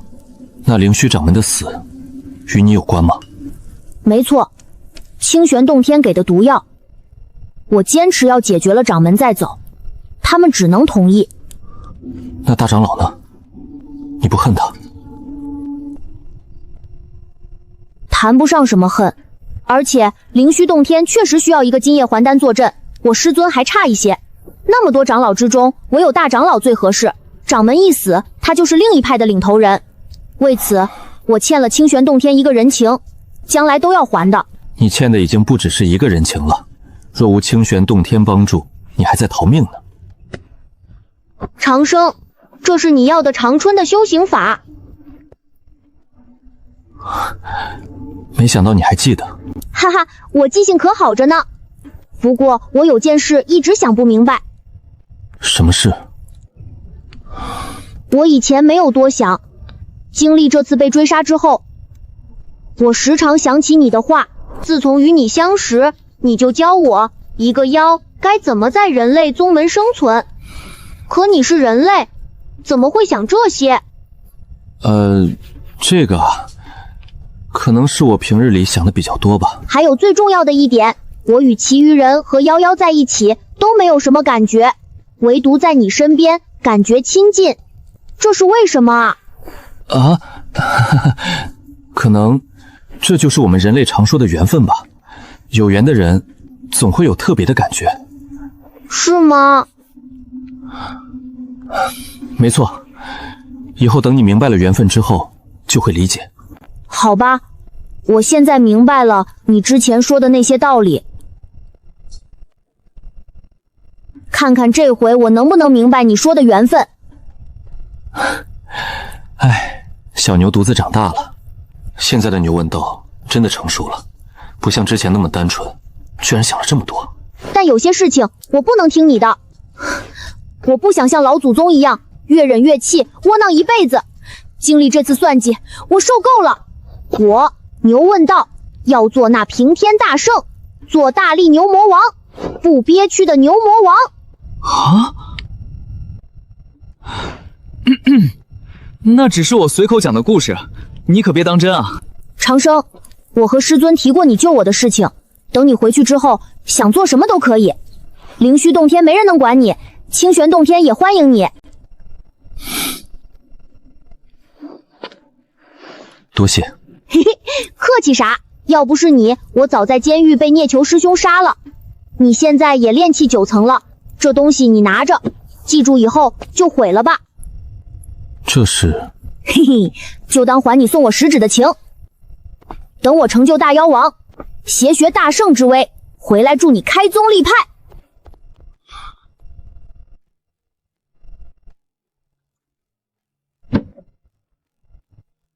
玄天道经炼精化气篇，这牛犊子还真是给我送了一份大礼。我悠悠一叹，可惜自己天资确实差了些，哪像牛问道这才几年都筑基成功了。我记下玄天道经内容。玄天道经以外界天地为映照，观自身为天地，与外界呼应，吞吐天地灵气，是为玄天道经。筑基篇则是观想人体脊柱为天柱，撑起自身天地，血液为河流，四肢为大地与山峰，经脉为山川，双眸为日月，通自身天地，助教天地道基，方为筑基。玄天道经只需要观想之中能撑起自身天地就够了，血液河流、山川日月倒也不必，因为一般人也做不到。我越看越觉得玄道，随之陷入沉思。以自身为天地，世间万物各种力量都在天地之中。玄天之法以自身为天地，契合天地，自能包容万千，容纳一切力量。我正需要这玄天之法包容万千之意，从而与阵法契合，形成适合我的修行法。难怪玄天宗有教无类，以天地立宗，自当有教无类。我又翻看了长春的修行法，乃是灵虚玄功与花妖修行法改造。不得不说，这修行法比我结合阵法之前要高明许多。其中我甚至还看见了龟妖修行法的影子。掌门也想长春长寿啊，可惜父子俩都没了。我收拾了下，返回灵虚洞天，回到气脉聂琼炼丹室。终于安生了，牛问道胜了，以后我们的日子好过喽。是啊，师兄的修为看起来也精进不少。托你的福，筑基中期了，等我到了筑基后期，可在气脉担任长老。真的吗？那长生提前恭喜师兄了。哈哈，你护牛问道有功，若愿意，自然也可以在宗门寻个职位。师兄知道的，我所求非名利，只想安心修行。这是灵虚令，相当于长老了，在灵虚洞天内随处可去。掌门让我交给你，以后有何打算？继续与我练气？暂时不练了，我要闭关一段时间，顺便看看修行心得什么的，准备筑基。你要筑基了？可以啊，长生，待你筑基成功，我就传你风云极炼。希望不会卡太久。你可去灵剑峰藏书阁看看，从上一任掌门密室中搜出不少书籍，与妖修也有关，不少长老都去翻阅，说不定对你有启发。怎么大家都喜欢与妖修有关的法诀？能长寿，疗伤能力也强。等我年迈，说不定也得去看看。难怪，涉及到寿命，没有人不感兴趣，特别是已经年迈的长老们。我离开了气脉，返回灵剑峰，进入藏书阁。上任掌门为了长春，可谓是费尽了心思，抓捕妖族，研究妖族和人族修行法，为长春创造功法，已经创出筑基篇了。虽然远不如玄天道经，却也比现在的灵虚玄功强。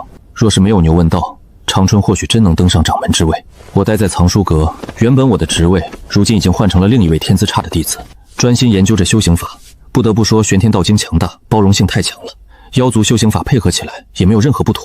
但我有些犯难了，人体脊柱如天柱，自己哪来的脊柱？树干嘛，应该能算吧？树枝算手臂，根脉算脚，那自己的手脚有点多。这些妖修之法也能参考。自己观想一个长生世界，树干通天，应该没问题吧？传说中剑木通天，自己身为长生树，不比剑木差，通一次天怎么了？我将所有修行法都抄录一份，装在自己储物袋，带着令牌要了间地下闭关了。结合了妖修之法，按照上面秘籍上的推测，寿元会比灵虚玄法多个20-30年，到了筑基期，甚至能多50-60年寿命出来。当然，能不能活到还没人验证，但寿命更长是肯定的。灵虚玄功还是太差了，玄天道经若能修成，怕是寿命会比修炼一般修行法的人多很多。灵虚洞天只是普通宗门，底蕴浅薄，等有机会去清玄洞天坐坐，看能不能打听到一些消息。安心沉浸在功法之中，以玄天道经为基础，容纳妖修之法，还有阵法，形成独属于我的修行法。有玄天道经在，之前薄弱的玄金阵已经不是难题。包容玄金阵，融合出修行法，再搭配妖修之法，形成独属于我的法门。不过现在只是粗糙拼凑，还需要时间慢慢精简，只要核心不变即可。我这边闭关修行，灵虚洞天也安稳下来。经历几年动荡，现在全宗上下只求安心发展。枝干为通天之柱，筑基基础篇还有些简陋。肢体如大地泛轩，枝条太多，那就干脆全部按照通天之柱来，一起淬炼强化。血液如航流，也能做到。筋脉如山川，自己根筋脉络有些多，需要费时间。双眸为日月，自己没有眼睛，但妖修感应能力特殊，本就能吸纳日月之精华。这全面提升，想要筑基，怕是得费一段时间了。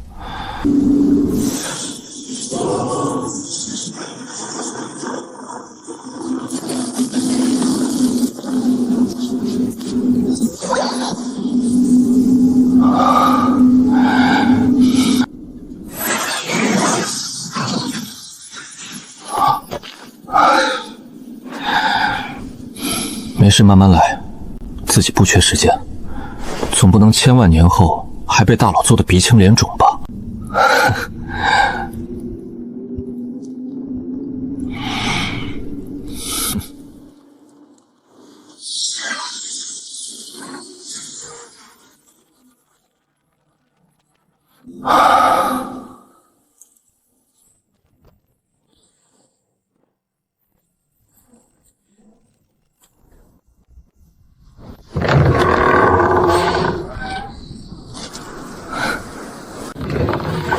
是长生道友啊，陆鹤道友，怎的不见柳家道友？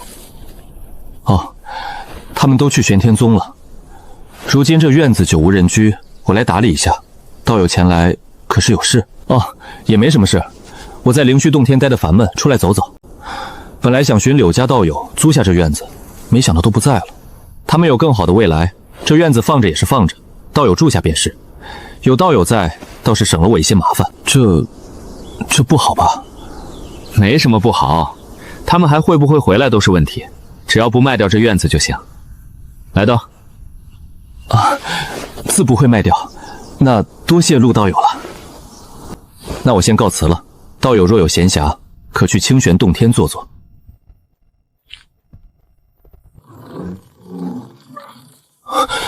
你怎这般模样？牛问道给了我一滴独特的灵液，助我退去老躯。退去老躯？没错，如今我心躯已成，你此来有何事？我此来，却是借你修行的。借我修行？如何借？我想在你体内吸纳日月精华，你也可受益一些。你们人修也会吸纳日月精华修行吗？有些会，有些不会。我修行之法高深，你可观摩，或能领悟一二。好。没想到，那牛犊子吃你树叶，还知道回报你。我也没想到牛问道会给我灵液，助我修行。那现在你有名字了吗？没有。你给我取一个吧。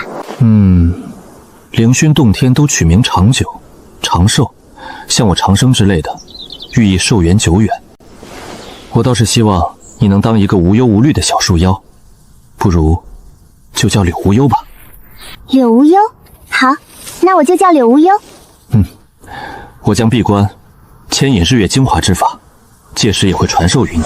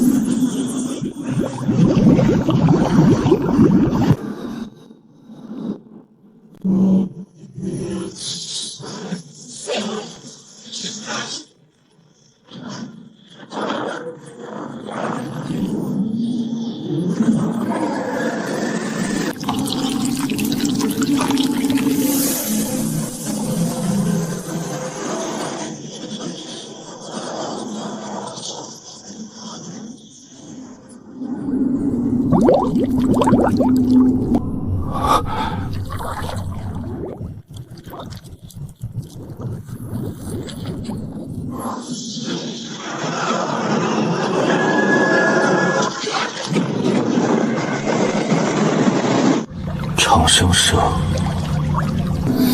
什么？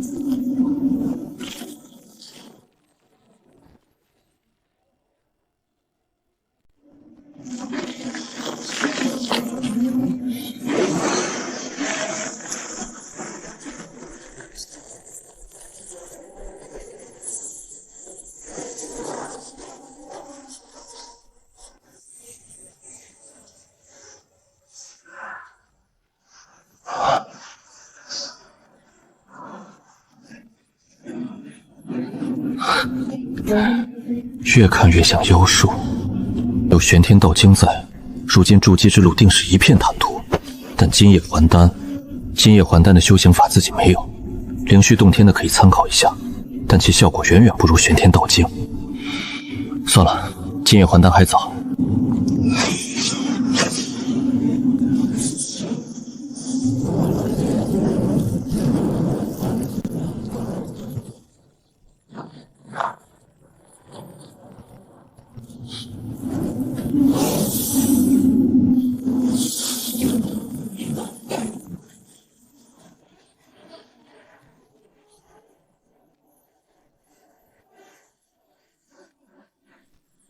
你筑基了？筑基成功了。你要换个地方修行吗？我可以带你去灵虚洞天，那里灵气更浓郁。如果能去宗门扎根，我自然愿意。但我毕竟是树妖，灵虚洞天的人类会不会摘我叶子，砍我做柴？不会，我带你去聂球师兄那儿，你安心修行就行。好，那我随你去。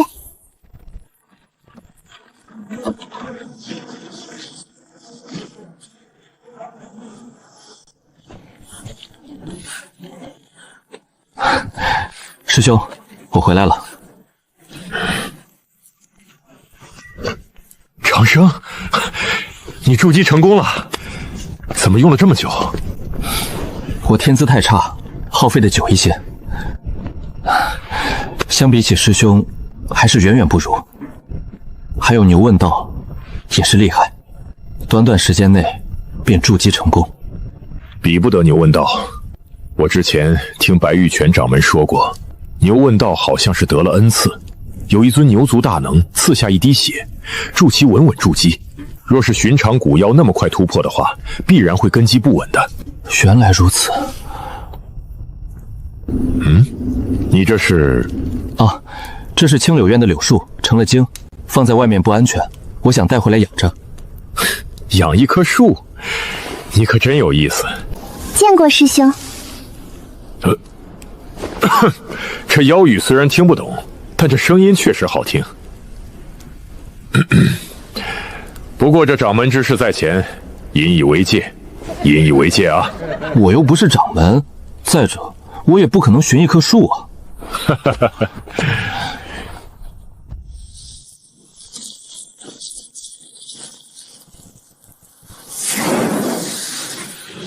风云极炼，以真火催动，借助风云之力处理材料，以天地为熔炉，真火炼制。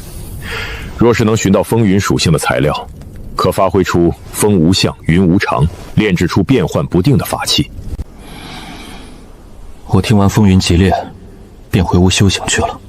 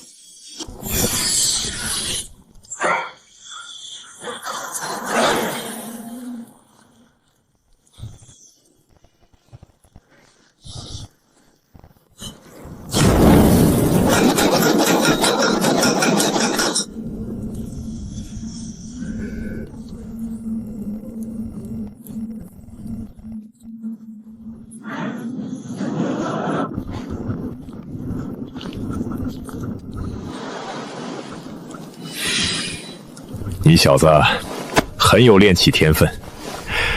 对了，我刚接了一个任务，要不要一起去？哦，我不去了，刚学会风云极炼，我想再练习练习，而且还要教导下柳树学习人言。也好，等下次有好任务，我叫你。师兄这次还是去中阳城？不是，这次去一个大城池，名为天水城，距离宗门有150里，那里可是比中阳城还要繁华。天水城有一条河，名为北天河，听说有人在河中见过蛟龙。蛟龙？藏书阁中有记载，蛟龙天赋可怕，轻易可修成金叶还丹。是啊，不过这也只是传闻。若是运气好，真能见到蛟龙的话，也不枉走这一遭。师兄还是小心些，若碰上恶蛟，可不是好事。无妨。天水城可是有金叶还丹坐镇，我就在城内练气。此行还有几位长老也一起过去。长老们也去做任务吗？他们去招收些弟子，采买些药材，顺便看有没有任务可做。如今灵虚洞天已经没有内乱了，水月洞天也和咱们关系不错，清玄洞天更不用说，因为牛问道，清玄洞天可是得到玄天宗的丰厚赏赐，三派如今关系都很好，附近资源也都开发的差不多了，打算联合出去看看。该出去走走了。各大长老也知道附近资源不多，想要更好的资源，只能走出去。那祝师兄此行顺利。送走了聂球，我拿着妖语书开始教柳无忧人言。柳无忧学习认真，也让我省心，扎根在院内安心修行，也不想着出去，这很好。我教导妖语，也指点他修炼，闲来也会教导他如何在人类世界生存。等几日，我写一本妖怪生存指南给你。妖怪生存指南？没错，身为一个妖，不能有太大好奇心，不能太出风头之类的。牛问道是个反面教材，千万不能学他。可是牛问道如今已经拜入玄天宗，去了更广阔的世界。牛问道情况特殊，他是古妖天才，你可不是。我不是。我取出纸笔，开始写妖怪生存指南。开篇，妖怪在人族一定要低调生存。兔子精潜入人类世界，以自己可爱的美俘获不少少女的喜爱。从那之后，兔子精过上了受宠的生活，每天各种名药、丹药，修为突飞猛进。3年后，少女端着碗评价道：“这么可爱的兔子，麻辣味的果然很好吃。”结尾标注：人类不会因为你可爱的外表而忘记你是个妖精，你那可爱的模样反而吸引了更多捕食者。你这么写，我有些慌。你会不会想着吃我？不对，是将我炼了。狼妖面对人类修行者，英勇反抗，最后被做成馅料，包了饺子的故事。你的英勇，在人类看来，充满了危险性。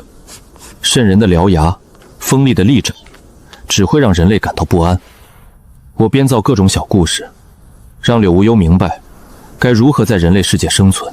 我呕心沥血，花费了半个月。总算是将妖怪生存指南第1版本写完，总共10个小故事，除了兔妖、狼妖、花妖，还有狐妖、蜘蛛妖什么的，无一例外，最后全都成了灵药、调味料或者血肉精元。妖在屋檐下，不得不低头。啊，蜘蛛精还能油炸？对啊，这有什么不能的？那在妖的世界怎么生存呢？这个不知道。我没去过妖族世界，只在杀妖监狱待过。这些道理不会是你杀妖杀出来的吧？你放心，我早就没干了。当时我只是个翻译，杀妖是师兄的事情，我只是偶尔帮忙剥皮抽筋。我觉得你不说后面那句话，我心里会舒服些。那我按照你书中的做，就不会被杀了吗？换作是你，会去杀一个看上去没什么用的妖怪吗？无冤无仇的话，我不会。你教过我不害人。其实，有时候人类杀妖是不讲道理的。这书适合想来人类世界的野生妖怪看，好让他们了解来人类世界该注意什么。什么是野生妖怪？人类将妖分为2种，一种是野生，没有人类朋友或主人的；另一种属于家养妖怪。家养妖怪就是被人类收为坐骑、宠物什么的，比如兔子精，被人喂养灵药之前是野生，后来是家养。那人类也会对家养的下手吗？这个很难说，有的会，有的不会。以后我再写家养篇，这野生妖怪篇适合现在的你。我现在还不算家养吗？还不算，得多养一段时间，明白人类道理才算。那你会砍了我当柴烧吗？或者像牛问道一样吃我的叶子？不会，你给了我食指，对我帮助很大，所以我才帮助你。原来是这样，那我是不是要保守食指的秘密？对，一定要守好这个秘密。哦，那这妖怪生存指南，我能送给其余妖怪吗？你有妖怪朋友？现在还没有，但以后总会有的。我想帮助他们。你这么一说，我也想起来了，当初牛问道当山太王时留下的小妖们，也得学会与人类相处。若是这些小妖不接受教化，一旦开始害人，三派绝对不会给他们留情面。他们给我送过不少资源，将这生存指南传授给他们，算是回报了。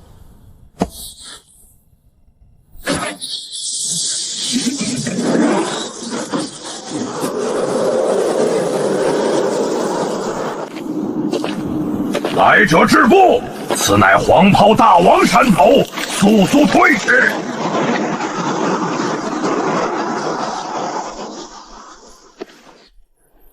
你将这书交给黄袍。长生师兄，有妖怪找你。妖怪？牛问道大王座下，现任大王黄袍拜见二大爷。有劳你了。多谢长生师兄。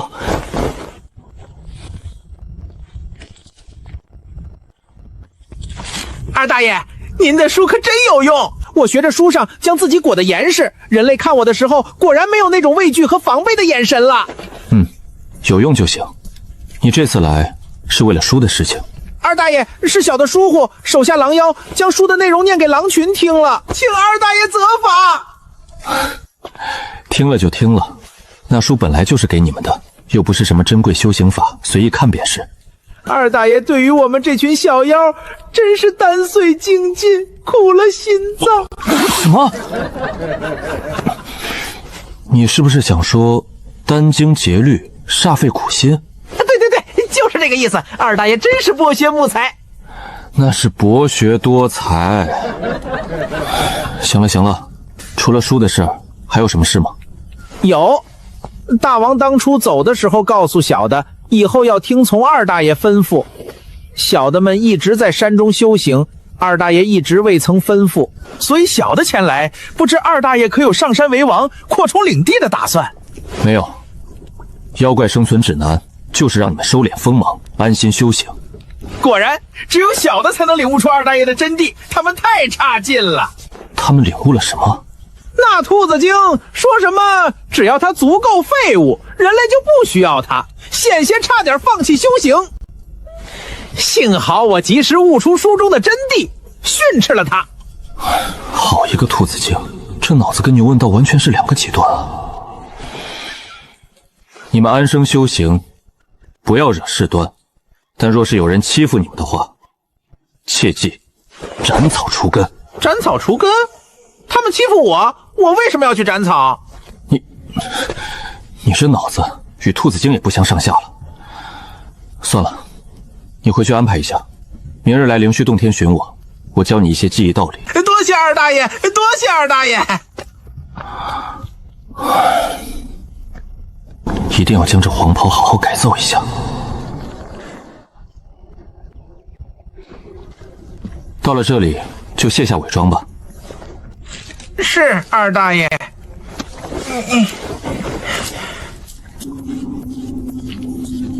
牛问道可有传你修行法？没有，大王说等他学艺归来再传我们修行法，带领我们成为大妖。我这儿有一部修行法，你先休息着。多谢二大爷传法。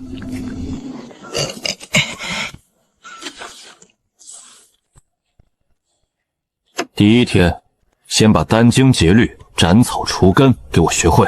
黄袍连忙认真学习，柳无忧也很认真，两只妖怪终于明白了斩草除根的意思。二大爷，若是打不过对方怎么办？打不过就安心修炼，等打得过再去报仇。可大王在时说，顶天立地者不能退一步，要打得对方胆寒，有仇尽量不隔夜。二大爷怎么和大王教的不太一样？你家大王乃是古妖天才，背后有靠山，和你们能一样吗？而且现在牛问道不在，只能依靠你们自己。我们还有二大爷啊！我只是个普通人，你们要努力修行，将来保护我，知道吗？我明白了，小的一定努力修行，将来保护二大爷。这才对。自身不足，当学会卧薪尝胆。二大爷，这我知道，那些灵蛇的胆吃了确实能增长修为。卧薪尝胆是一个国王的故事，可这书上没有啊！我忘记买那本书了。二大爷真是博学慕才，博学多才。1个月过去，2只妖怪进步很大，他们对人类的知识了解的越来越多，总算不会再用错成语什么的了，一些道理也深刻在心中。我也开始炼制上品丹药，认识各种药材和妖怪身上能入药的部位，偶尔也会去山下的药田看看，学习种植之法。2只妖怪也跟着学习。黄袍对于当一位炼丹师很有兴趣，我也不吝啬技艺，全部传授给他。柳无忧则对于炼器更感兴趣。2只妖怪安心学习着，黄袍偶尔会回去一趟，看看小妖们的情况。日子平稳过着，一眨眼便是3个月时间过去，我炼制出了下品真元丹。这下品真元丹乃是筑基修士修行所用的丹药。经过这几个月的教导，黄袍差不多算是半个人了。柳无忧也学习很多，深得我的道理真传。师兄，您从天水城回来了？我刚回来，得知你来丹脉了，所以来看看技艺如何了。已经可以炼制出下品真元丹了。师兄此次去天水城，可有收获？哎呀，算是长了见识了，那才是真正的好去处。在那里，炼器师、炼丹师不少，都有些地位，受人尊敬。师兄可是想搬去那天水城？是啊，我却有此想法。那师兄还回来吗？毕竟你可是要当长老的。出去一趟才知天下之大。我们灵虚洞天在那天水城根本算不得什么，难以想象玄天宗又会是何模样。天水城金丹10几位，北山河有蛟龙，可惜没有见一面的荣幸。真有蛟龙？真有。那蛟龙号称北天龙君，在河中建立了龙宫，唯有金丹才有资格入龙宫与其论道。听闻龙宫内宝物无数，能入龙宫者皆收获颇丰。待师兄将来成就金丹，也能去与北天龙君论道。哈哈，不知道这辈子有没有机会。我在那边也听见了一个消息。什么消息？可是麻烦。是望月妖王。那望月妖王去了北山河，占据了一段河流称王，听说即将渡劫，成就金叶还丹。他去了天水城？他还没踏入金叶还丹之境吗？你这家伙还希望他早日金丹不成？就怕他记恨着之前的事儿，会回来报复我们。应该不会吧？我们灵虚洞天也有金丹，而且如今3派也和睦。望月当初落荒而逃，没能吃了牛问道，一直耿耿于怀。而且有传言说，北天河的妖怪都笑话望月胆小，被一个刚入筑基的牛妖吓破了胆，怕他为了这口气也会回来报复。不怕1万，就怕万一。师兄所言有理，此时可有上报掌门？长老已经去禀报了，以后出门小心些。不过望月就算是回来，也还需要一段时间，只是给你提个醒。我记住了，多谢师兄告知。那师兄接下来呢？我想去天水城了，宗门也有在天水城建立一些产业，你有没有兴趣和我一起去？啊，我暂时不去了，就在宗门待着。好吧。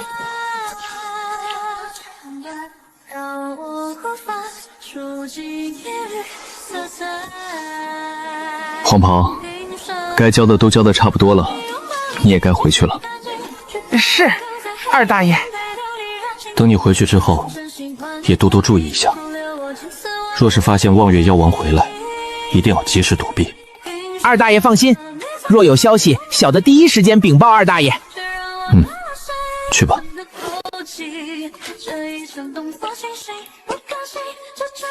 长生，若是望月真过来，我们怎么办？最坏的打算便是逃命了，不过应该不会到这一步。3大宗门实力很强，不会容忍望月放肆。那我们逃到哪儿去？不知道，我也不知道哪里安全。你也太过忧心了，就算是望月真回来，也需要一段时间。你明无忧，当无忧无虑。无忧，无忧，那怎么才能无忧？没有敌人，没有威胁，就无忧无虑了。没有敌人，没有威胁。我知道了，如果望月没了，我就无忧无虑了。望月怎么可能无缘无故的没了？你好生修行，等以后足够强大，就无忧无虑了。我去修行了。等一下，怎么了？你之前给我们很多修行法，我想问哪一门最强？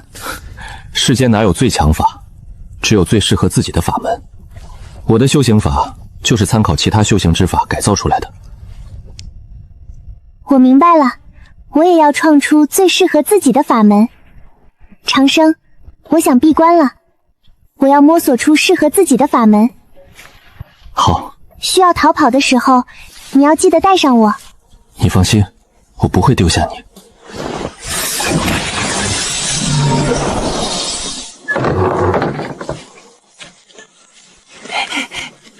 二大爷，能不能再写一本家养妖怪生存指南？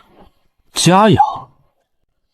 怎么，你们想给人类当宠物坐骑？不是，是隔壁野猪精的远方亲戚的朋友。停，你直接说是什么妖怪？是一只赤眼鸟，传闻有蛊妖秘方的血脉。又是蛊妖？他往自己脸上贴金呢，我看就是一只普通的鸟。看了二爷爷写的生存指南，惊为天妖。若不是他自己来不了，都想亲自来拜访二爷爷了。写一本也可以，但需要点时间。哦，对了，二大爷，这是卖书换来的资源。这妖怪生存之难，你们还收钱？筑基妖怪也喜欢看这书吗？当然了，二大爷。好吧，半月后你来寻我，我将这些药材炼制成丹药，你带回去分给其他小妖。多谢二大爷赏赐。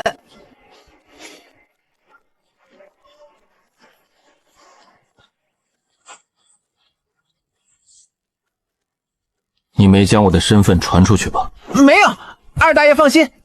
很好。对了，不一定要资源才能买书，修行法、人类经文也可以。好，小的明白了。2个月时间眨眼而过，聂球回来了，我将聂球请了进来。师兄，这次怎么回来这么早？望月妖王踏入金丹了。我们在天水城的发展被望月破坏了。望月只针对我们灵虚洞天吗？清玄洞天呢？清玄洞天和水月洞天在天水城的产业也损失惨重。根据我们的调查，好像还有其他妖怪。还有妖怪？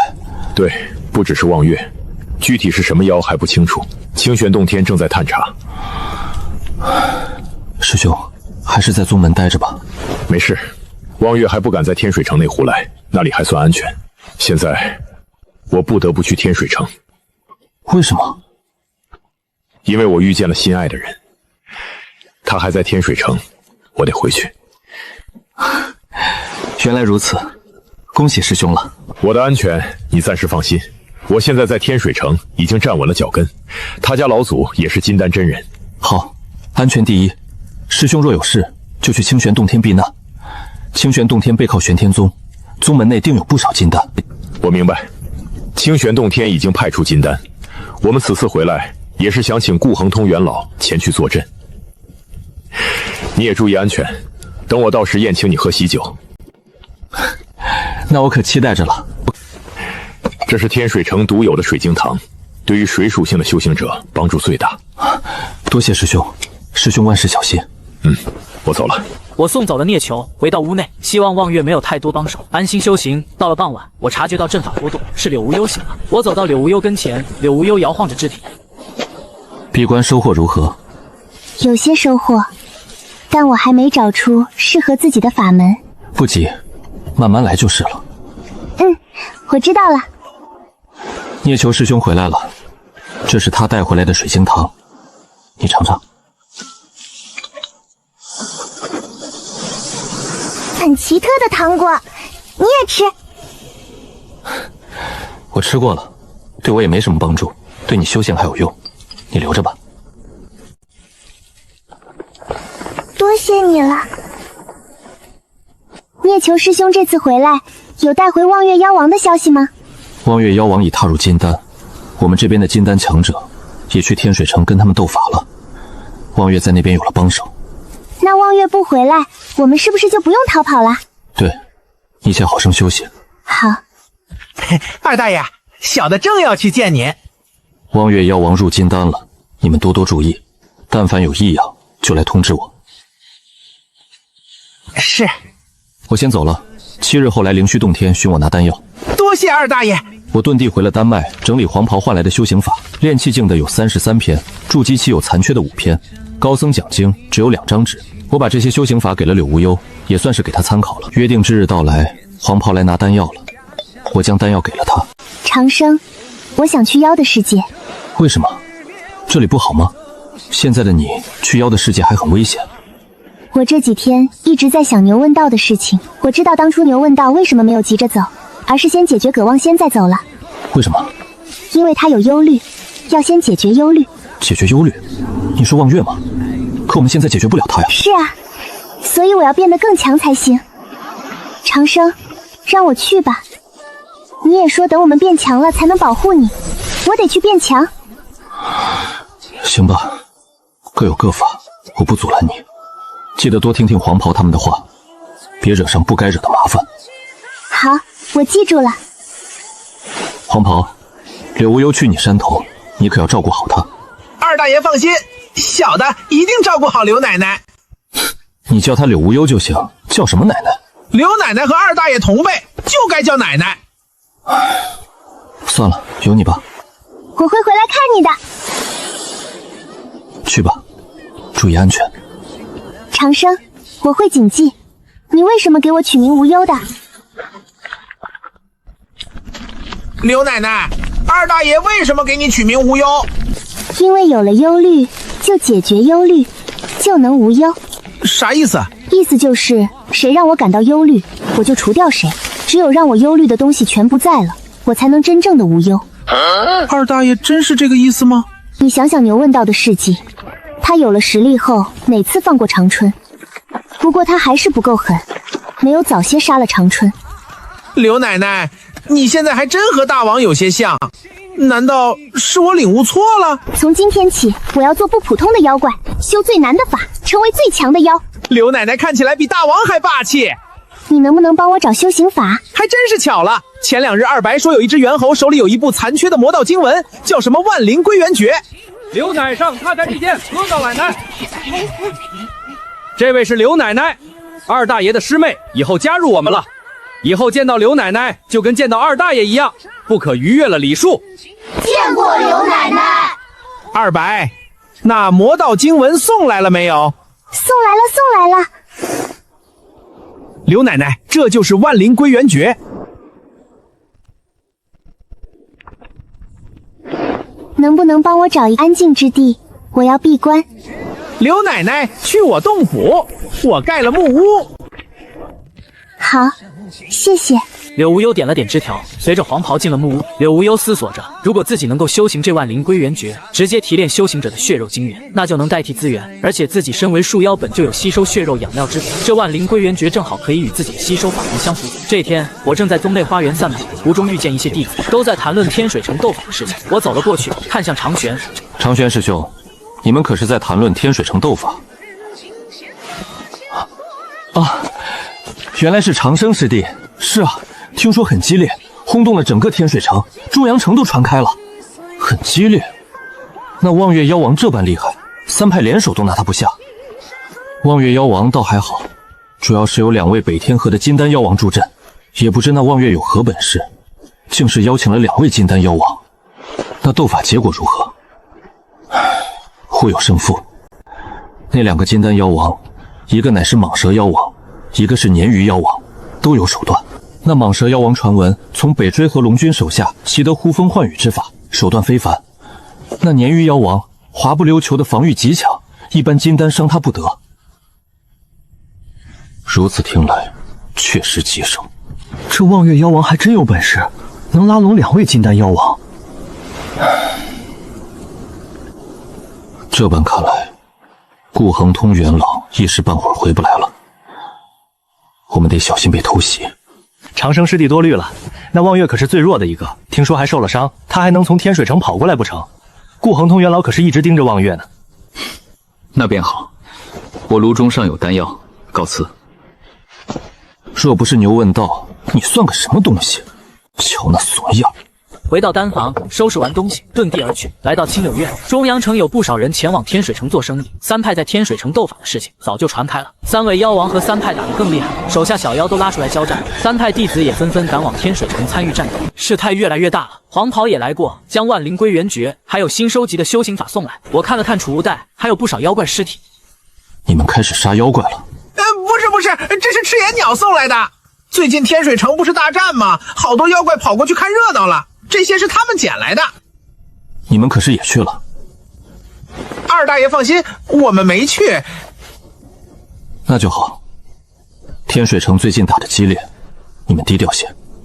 是，二大爷。黄袍连忙作揖行礼，又交代一番，让黄袍回去约束好小妖，我才安心下来。刘奶奶，东西献给二大爷了。木门打开，柳无忧伸出枝条。长生可有说什么？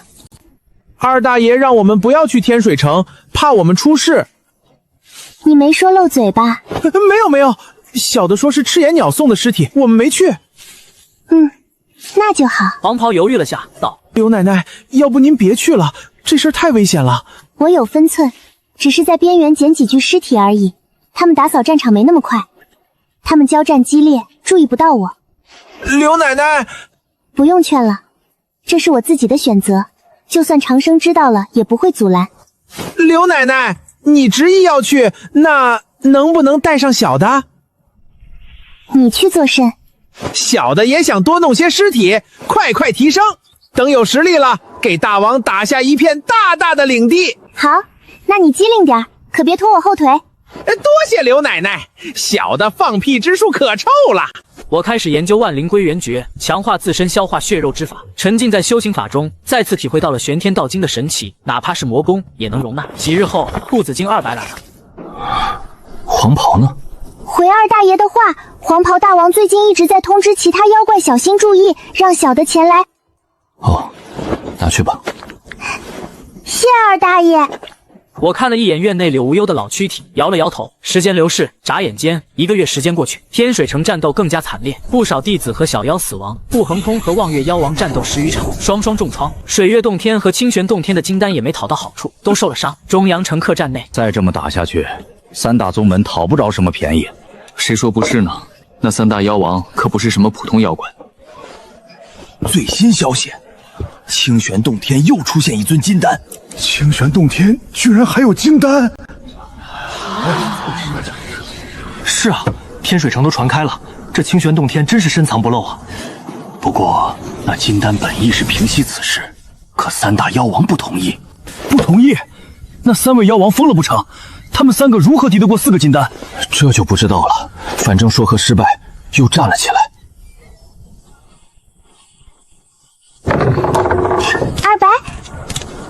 二白，你抱着玫瑰花，可是有喜欢的兔子了？不是的，二大爷，山上的花全开了，这玫瑰开得最漂亮。小的们去探查了，方圆10余里的花全开了。花全开了？现在也不是百花盛开的季节啊。山中的老猿说，百花盛开，应该是来了个厉害的花妖。二大爷让小的们注意异常，小的就来了。好，有劳你走一遭，将玫瑰花留下吧。下次为你打造一件法器。多谢二大爷。最近情况特殊，你们寻个地方避一避。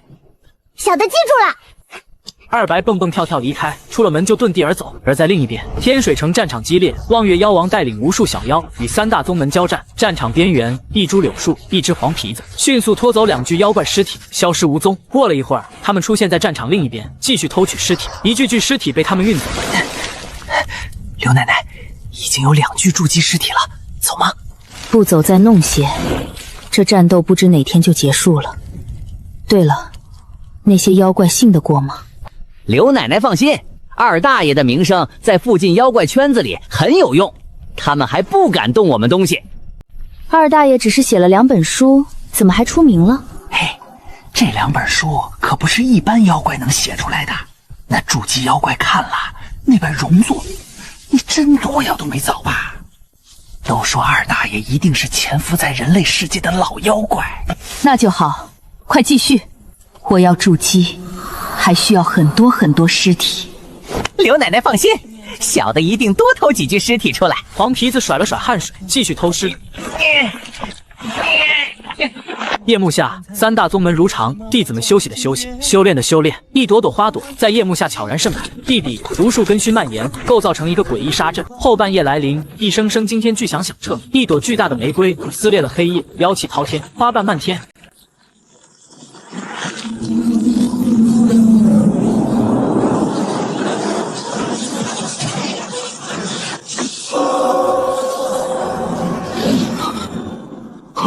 花妖来袭！花妖来袭！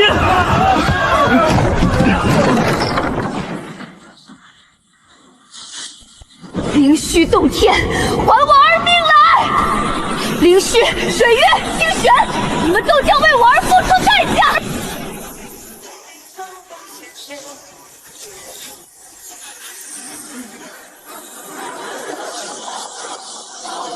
灵虚洞天，还我儿命来！你是长春的母亲，葛望仙，这就是你保证的赵干豪快好孩儿！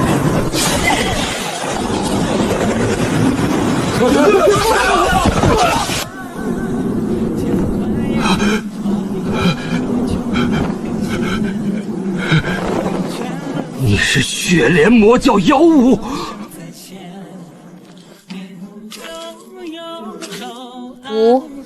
血莲教内13血莲，特来为水月洞天送葬。我水月洞天并未招惹你血莲魔教，为何？为那花妖之子长春。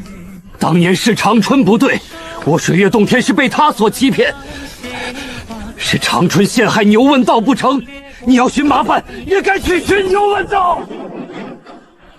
玄天宗，我们可招惹不起。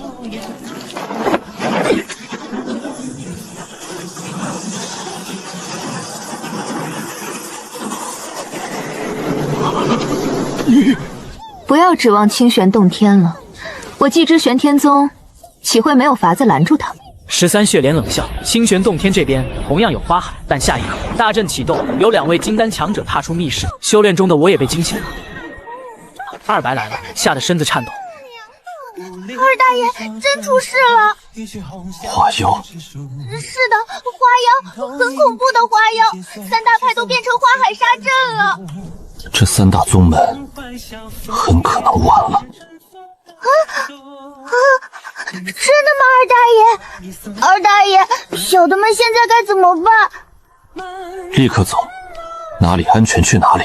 走，二大爷，我们去哪儿？去天水城，那里有诸多金丹坐镇。你们先去，等我去了会想办法联系你们。二大爷不和我们一起走，小的们一定会誓死保护二大爷的。不要多言，立刻走。中阳城里的3派弟子基本上全连夜跑。我遁地到灵虚洞天地下，以法剑破坏花海沙阵，与地下的沙阵缠斗。可这沙阵有很强的恢复力。2日后，我身负重伤，而沙阵已经恢复原样。我拼尽最后一丝力气返回清柳院地下，服用丹药养伤，数日后身体才恢复一些。我从地底遁出，来到中阳城打探消息。中阳城依旧，只是冷清了许多，百姓们像是无事发生一般。我来到客栈，客栈外的墙壁上贴着一张通缉令，缉拿灵虚洞天、水月洞天弟子。像是城主府的通缉令。灵虚洞天没了，水月洞天也没了。我心头发凉，这花妖居然有这么大能耐，让中阳城城主府通缉2宗弟子。我进入客栈，客栈内只有外来的一些散修，没人谈论3大宗门的事情，只是随意聊着。我要了一壶酒，自顾自喝着。掌柜的，来2斤牛肉。一道熟悉的声音响起，长玄一身甲胄走了进来。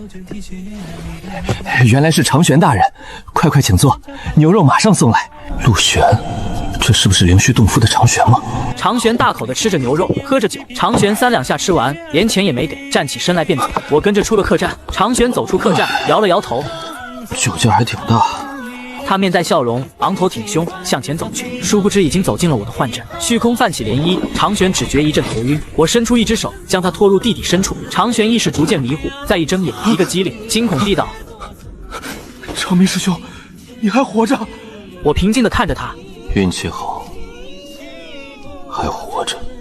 幻境之下，我已然化成了长明。我就知道长明师兄福大命大。长明师兄，元老呢？元老大人是从天水城回来了吗？不知道，我一夜醒来，灵修洞天就没了，直到现在才敢出来。告诉我，灵修洞天发生了什么？长明师兄，灵虚洞天没了，水月洞天也没了。说具体点。那天晚上，长春的母亲那个花妖杀来了，她早已潜伏在我们宗门地底，布下了杀阵。那花妖对宗门的布置清清楚楚，我们的护宗大阵还未来得及开启就被破坏了。花海杀阵之下，整个灵虚洞天都没了，只有少部分在杀阵边缘的弟子逃过一劫。长老、掌门白玉泉全部惨死在花海杀阵之中。白玉泉掌门也死了。是的，还有水月洞天也被血莲魔教的13血莲灭门了。13血莲的实力太强横了，比花妖更凶残。强行破了水月洞天的护宗大阵，他们宗门内的人一个也没逃出来。清玄洞天虽然还有2尊金丹，但都被拦住了，也受了重伤。为2宗收尸之后，宣布封山30年。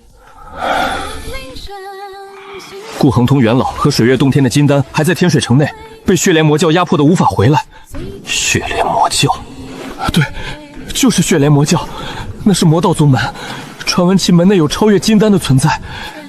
他们知道清玄洞天和玄天宗有关，才没敢对清玄洞山下狠手，只让其封山。你是怎么活下来的？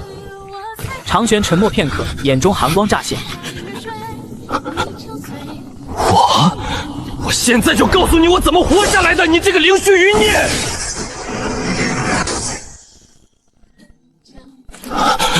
你怎么？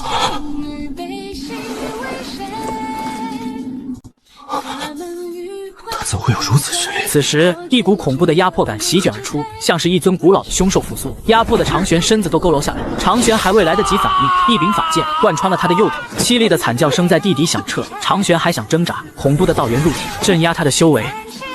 杀自己师兄弟换取的活命机会，对吗？长明师兄，饶我一命！我可以引荐你加入城主府，可以不再被追杀。哦，是吗？你是想骗我去城主府拿我换取功劳吧？不敢！师兄可以给我喂下丹药，掌控我的生死。只要师兄能捉拿1-2个余眉，城主府就会给师兄一个官职。余孽？这城主缉拿2宗弟子，不怕我师尊回来掀了他的狗窝？这是血莲魔教的意思，城主也是不得不从。顾恒通现在连天水城都不敢出。血莲魔教既那般厉害，为什么没有入天水城杀我师尊？天水城金丹居多，天水城主乃是金丹巅峰的真人，可不是中阳城能比。血莲魔教虽强，但仅凭13血莲还不敢闯入行凶。那花妖呢？都走了，花妖带走了长春和掌门的尸骨离开了。那你可知李长生的下落？不知道，他胆小如鼠，早就跑了。那你可有聂困的消息？听说聂困好像脱离灵虚洞天，入了张家。下去陪师兄弟们吧。长玄面露惊恐，刚想求饶，法剑贯穿了心脏，了结长玄性命。看着没有了气息的长玄，我幻化回本来的模样，无数根须蔓延，将它吞噬一空。打开长玄的储物袋，5瓶下品真元丹，还有秘籍灵虚洞天灵剑诀，还有水月洞天的镜花水月。这家伙到底害了多少水月洞天的弟子？遁地而出，御剑前往天水城。我远远地看了眼灵虚洞天，满目疮痍，山头崩塌，再无昔日之景。天水城城外有北天河，资源丰富，远处有山脉，里面蕴藏着无数灵药，也藏着无数妖怪。城池远非中阳城可比，城墙上刻画着金丹干净的阵法文物。我来到天水城，没有惊动任何人，买下一个院子住下。出门转悠了一下，天水城的强者很多，遍地筑基，金丹真人我都看见了几位。我也去各种法器店铺、炼丹店铺看了看，都有招收炼器师和炼丹师。我没有多留，继续看了一些修行法店铺，但卖的都是一些品质一般的，稍微好一些的，不是残缺，就是价格贵的离谱，需要4、5件同阶法器才能换取。我也打听到了灵虚洞天的事情，顾恒通和水月洞天的金丹聚集残余弟子，已经改换名字了。灵虚洞天叫做灵天殿，水月洞天换成花月门。灵虚洞天和水月洞天已经成为过去式，都开始了新的生活。时光荏苒，2年时间过去，我在天水城扎了根，为店铺炼器炼丹。我的炼丹技艺不差，至今还没失败过，深受店铺们喜欢。聂球传我的风云极炼，放在天水城也是一门顶尖炼器法门。这2年时间，我也注意了关于黄袍他们的消息，可惜没能打听到。倒是听说有一个可怕的树妖，吞人血气修为，诡异可怕。具体是什么树妖，却无人知晓。传言中，甚至有筑基中期修士死在这个树妖手中，成了肥料。那树妖真是可怕，又死了2个筑基中期。是啊，听说那树妖来天水城才2年，最开始只是一个炼气境小妖精。那树妖还没抓到？哪有那么容易？那树妖可怕的紧，听说投靠了望月妖王。自从2年前斗法之时，望月妖王名声大噪，在北天河混得风生水起。听说望月还得到北天龙君召见，估计学了本事。不过望月最近有点过分了，在河里如何我们管不着，但他想上岸，就会触碰到城内利益。望月想上岸？我们也只是听说望月想在岸上占据山头，修建什么禅王宫殿。哈哈，癞蛤蟆就是口气大，不知道天高地厚。没错，癞蛤蟆打哈欠，口气不小。我没有再聊，去炼制丹药。1天的工作结束，我带着丹药出了门，走在路上。夜晚的天水城依旧热闹，灯火通明，小贩众多，摊位上售卖的基本都是妖怪尸体或者采摘的灵药。我没有多留，正准备返回院中。人群中，一道矮小身影吸引了我的注意，一身黑袍，裹得很严实，在人群中穿梭，像是急着离开。偶尔因为被人蹭到，袖口会露出一缕白毛。二白，这兔子精大晚上跑城内来干什么？已经被人盯上了还不知道。二白迅速离开人群，向人少的街道走去，暗中有2道身影在后面追着，连续转变方向。二白来到一个宅院内，推门而入，2道身影迅速进入其中，没有发出一丝声响。二白来到院内，便抱起了一根胡萝卜，狂啃起来，确认院内没有其余妖怪。2道身影同时出手，拔剑斩下二白。二白面色大变，这2人都是筑基，根本不是他这个炼器小妖能挡的。正惊恐之际，虚空泛起涟漪，2道金光洞穿了2人身躯，金光一闪而过，带着二白遁入地底。二白，你怎么自己跑到城内来？柳无忧和黄袍呢？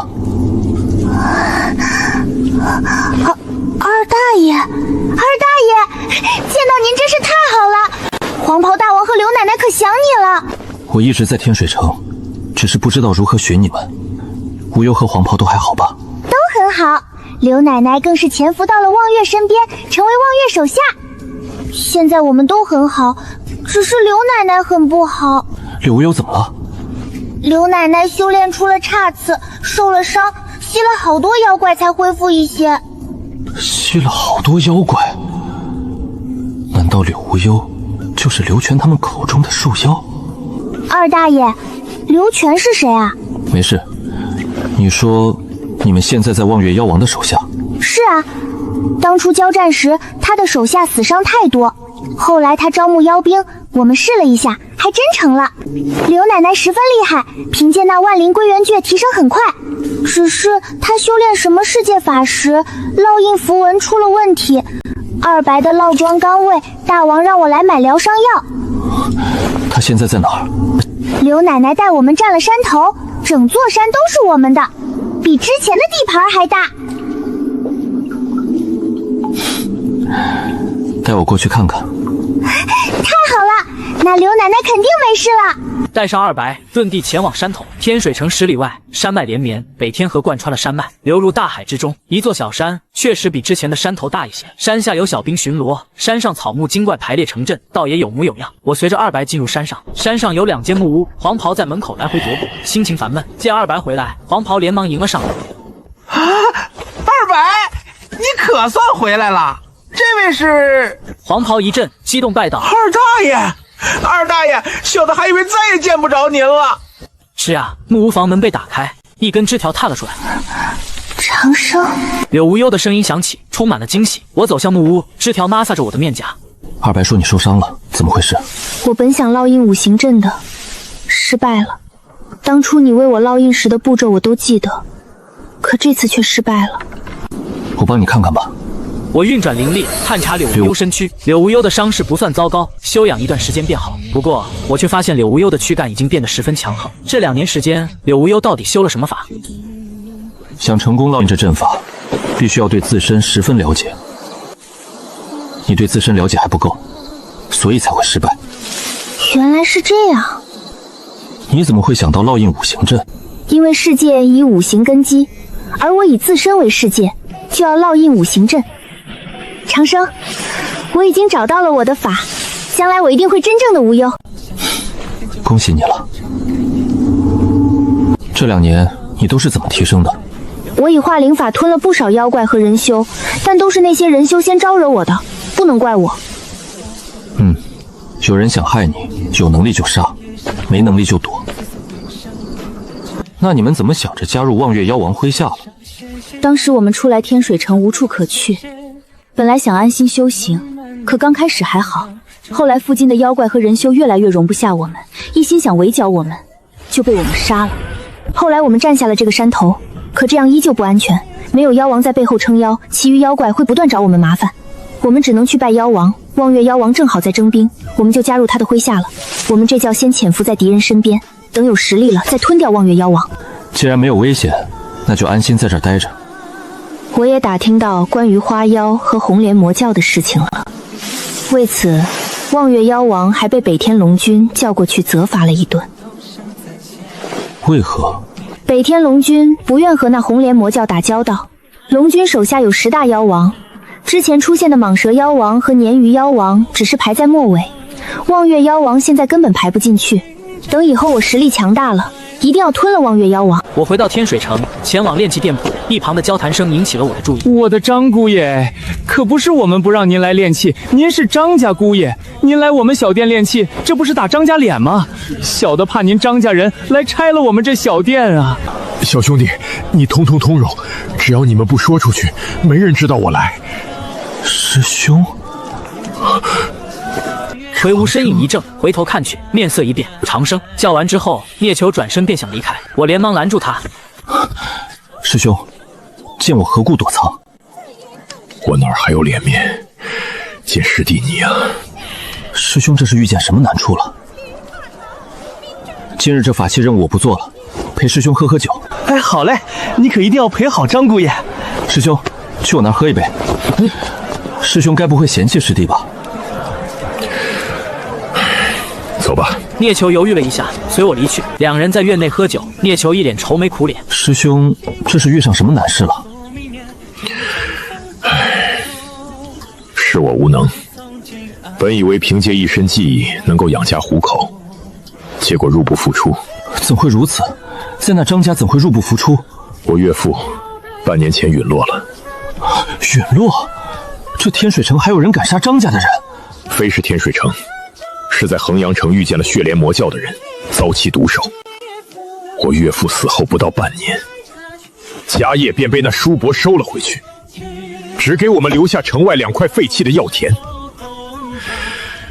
这一下让我和你嫂子的修行资源完全不够用了。你嫂子想放弃修行，学了炼丹技艺，但去哪儿都没人敢要。我出来帮忙炼器，店家一见是我也不敢要。世事难料啊，不曾想师兄也这般艰难。说来，你小子什么时候来的天水城？来了怎么没去寻我？当初宗门被灭，你怎么活下来的？当初我心有预感，去找了宗门长老，最后我杀了长玄，才来的天水城。长玄这混账，求活便求活，怎能对昔日师兄辈下手？还好你机灵，提前躲了起来。可惜了宗门，没想到花妖那般强大，还能请出血莲魔教的人。血莲魔教那些玩意儿，只要你有资源就能请动，不过还得要自身有实力，否则他们连雇主都杀。传闻那血莲魔教教主本是一位高僧培育的灵种白莲，不知何因那白莲化成了血莲，修炼有成后离开了寺庙，创建了血莲魔教。听说一直有高僧在追查血莲魔教，但都失败而归。具体是怎么回事就不清楚了。但不管是什么原因，血莲魔教能在那些高僧追查下肆意妄为，足见其可怕。交谈中，我得知聂球有去与玄天宗齐名的青云宗的想法，但苦于实力不足，我将玄天道经抄录一份给了聂球。聂球大为感动，说我是他的大贵人。第二天酒醒，聂球对我作揖一礼，离开了。我遁入地底深处，布下幻阵，准备潜心修炼。数月时间过去，我将玄金阵提升到了一个全新的境界。观想自身世界，树干通天，五行交织，无尽的生机世界也弥漫其五行之力。而外界，聂球终于成功加入青云宗，成为外门之士，地位提高，震惊了张家人。虽然张家叔本没有将所有产业归还，却也还了一半，足够他们夫妻二人修炼了。聂球也不计前嫌，得到张家老爷子赞赏。而城外山脉也正发生着大事。一年年时间过去，柳无忧如今实力猛增，在山中开启杀戮，为望月妖王开疆拓土。一些人类修士想要斩妖除魔，但都死在柳树之爪下。有人说柳树恐怕已是筑基顶峰，而柳树也得到望月妖王重用，成为得力大将，占据2座山头。柳树地盘内，无论是人还是妖，都不敢轻易踏足。约莫1年时间过去，望月妖王与一尊妖王开战，大批妖怪参战，柳树再次展现了恐怖战力，所过之处几乎没有妖怪敢当。而柳树麾下还有一只妖怪名为黄袍，也有些手段，臭屁熏晕不少妖怪，筑基中期都奈何他不得。2只妖怪配合，让人闻妖而逃。令人惊讶的是，这2只妖怪竟还会炼丹炼气。有人冒险抓了一些小妖，问出了妖怪生存指南。天水城的人麻了，这书谁写的？一时间人人都猜测，这书一定是一个潜伏在人类多年的老妖怪写的。而令人没想到的是，北天和那位龙君居然也在看，还称赞此书定是妖族老前辈所写，很想见一见这位老前辈。而此时的我还在地底闭关修行，五彩光芒弥漫，照亮地底。妖异的血树摇曳着枝条，树干上一条条阵法脉络交织，五行之力波动，五彩光芒化作一个屏障，笼罩着树木，周围浮现一棵棵相同的树木，四周像是变成了镜子一般，镜花水月。不知过去多少年，树木停止吸收天地力量，枝条迅速收缩，它幻化成人形，气息内敛，不露分毫。真是要感谢柳无忧，若无他，我一时间还真想不到参悟五行之法。也不知过了多久了，我遁出地底，回到房间内，该出去看看了。我手指擦了一下整洁的桌子，一尘不染。这宅院莫非已经被别人租下了？看样子得寻个新住处了。也不知聂球师兄有没有进入青云宗。是啊，宅院大门被人推开，一名年轻温婉妇人走了进来。你是？在下李长生，曾是此地租客，一直闭关，如今才回来。不知可是道友租下这宅院？可是长生师弟，妾身张落雨，是聂球的妻子，一直在等师弟回来。原来是嫂嫂，嫂嫂在等我。不知师兄如今可入了那青云宗？多亏师弟，夫君已入青云宗，也为师弟搜寻了不少修行法，却久不见师弟。不知这5年来，师弟去了何处？怎么没个音讯？5年？这次闭关居然用了5年吗？下次师弟闭关，还是提前知会一声。夫君很是担心，这是夫君为师弟收集的修行法。多谢嫂嫂。对了，师弟如今一定要藏好自身，不可泄露灵虚洞天弟子身份。为何？2年前，血莲魔教暗中闯入天水城，迫害了不少灵虚洞天和水月洞天剩余弟子。望月妖王也发布了悬赏令，如今城内乱糟糟的，经常有人羞遇难。知道了，多谢嫂嫂。哟，二大爷！好家伙，你长这么高了！如今的黄袍已经快有成年人高了，修为也到了筑基中期，柳无忧的修为筑基后期。长生，你终于来了。我刚出关，看来这5年你们过得不错。二大爷，北天龙君想要拜访您。北天龙君拜访我做甚？那龙君看了您的书，震惊坏了，认定您是混在人类世界的老妖，正到处找您去论道呢。你们不会泄露我身份吧？嘿，我们哪敢，二大爷，我们瞒都来不及呢。那就好。你的五行之法参悟的如何了？进展缓慢，我正想和你探讨一下呢。走去你屋内探讨一二。2人进了屋内。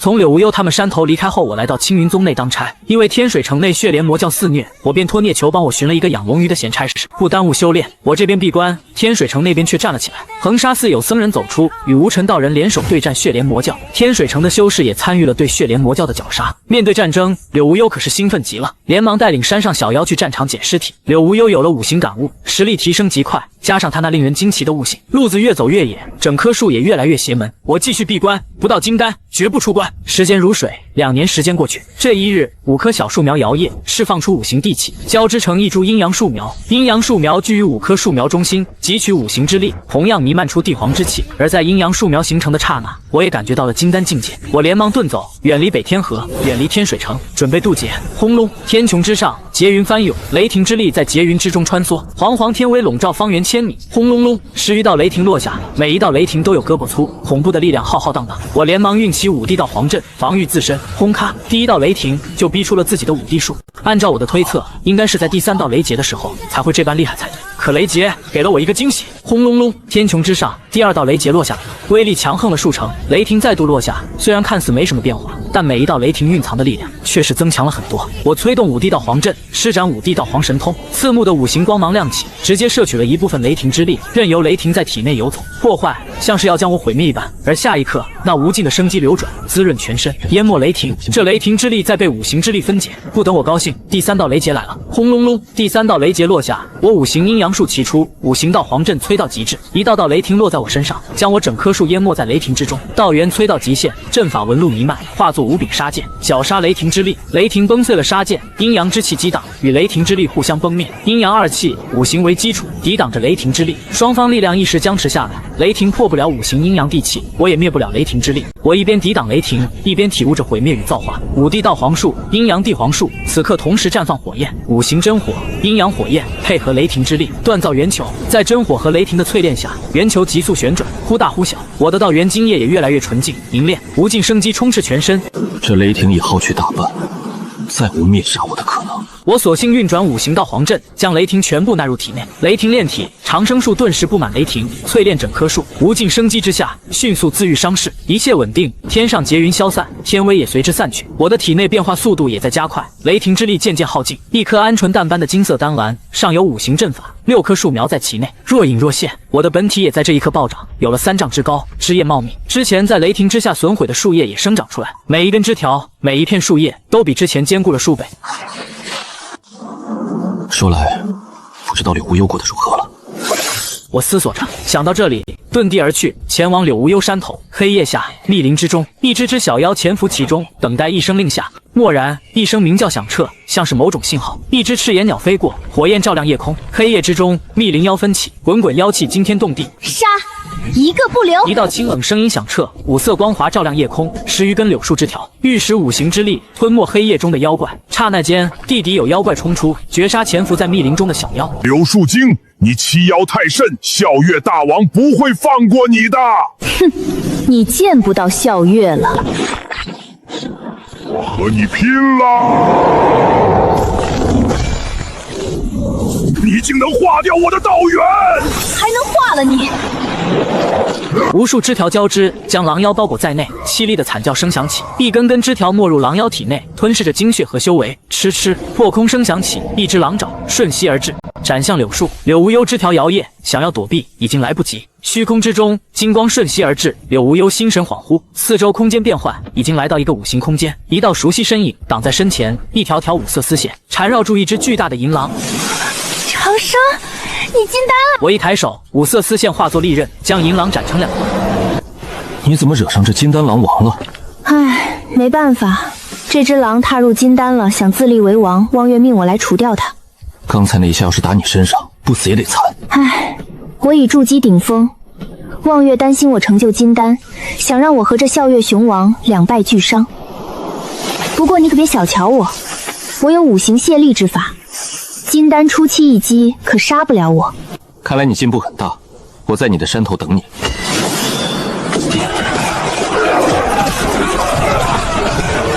长生已经金丹了，我也得快些。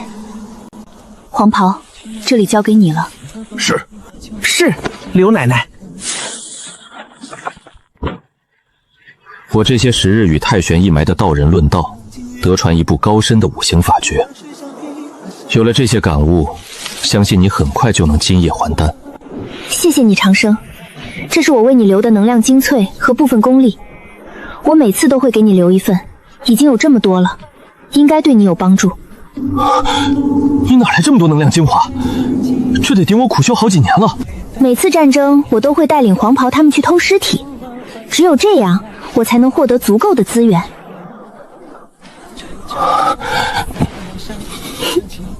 对了，我的世界法终于要成了。这些年来，我全力祭炼一片树叶，再结合五行之力，终于以树叶观想世界。世界法要成了？是的，我以自身为主世界，树叶依托我而存在，只是太耗费资源。若不是战争一直持续，我还真凑不够养料。只要我开辟出第一片树叶世界，我的实力就会大幅度提升，后续也更容易了。终有一天，我会修成3000大世界，到那时，我就能真的无忧了。你修成一片树叶世界能提升多少？差不多是我自身的1/10吧。1/10？若是3000世界修成，岂不是能提升300倍？那你需要耗费多少资源？无法计数，我也不曾想过这些。反正抢就行了，你教我的弱肉强食自然法则。待我成就金丹，第一步就是吞了望月妖王。可那望月也有进步吧？金丹中期，他一直想着修建禅王宫殿，懈怠了修炼。我回到龙池，白天在龙池边开始炼化血球，五行化灵诀运转，磅礴的血肉精气慢慢化为养分，滋润自身成长。这金丹运转，6棵小树苗若隐若现，汲取养分。突然，我的耳边传来一声呼唤，声音软糯，像是一个妙龄少女。大王！我一愣，起身查看，大王！又一声传来，我这才发现是龙池内为首龙鱼开口了。是你啊！你终于能开口了。这样的话，你以后跟我学习人族语言吧。人族语言？为啥要学人族语言啊？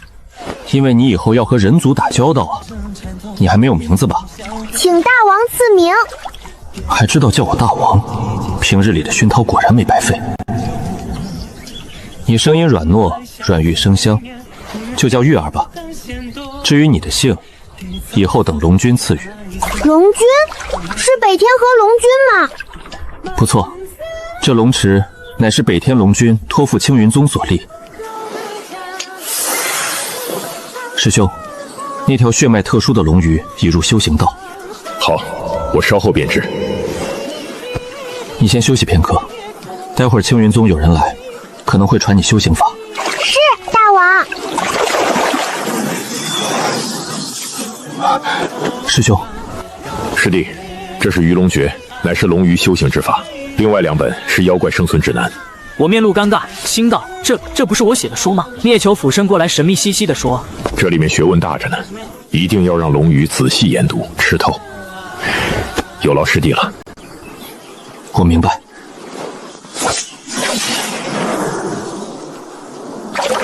聂球走了，我将鱼龙诀交给龙鱼玉儿。玉儿记下鱼龙诀后，潜入池底修行了。我再次安心修行，参悟阴阳之道。这天夜里，聂球突然传音过来：“长生，你还记得当年牛问道手下妖怪吗？”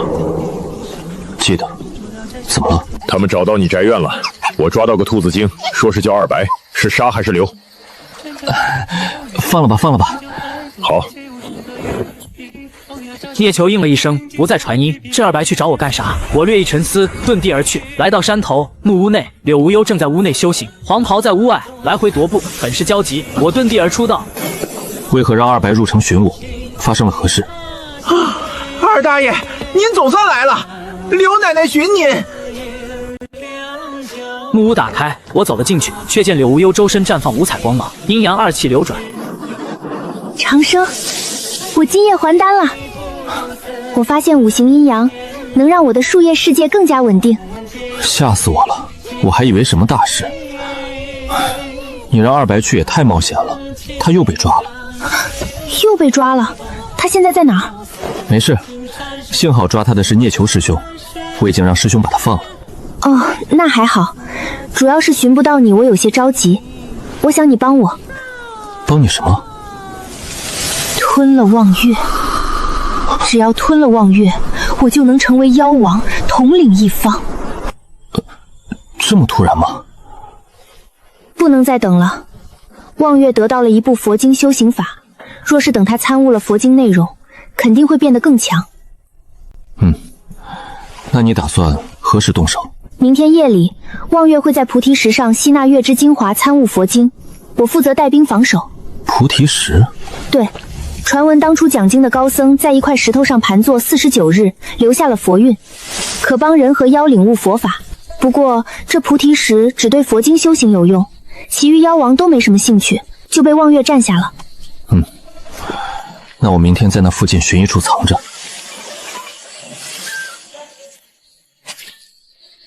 这是我祭炼的第2片树叶世界，带在身上可以遮住你人类的气息。你已经开始祭炼第2片树叶了？没错。对了，你先出去一下。